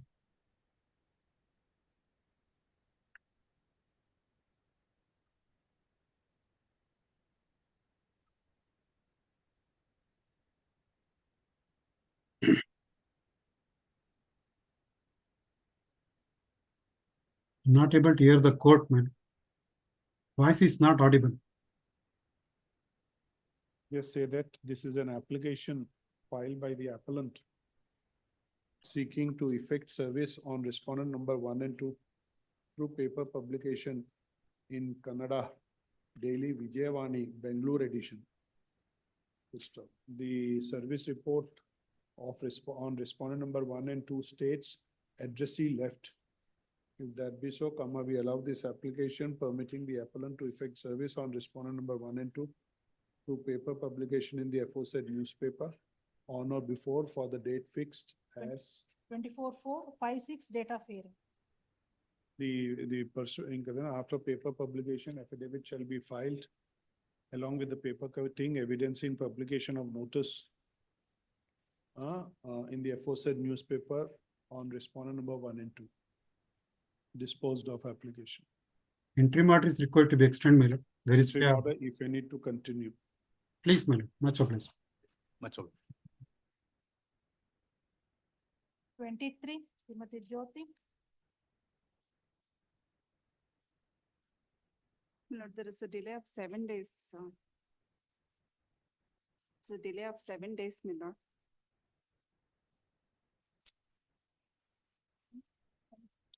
Seven days, allow it. This is an application seeking condonation of delay of 7 days in filing the appeal. For the reasons stated in the affidavit, in support of the application, the same is allowed. Application disposed of, admit. Let the paper books be filed within 8 weeks. TCR be requisitioned before the next date of hearing. Seeking for stay also, my lord. See your lordship. remaining part of the amount. No, have you filed any execution? No. No, no, There is an interest of 18% also, my lord. it's all right. We'll just see. You deposit then, how much? 13 lakhs 92,000 is the claim amount. my lord. Principal. That's a principal amount. How much is the principal? Deposit 75%. There is absolutely no, We will look into it. We will see. he is not in a position to make that. The court fee itself, Then he made it. we say nothing. Let it be without this thing, we will work it out. Okay? See, it's a money decree, na? Please, my lord, but however, there was no transaction from 2018 and it's all handwritten invoices that basis which it has been raised. Good. There is no inward and outward Just give the date, ma'am. deliver. Give the date. 7/7. Bless. 24, P. Ram Singh. Lords, I'm challenging the judgment and decree dated 23/9/2024 passed in commercial OS number 978/24, my lord. In this, the principal amount is 8,21,000 and including interest of 18%, this 14,39,423. There is a delay of 18 days, my lord, in filing this appeal. And my client is ready for settlement, my lord. So there is chance of Issue settlement. notice. IA number 2 is for stay, IA number 2. Have they filed any Yes, execution? my lord, it's filed and You deposit the amount. my lord, 25% of the. How much? 25%. 75. My lord, 50% will be deposited. It's all right, please. Serve the respondents, not like this. Next. 7/7. 25 Adjourn. 26. Please. Hitesh Pandey. Appellant. 26. Appellant. Lord, this matter was referred to the mediation center. Failed. No, my lord, we could not get sufficient time there because 6 weeks had lapsed. The mediator You said, want to continue? yes, my lord, we need to explore. Read the other side. I had informed him, my lords may, because last time it was they who had to come before the mediator, since 6 weeks had lapsed. 26 says, just say this. In this case, the parties were referred to mediation process. Since the prescribed period. Appear for respondent, your lordship. Are you ready to continue with the mediation? Proposal, thereafter proposal did not came from the other side, lordship. Hence, mediation could not be.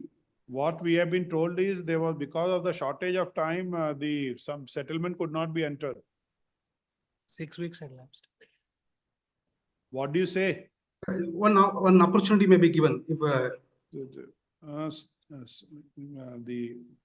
As the prescribed period had expired, the counsel for the parties agree that the time period for the mediation center to explore a settlement be extended. If that be so, we relegate the parties to the mediation process. The parties shall appear before the learned mediator through counsel on. The second week of April. 17th or 18th 17/4. sir. at 2:30. I'm grateful.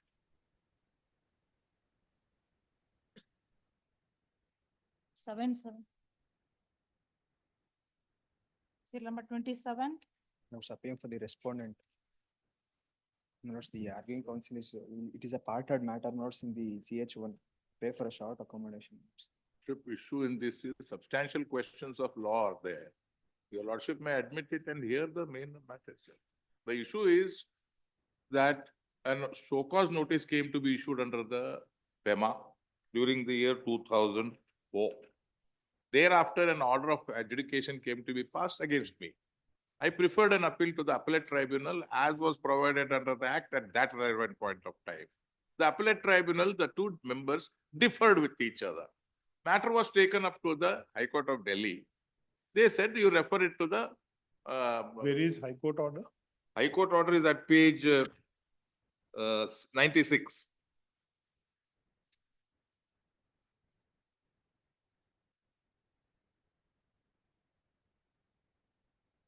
96. The operative portion, your lordship may take it on 97, your lordship.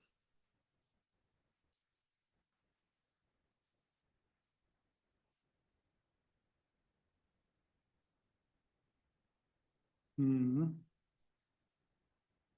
view of that, Mr. Singh, learned counsel appearing for the respondent sought time to obtain instruction. He states on instruction, it is possible to hear the appeal. It's possible to hear before 31/8/2019 by a bench of 3 members comprising of the chairperson and 2 members. In view of the above, petition is allowed. What happened after 3 members? They passed an order confirming the original order of the adjudicating authority. The issue that arises is during this. So there's a fresh bench was constituted. Yes. All 3. And under the provisions of a tribunal constituted under the Sefam-Fope Act, because in the meantime they have deleted the provisions from the FEMA.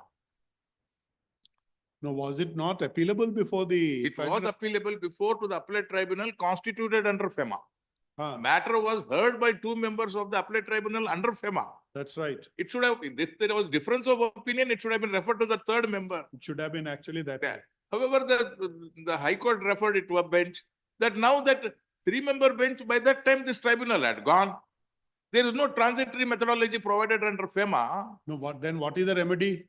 Then it would have been only for us to come to the High Court under writ petition. Because the Act itself is silent on that for the transitory appeal period. But still it was not brought to the notice. It is not brought to the notice. I must of be the fair High to them. Court. Yeah. They should have brought it to sir. So consequently, your lordship, the entire thing requires consideration. But the bench was constituted under the Sefam-Fope under the Repealed Act. Under the Repealed Act. Repealed Act, or only to the extent of tribunal was taken away? The tribunal under the FEMA was deleted, your honor. And they said that the appeals in future will go to the appellate tribunal for forfeited property, Sefam-Fope. However, what happens to matters which are pending?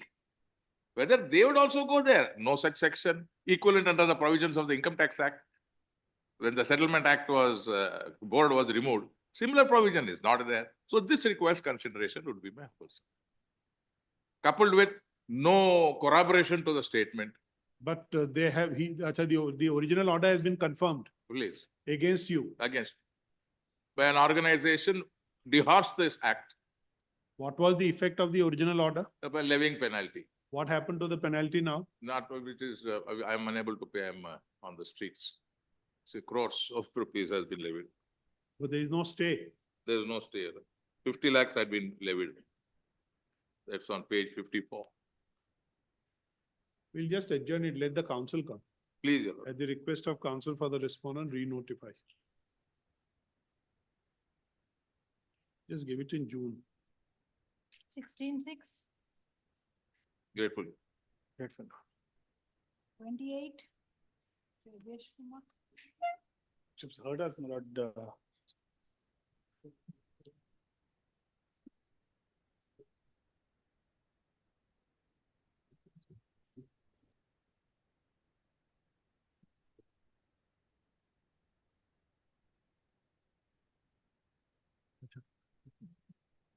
Yes. For the Oh, yes, this is yesterday. What are instructions? Please, my lord, I'll just complete my arguments. Do it. That's a nice way to put it, you know. Yes. My lords, had gone through the judgment. I'll just differentiate on the judgment which was placed by the senior counsel. My lords, prior to that, if I may just place 2 documents.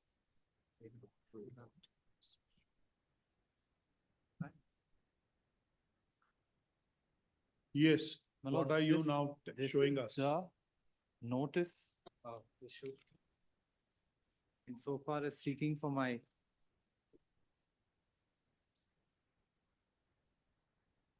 Yes. one is the notice insofar as seeking for my ejectment and termination, my lords. That is found at page number 6, wherein it is almost a reiteration of the plaint. I just place on record, my lords, the reply issued by me. That is at page 9.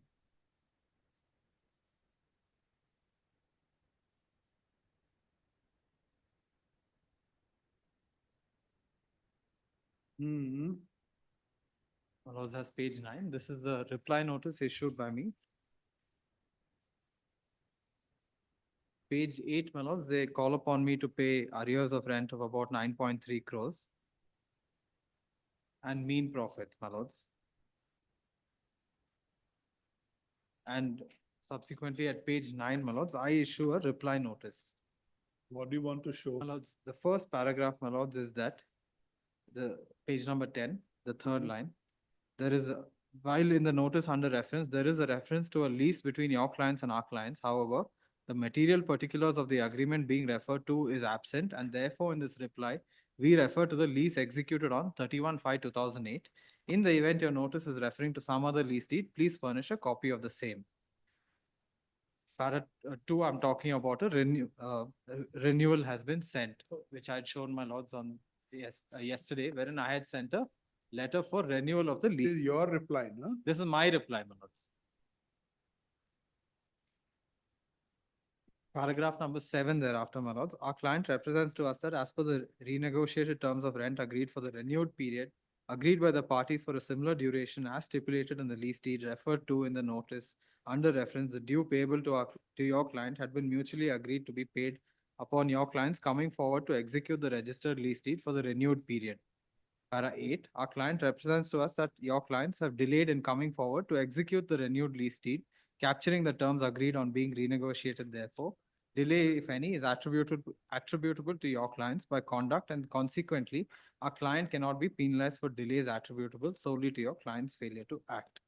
My lords, what I wish to point out by way of this reply is, my lords, and finally at page 14, I state that, wherefore, while our client rejects the notice under reference as being contrary to the renewed agreement and statute, calls upon your client to come forward to execute and register the renewed lease deed, recording the terms already agreed. My lords, it is my case that there has been no coming to an end of the lease, as there has been an extension for one or more reasons. One is I had sought for an extension and thereafter gave this reply notice, to which there was no revert from there insofar as they are concerned. They continue to act insofar as the terms of the lease deed are concerned by their very own admission in the plaint, wherein they seek for the enforcement of the very same terms as what I had pointed in the agreed lease rent, wherein the terms of how much is to be paid is calculated at percentages and at decimals. My lords, I am not a trespasser into the property. It is not the case that I'm a trespasser into the property. I derive a tenancy from the agreement to lease. Now, insofar as what the issues that have been brought, either by the way of the written statement or by way of this reply notice, is two. One is insofar as the renewal of the lease is concerned. May not be a trespasser, but surely an unauthorized. My lords, that would be insofar as whether there is a valid renewal or otherwise. What that is one of no renewal according to you also. I'm stating that there is, my lords, because by me requesting for this renewal and them not will not suffice. Something more to be done. My lords, the rent which was being collected or what was demanded was as per the agreement to lease. That's right. It was being paid also. To an extent, my lords. To an extent. I mean, my written statement. The cases of areas only. My lords, because the dispute is for areas. The dispute would be twofold, my lords. One would be insofar as the renewal itself is concerned. Second would be in terms of the amount of. Tell us one thing. How would the first lease would be relevant, or this submission on Section 8 would be relevant, or would be valid if the dispute is for the second lease, purported second lease, or the second tranche of the continuance as a lease? Because, my lords, one is I'm disputing the amount in itself, stating that I have paid what is already to you. So therefore, it would, if their case is that it is only on the subsequent term, and it is my case that I have already paid, so the inception of the dispute would start prior to it. But we are on a different issue. Whether it should be arbitrated or it should be civil suit. That's all. Please, my lords. So, we would be with you if the dispute relates to the first lease, arbitration clause, okay, and valid. even though by effects of time, the lease has come to an end, settled law, the arbitration clause still survives. That's right. Please. But what in an eventuality, there is no fresh lease for the second period and rent was being paid or not paid and the dispute relatable to that period, how would you answer? Please, my lords, if I may just draw sustenance. See, the earlier lease does not contemplate all disputes which may arise in future in continuity of the lease. It doesn't contemplate. Getting? Please, my lords. It doesn't contemplate. Look here, okay, the lease would be continued. Even the lease executed or not executed, this arbitration clause will hold valid. I'll just, the first part of it, my lords, in the dispute resolution clause would state, except as otherwise specifically provided in this deed, the following provisions apply if any dispute or differences arises between the parties arising out of or relating to the lease of the demised premises. Very well. Demised premises, continuously demised premises. Demised premises. But would you read in a perspective that this lease is for a particular period? Any dispute which has arisen during that period in terms of this lease, that's the reason we are asking, were the parties contemplating the lease gets extended or there is a fresh lease which get extended, even there is no lease which is executed, still all those disputes will be.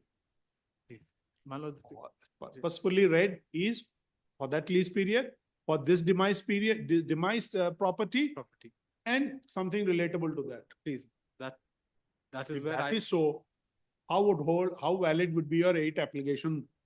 Please, my lords, one would be insofar as the dispute arising out of a demised premises, and insofar as the aspect of whether it was renewed or otherwise. Oh. I'll just place. But tell us one thing, 2 views are possible. Your view is one. Yes.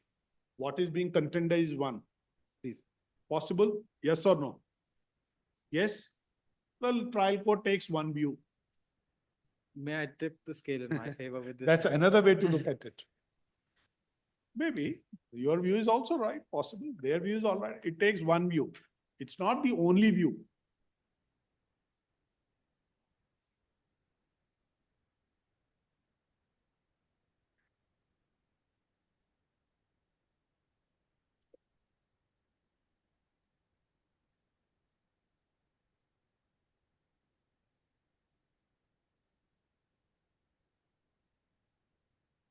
My lord, just the first judgment, my lord. This was in a similar scenario wherein there was a lease. There was an aspect of renewal that was sought. There was a Section 9 application filed and a Section 9 before the Civil Court and a Section 11 before the Honorable High Court. A Section 9 order came to be passed stating that no third-party interest would be created because there was a dispute insofar as the renewal of the lease is concerned. Thereafter, on an appeal, the Honorable High Court was pleased to dismiss the Section 9 and the Section 11 to state that because the lease had come to an end by efflux of time, where the Supreme Court holds that the aspect of renewal or the rent which was to be paid was a matter to be gone before the tribunal. I'll just take my laws through the relevant facts. The issue of renewal would depend upon that lease, which may have a renewal clause. That's right. Please. Okay. Which has a renewal clause. So whether renewal should have been granted or not is a dispute. Please, ma'am. Which would be under that. But that's not the case here. Getting the point? What we want to, at least going by what has been said. Please, ma'am. There is a lease which contemplates a renewal clause. Please. Suppose renewal not granted. Please. You say you are entitled to renewal. Please. There is a dispute. Please. Where will it be determined? Under that lease deed. Please. That's right. Is that a situation which is contemplated? My lords, in the present case, there is a lease and there is a renewal clause and I have sought for renewal. But you have not raised. They have gone. They have gone. You are seeking it. Please. Getting the point? You have to see from their reading is, insofar as I am concerned, this is areas in the post renewal period, or not renewal, with a fresh lease. That is their case. My lords, just before I go into the judgment, assuming for a moment if I was to seek for a relief of a renewal, it would be as per the agreement to lease of 2008. Now, there could not be a bifurcation of disputes. Well, right. Insofar as me going to a tribunal or them. They're going to a suit. Please. Therefore, in that light, I'll just take my lords through this judge. Okay. Yes. Page number 3, my lords, para 3.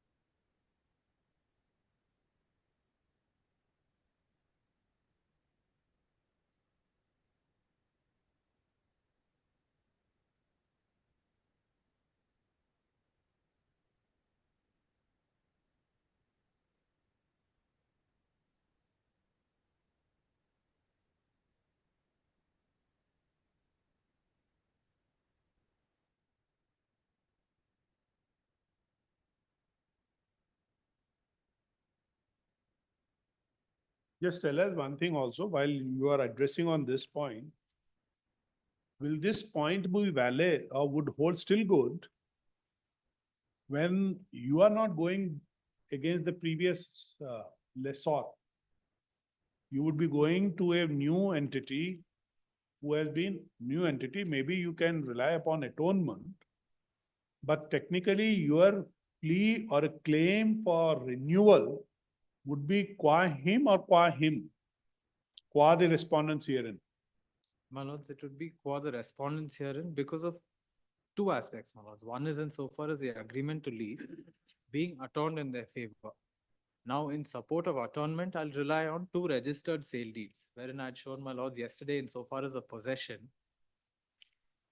They have entered into a sale deed with their predecessor, wherein it is written that there was a written lease deed. They have not disputed that as of today. So, and the earlier lessors also write to me stating that there has been an attornment. Therefore, in view of that, any relief would be as against the present respondent. They will step into the shoes of the previous lessors.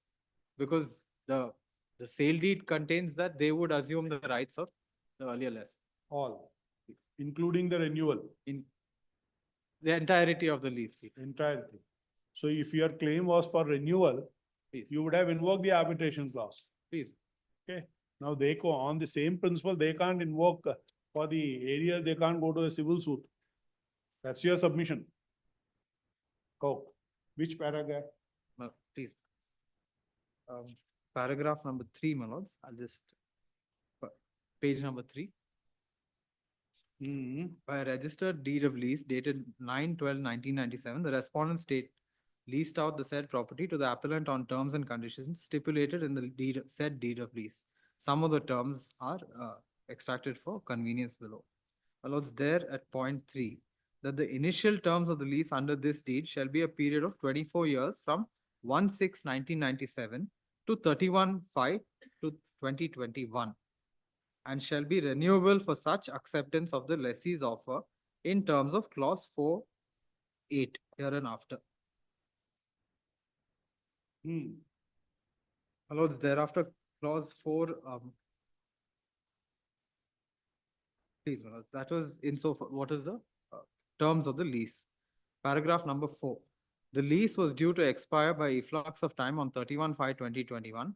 By a letter dated 12/11/2020 addressed to the respondent state through the secretary so-and-so, the appellant offered its terms and conditions for renewal of the lease of the said property for a further period of 30 years at an annual rent of so-and-so. By a letter dated 17/5/2021, written in response to the appellant's letter dated so-and-so, rejected the offer of the appellant for renewal of the lease of the property in question. Thereafter, my lords, at paragraph number 6, at page 6, by a letter dated 21/5/2021, the appellant requested the respondent to refrain from taking steps to hand over the hotel to a third party until the disputes and differences were decided through arbitration.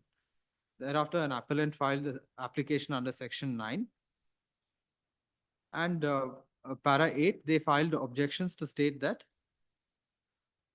it had not accepted the offer of renewal, and hence there was no case for arbitration. Para 9, by an order dated 31/5/2021, the learned judge, a commercial court, restrained the respondent's state from disturbing the appellant's possession. And thereafter, my lords, at para 10, it is seen that they had filed an appeal against the section 9 order by way of a section 37, and also an application under section 11 came to be filed. By the impugned para 11, by the impugned judgment and order of the division bench of the High Court, allowed arbitration appeal number 2, set aside the order dated 31/5/2021, passed by the commercial court, and also dismissed the arbitration petition under section 11 for appointment. The division bench held as hereunder at para 12. A plain reading of this clause reveals that it can be invoked only if the following two situations arise. Once the proposal for renewal of the present lease communicated in writing by the lessee to the lessor within the stipulated time frame is accepted by the lessor. 1. If there is a dispute with regard to the further period of renewal of the present lease as proposed. And 2. If there is a dispute with regard to the quantum of rent proposed to be paid by the lessee to the lessor for the extended period of lease. In the instant case, the state expressed its inability to renew the lease through its letter dated so-and-so. It may have been written belatedly, however, it was before the expiry of the lease period. As a consequence, the result of this letter date so-and-so tantamount to a final decision on the part of the state not to renew the present lease. In such circumstances, none of the disputes which can be termed as arbitrable dispute as specified herein before are present in the facts of the instant case. In the absence of any arbitrable dispute, an order could not have been passed by the learned commercial court under section 9. And consequently, the section 11 is also dismissed.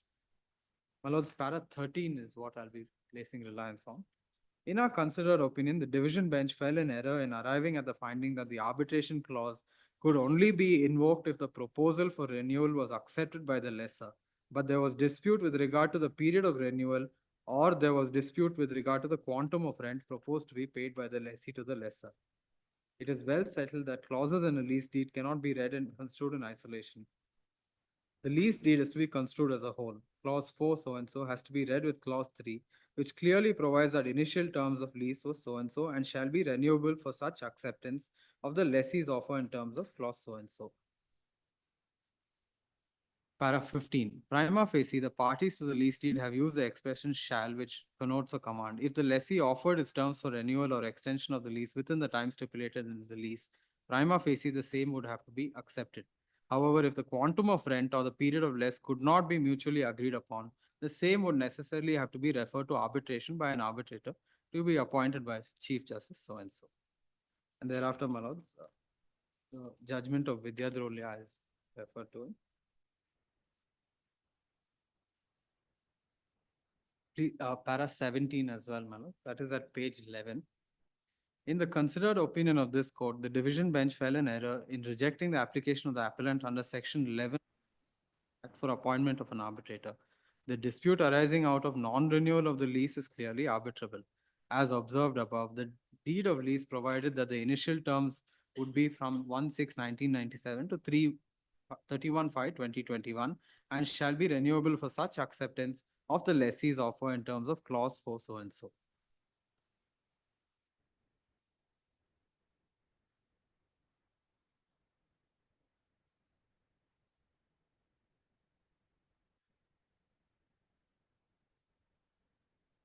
This is one judgment. The subsequent judgment would be insofar as, my lords, whether the Public Premises Act would overrule the Arbitration and Conciliation Act. That would be a separate issue. Is that an issue here now? No, my lords, it's just that it would be an arbitrable dispute, even insofar as a renew, because even in the second judgment, it But came. how is that relevant here? My lord, the second judgment also came insofar as a renewal of a lease is concerned. That's all, renewal. And it came to be No, referred but to. we are only seeing renewal of lease because there is a stipulation in the lease deed. Please. But non-payment of the rent or the areas of rent. Just show us that arbitration clause. Manoj, that's at page 141, Manoj.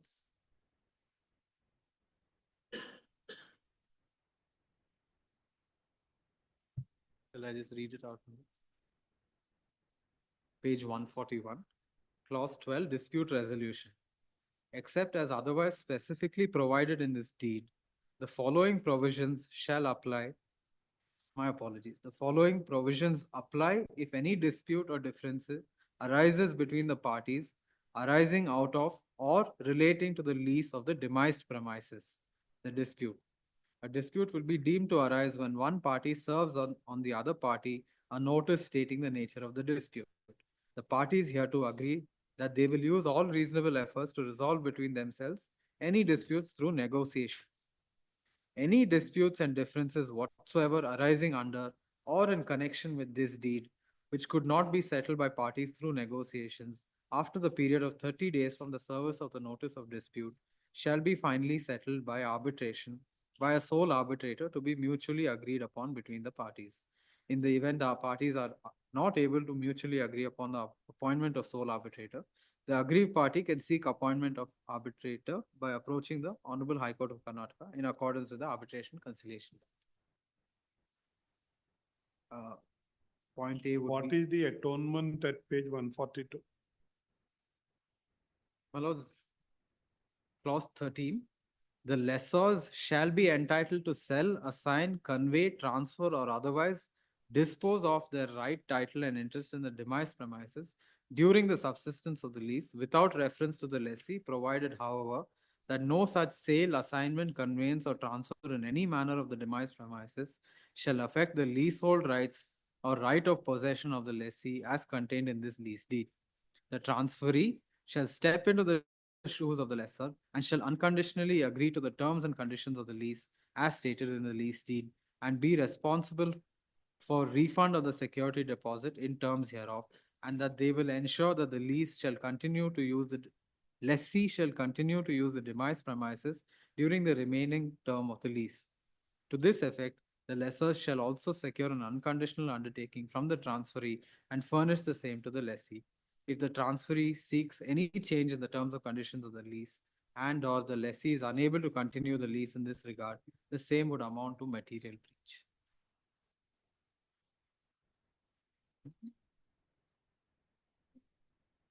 And Malod's, so far as adjournment, Malod's, page 185 and 205 would also be relevant. That is insofar as the sale deed to the present respondents. This is with respect to possession.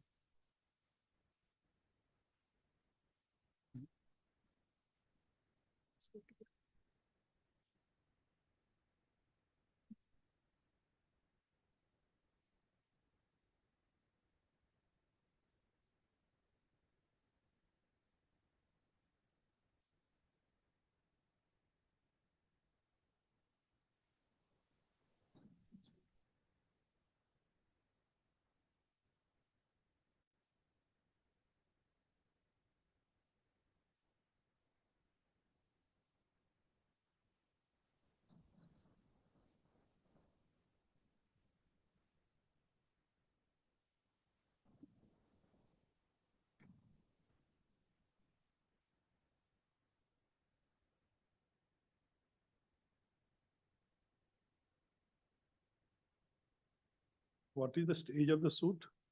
No, it's at the stage of plaintiff evidence. PW2 has not yet been cross-examined. You don't want to pursue. Suit. Suit, no, Malod. Why? Malod, the arbitration clause. Huh? Malod, I cannot vest jurisdiction. In appeal will come back before your lordships one way or another. Perhaps one step less if misses. Generally, I think, there are, this issue come arbitration. Of course. Why not suit? And there can be other way also. Only arbitration, not suit. What do you say on this submission, Mr.? Three short points on that matter. Been in the morning also, it took a lot of time. I don't want the court master to send me a rent memo. But first point, please see page 125. This is an unstamped, unregistered document. Therefore, anything other than the arbitration agreement really can't be looked into. But nonetheless, let me make that exception. And please draw your lordship's attention to the renewal clause at page 130. What does it say? It says 5.1. This is what my learned friend is now trying to place reliance on. What does it say? Of course, my lord, without prejudice to the fact that it ought not be looked into for academic interest or otherwise. If the lessee desires to seek renewal of the lease on or before 30th June 2017, he shall issue a notice to the lessors at least 6 months prior to the date of expiry, expressing desire to renew. No such thing has happened. Now please see 2.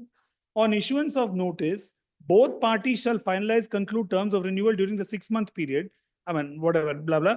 If the lessors and lessee do not reach any agreement for renewal for whatever reason and do not execute any fresh lease deed, the lease granted in favor of the lessee shall stand terminated at the expiry of the lease.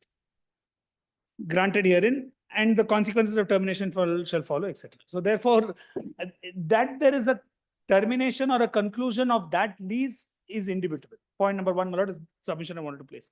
Second, if your lordships were kind enough to permit me to point out just one part of the arbitration clause.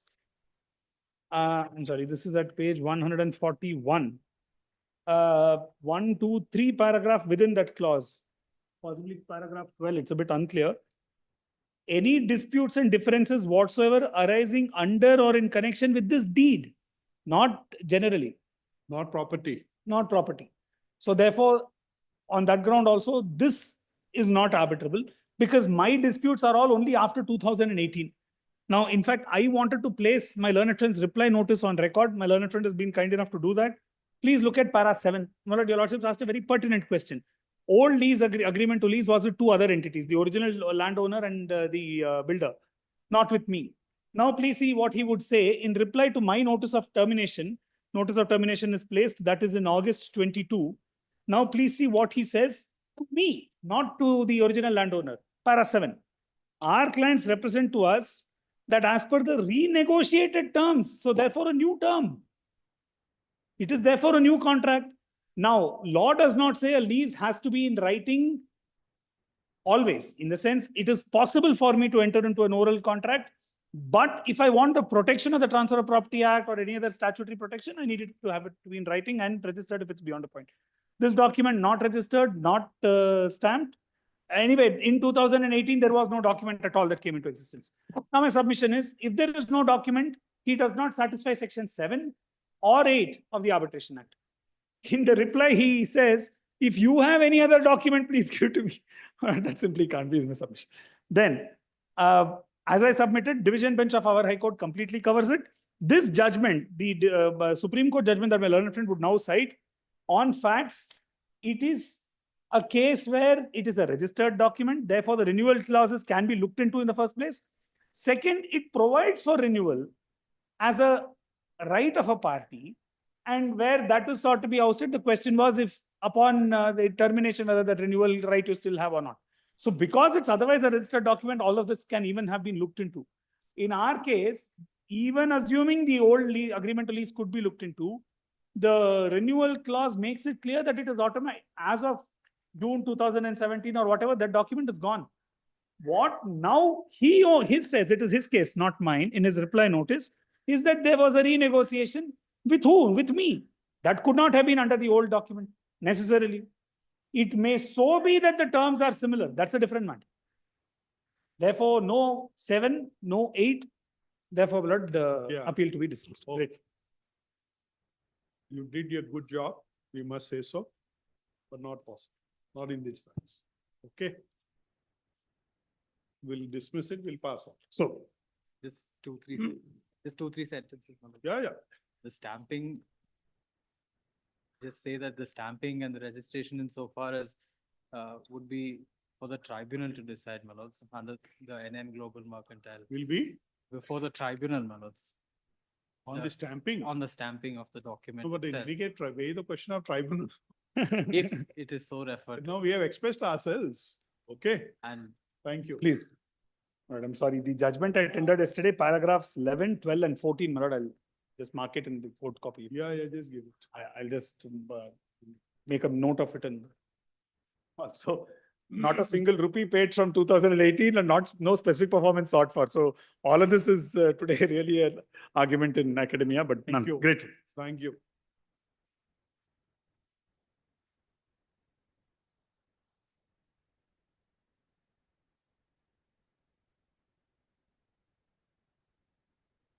Next. 29 adjourned. 30, Sri Gautam. Bill number 30.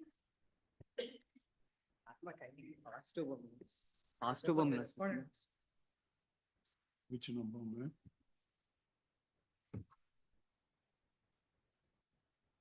That's the senior counsel is on his legs in court hall form. And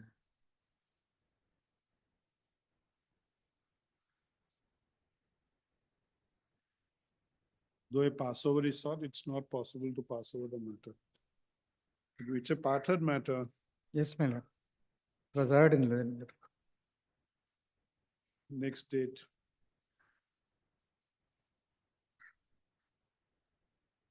It's not possible to pass over the matter. 36, much of 31. for the appellant, is an appeal under section 37 of the Arbitration Act. I was the landowner on the Bangalore International Airport Road, where my property was acquired for the purpose of making the National Highway by National Highway Authority. And I filed the application before the arbitrator deputy commissioner for enhancement of compensation. That compensation was enhanced in page number 53, my lord, the translated copy of the award.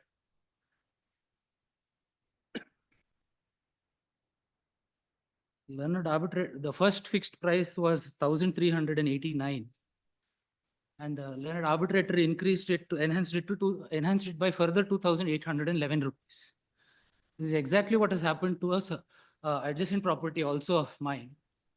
The National Highway Authority filed a section 34 appeal before the trial court, and the trial court has overturned the same, saying that the copy of the guidelines value on which the learned arbitrator relied was not provided to the National Highway Authority. But that is a gazetted notification, it's a public document. And the other issue was that it is subsequent to the notification. However, in an exactly similar situation, an adjacent property itself, the National Highway Authority itself has accepted the enhanced compensation. No, that's right, but this should have been put to them now. I apologize. This should have been at least shown to the National Highway Authority.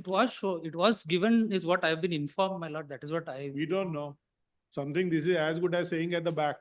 Yes, my lord, but it is a public gazetted notification, my lord. There are 1,000 today. If we have to decide, there are 1,000 notifications which have been gazetted. Yes. Are we expect to know everything, or the other side expect to know everything? Reliance has been flashed. Yes. Like this. Let's assume for a moment the other side rely upon a document. Yes. After the arguments are over, reserve. Yes. Without putting it to you. Yes, my lord, I understand. It's the obligation of the court to put it to you. Look here, he is relying upon this. What do you have to say? Yes, ma'am. You may have a view on that. Yes. We may agree with that view also. Yes, but That's the basics. yes, but now the issue is that in a adjacent property, National Highway has relied on the same guidelines to accept. You will say so. Was this case put up? Yes, my lord, I have put up, I had produced it before the trial court also. My lord. It was that. That the adjacent land, Yes. very adjacent land. We Yes. don't know how adjacent is it. Yes. It should be something abetting. Adjacent can be 100 meters away. I will clarify that, my lord, but Same survey number, it's not the same notification, same notification. same survey number. Survey number is not the same, my lord. But the What really prompted the arbitrator in that survey number to grant a higher enhancement? is the same enhancement granted to me, my lord, in both the same enhancement has been granted to me also. It is trial court, before the trial court, the National Highway Authority has accepted his compensation and challenged only mine. It was that. Yes, ma'am. The other case in which it has been granted is in ink page number 77, annexure E.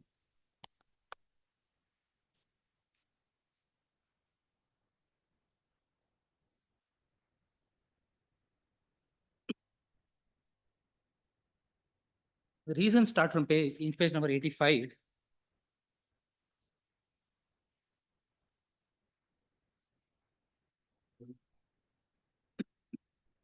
The reasons start, this is before the trial court, my lord. The arbitrator had increased the same amount.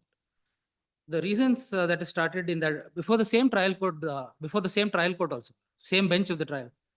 Before proceeding further in this case, it is relevant to note the admitted and undisputed facts in the case. Respondent number 1 so-and-so was the owner of the property measuring 55,000 square feet in survey number so-and-so of Alalsandra village that has been acquired for widening of NH7 under preliminary notification dated so-and-so and final notification dated 37/2010 is an admitted fact. It is also an admitted and undisputed fact in this case that the third respondent wide award dated 6/1/2011 in this. Which para you are reading? My lord, paragraph number 9, my lord, in reasons, in page number 85. You don't have a running page. You are reading para 9, huh? Paragraph 9, my lord. Let's see that. Yes.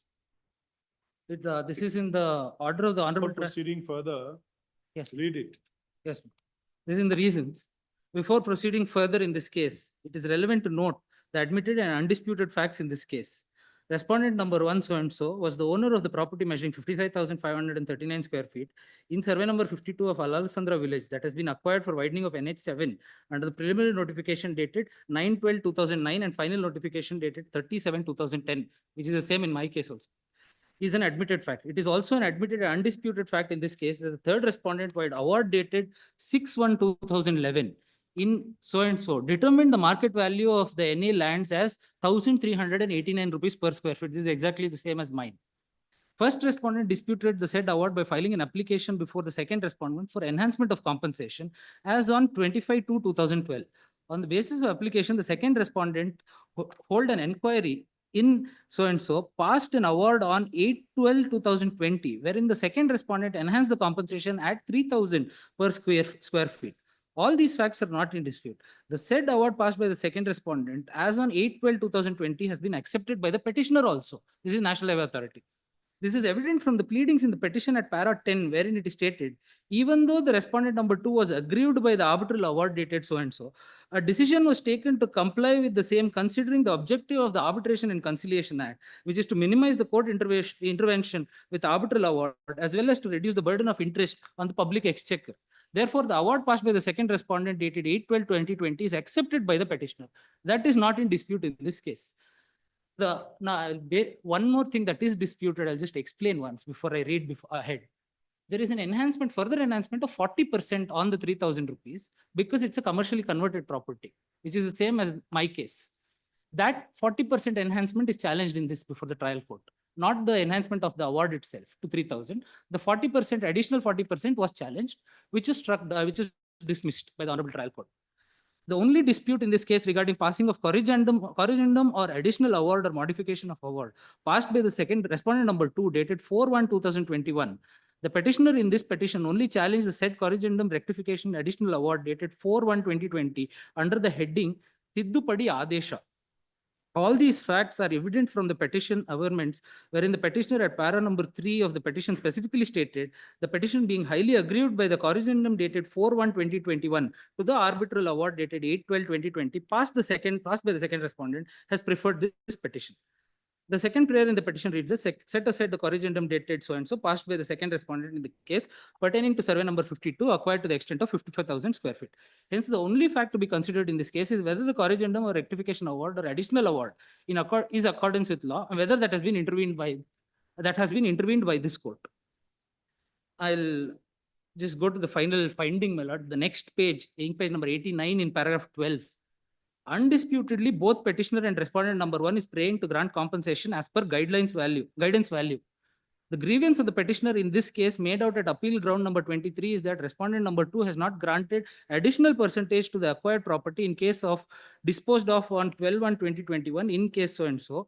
Accordingly, claimed that second respondent ought not have been enhanced 40% as additional compensation on the determined market value. It is true that as per the document produced by the petitioner, there is no grant of additional percentage to the tune of 40% to the compensation, but that itself cannot be a ground to reject the award outrightly if the order of the second respondent is in accordance with law. In case on hand, it is relevant to note immediately after passing of the award dated 8/12/2020, the first respondent filed application before second respondent stating he has claimed additional percentage in his statement dated 13/5/2015 as a property is a commercial property. Accordingly, he has filed an application for grant of additional percentage of 40% on the determined market value of the acquired land as on 28/12/2020. On the basis of this application, the second respondent has awarded the present has passed the present order. Now it is to be considered whether the granting of additional percentage of 40% to be determined market value is in accordance with the law or not. My lord, it goes into the question of the procedural aspect of whether the corrigendum can be passed by an arbitrator, and it was upheld. The changes made by the arbitrator was upheld and 40% enhancement was accepted. And the guidance value that was relied upon is accepted by But the. we are not concerned with 40%. My lord, I also got 40%. You got? I also got 40% because mine is also commercial. Over and above 3,000. Over and above the 3,000. Then what is the grievance now? My grievance is that has been set aside in my Has implement. been set aside. That has been set aside. Both 40% and 3,000. Yes, my lord. The enhancement and the 40% has both been set aside. Now, what is the commonality between this and that? My lord, this is under the same acquisition notification. Let's say notice. We have not issued notice. No, we'll issue. Notice has to be issued. Notice. 7/7. Great. Serial number I 32. apologize, my lords. Serial number 30, my lords. Not serial number 30, the undertaking has to continue till the next date of hearing, my lords. The previous matter, serial number 30. No, my lords, for the appellant.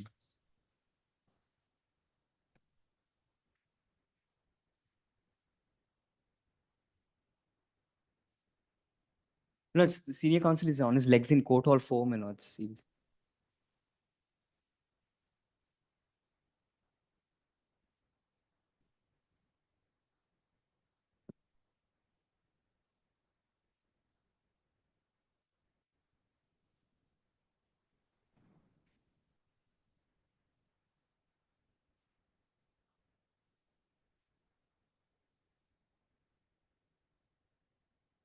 Lords, I've informed him. He's just left.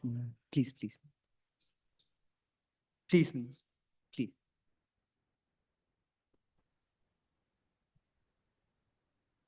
32. Shri Narendra. This is a case, my lord. Writ appeal. Tomorrow. Please. Tomorrow. Appearing for the appellant in this case, my lord. Just 2 minutes enough. No. I have detailed submissions to make, my lord.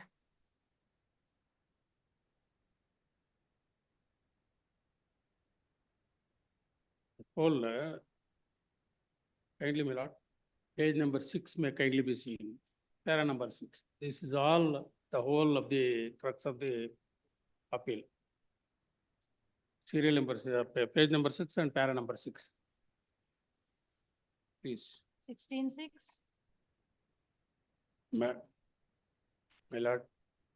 30. He is out of service. I mean, early date. 24/4.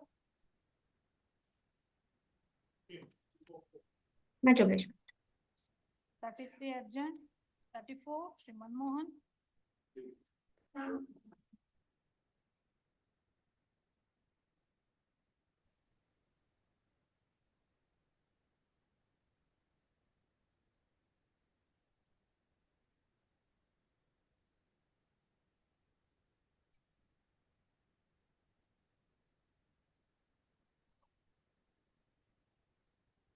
But the appellant is a private education institution.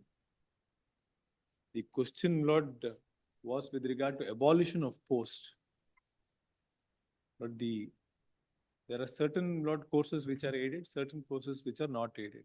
We are concerned with, Lord, automobile engineering, Lord, course.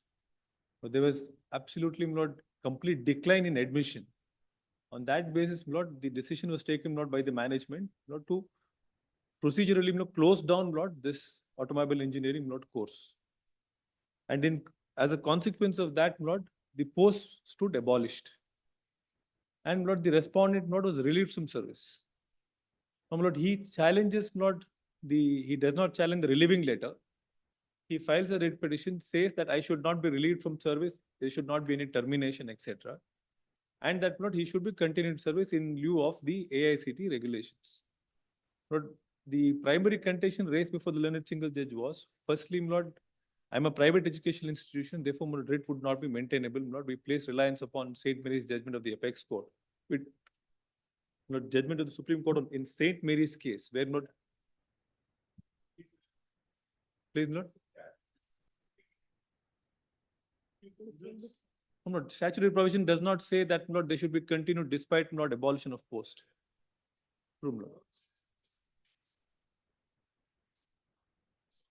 Yes, AICT regulations are there. It's your ground. Please. Post has been abolished, we have to, once post abolished, there is nothing for him there to teach. True. That's a ground. That's a ground.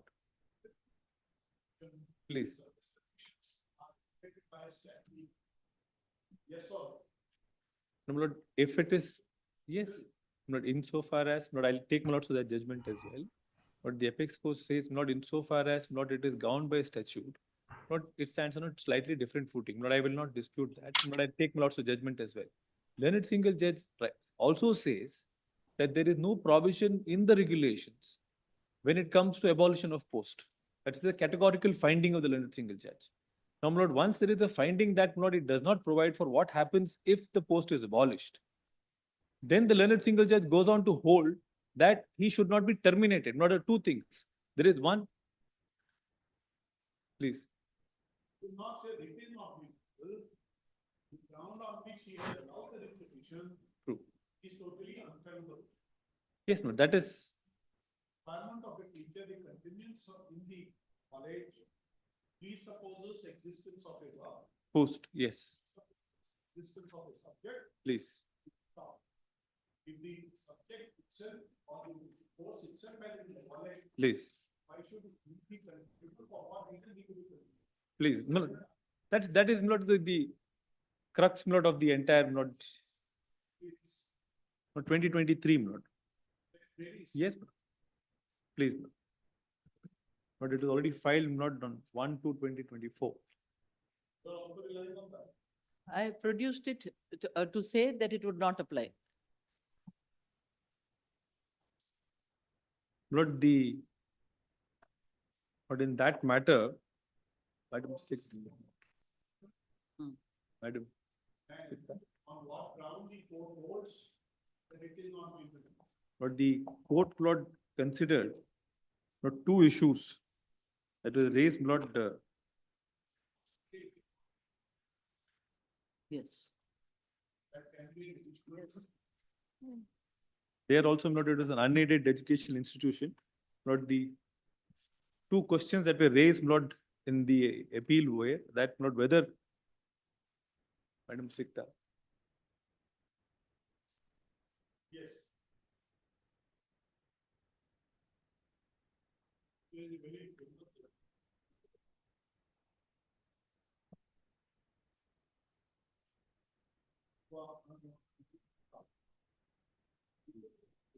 Produced it, no? Yes, there are many judgments on the point, but this was the latest which. It's there in my. Please, can I take notes to?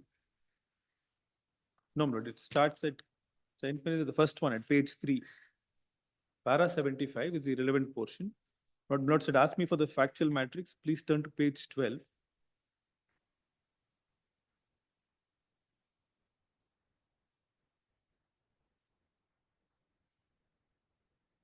I'll also turn to page 12.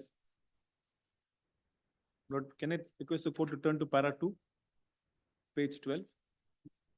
In the present appeal, two pivotal issues fall for consideration of this court. A, whether a writ petition in Article 220 of the Constitution is maintained against a private unaided minority institution. B, whether a service dispute in a private realm involving private education institution and its employees can be adjudicated a writ petition filed under Article 220 of the Constitution. In other words, even if a body performing public duty is amenable to writ jurisdiction, are all its decisions subject to judicial review, or only those decisions which have public element therein can be judicially reviewed. Now, my lords, please then turn to para 75 at page 42.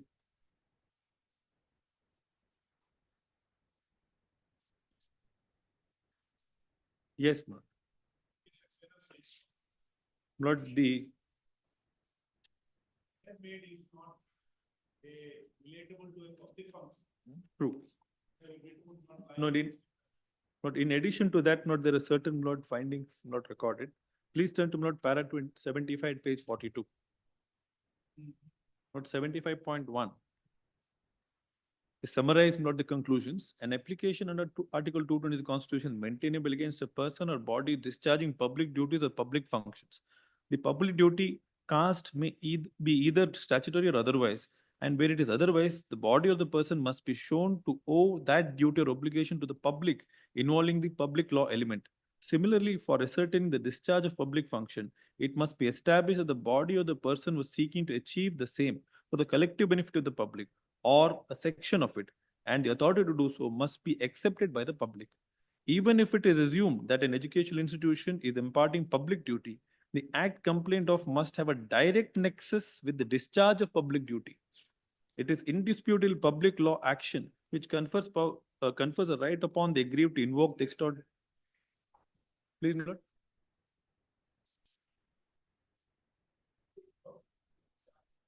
True.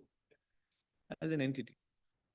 Claim which pay of that entity doesn't have a public duty. True, my lord. Yes. You know, the use nexus. Yes, Lord. Lord, please turn to 75.3. The bottom of that page, page 42.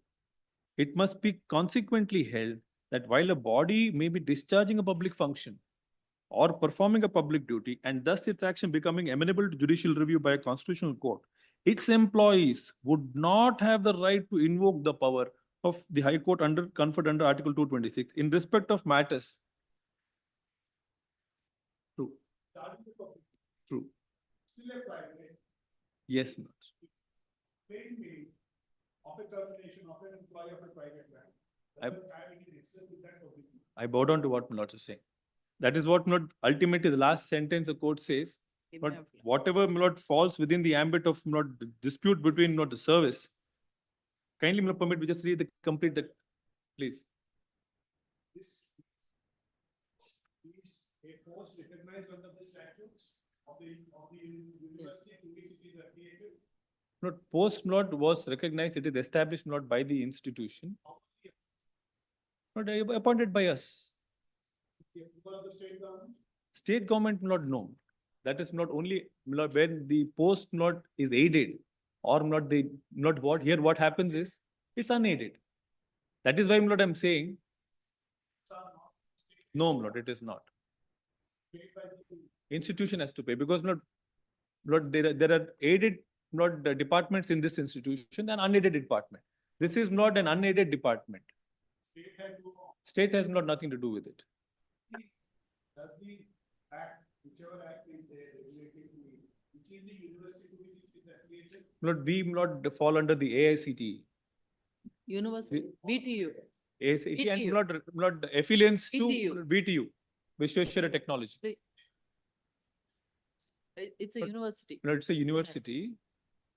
Please, Yes, yes, there is an act. there's an act, the There is an Universities act. Act. Yes, yes.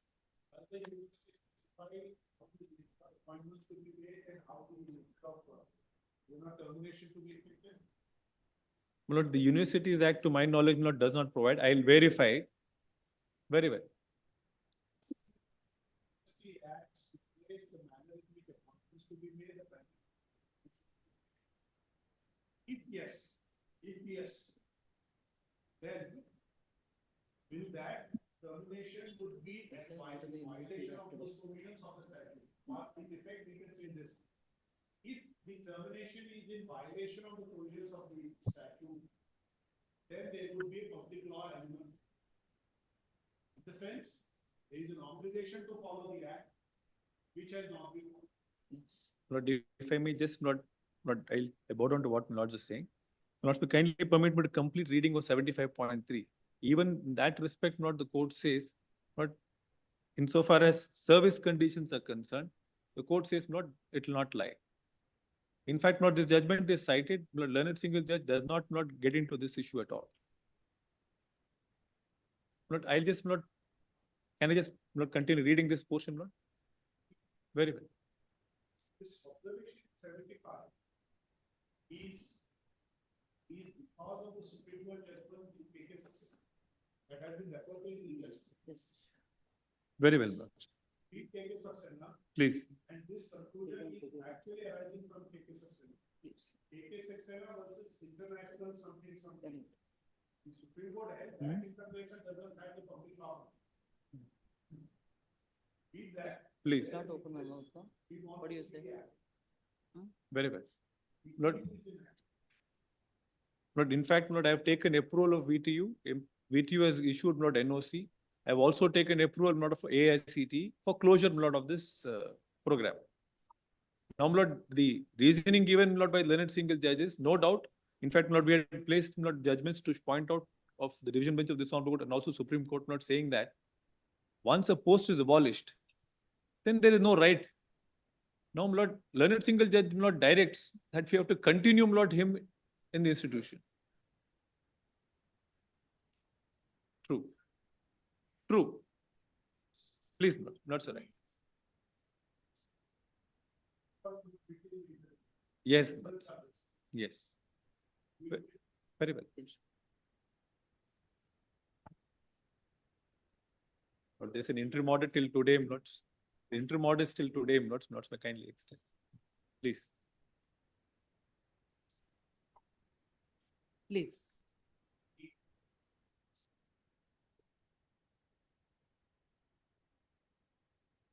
Only the post is unaided. The institution is aided. I will produce judgments, Your Lordship, which say that aided and unaided in an institution cannot be treated differentially. Please. Please. Please. No, that would be completely wrong. Please. It's a ASP. Insofar as this post is concerned, admittedly it is unaided. But if it is unaided, wherever there's aided post, for example, mechanical department is aided, where I have to take approval from the government, etc. Insofar as the unaided department is concerned, appointment is done by me. Appointment is done by me. I'll examine that. Very well. I'll examine that. Madam, date 18-6. Please. 18-6. Please. 18-6. Lord, seal number 35. Lord, seal. Yeah. And interim order. Please, Lord. Interim order, Lord.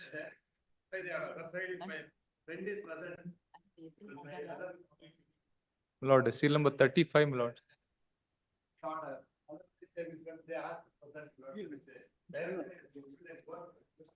Lord, seal number 35. I request. Please. Sorry. I'm sorry.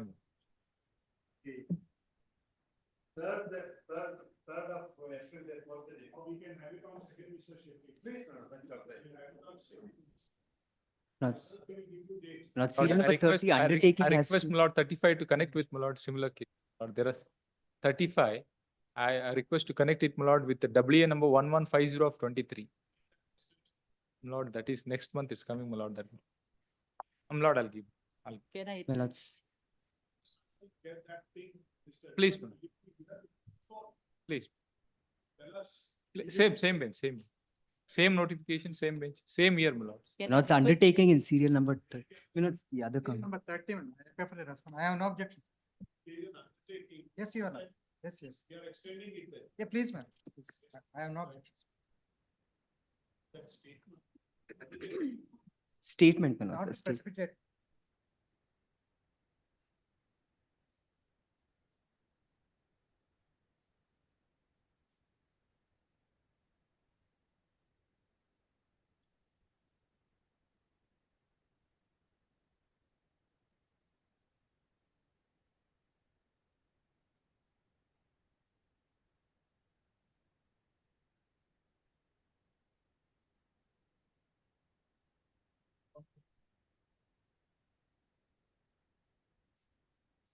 Please, Can I request your lordship for a date this month, later this month, your lordship?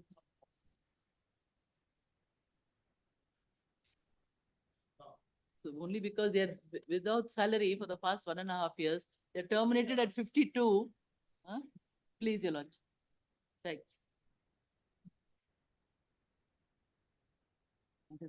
What date will you give me?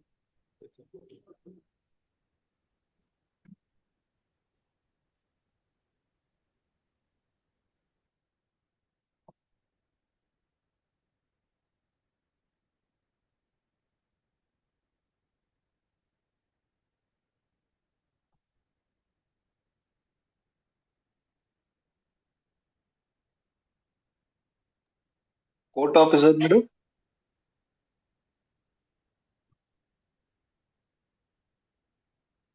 Court officer madam, date ಏನು serial number 34 ಅಲ್ಲಿ?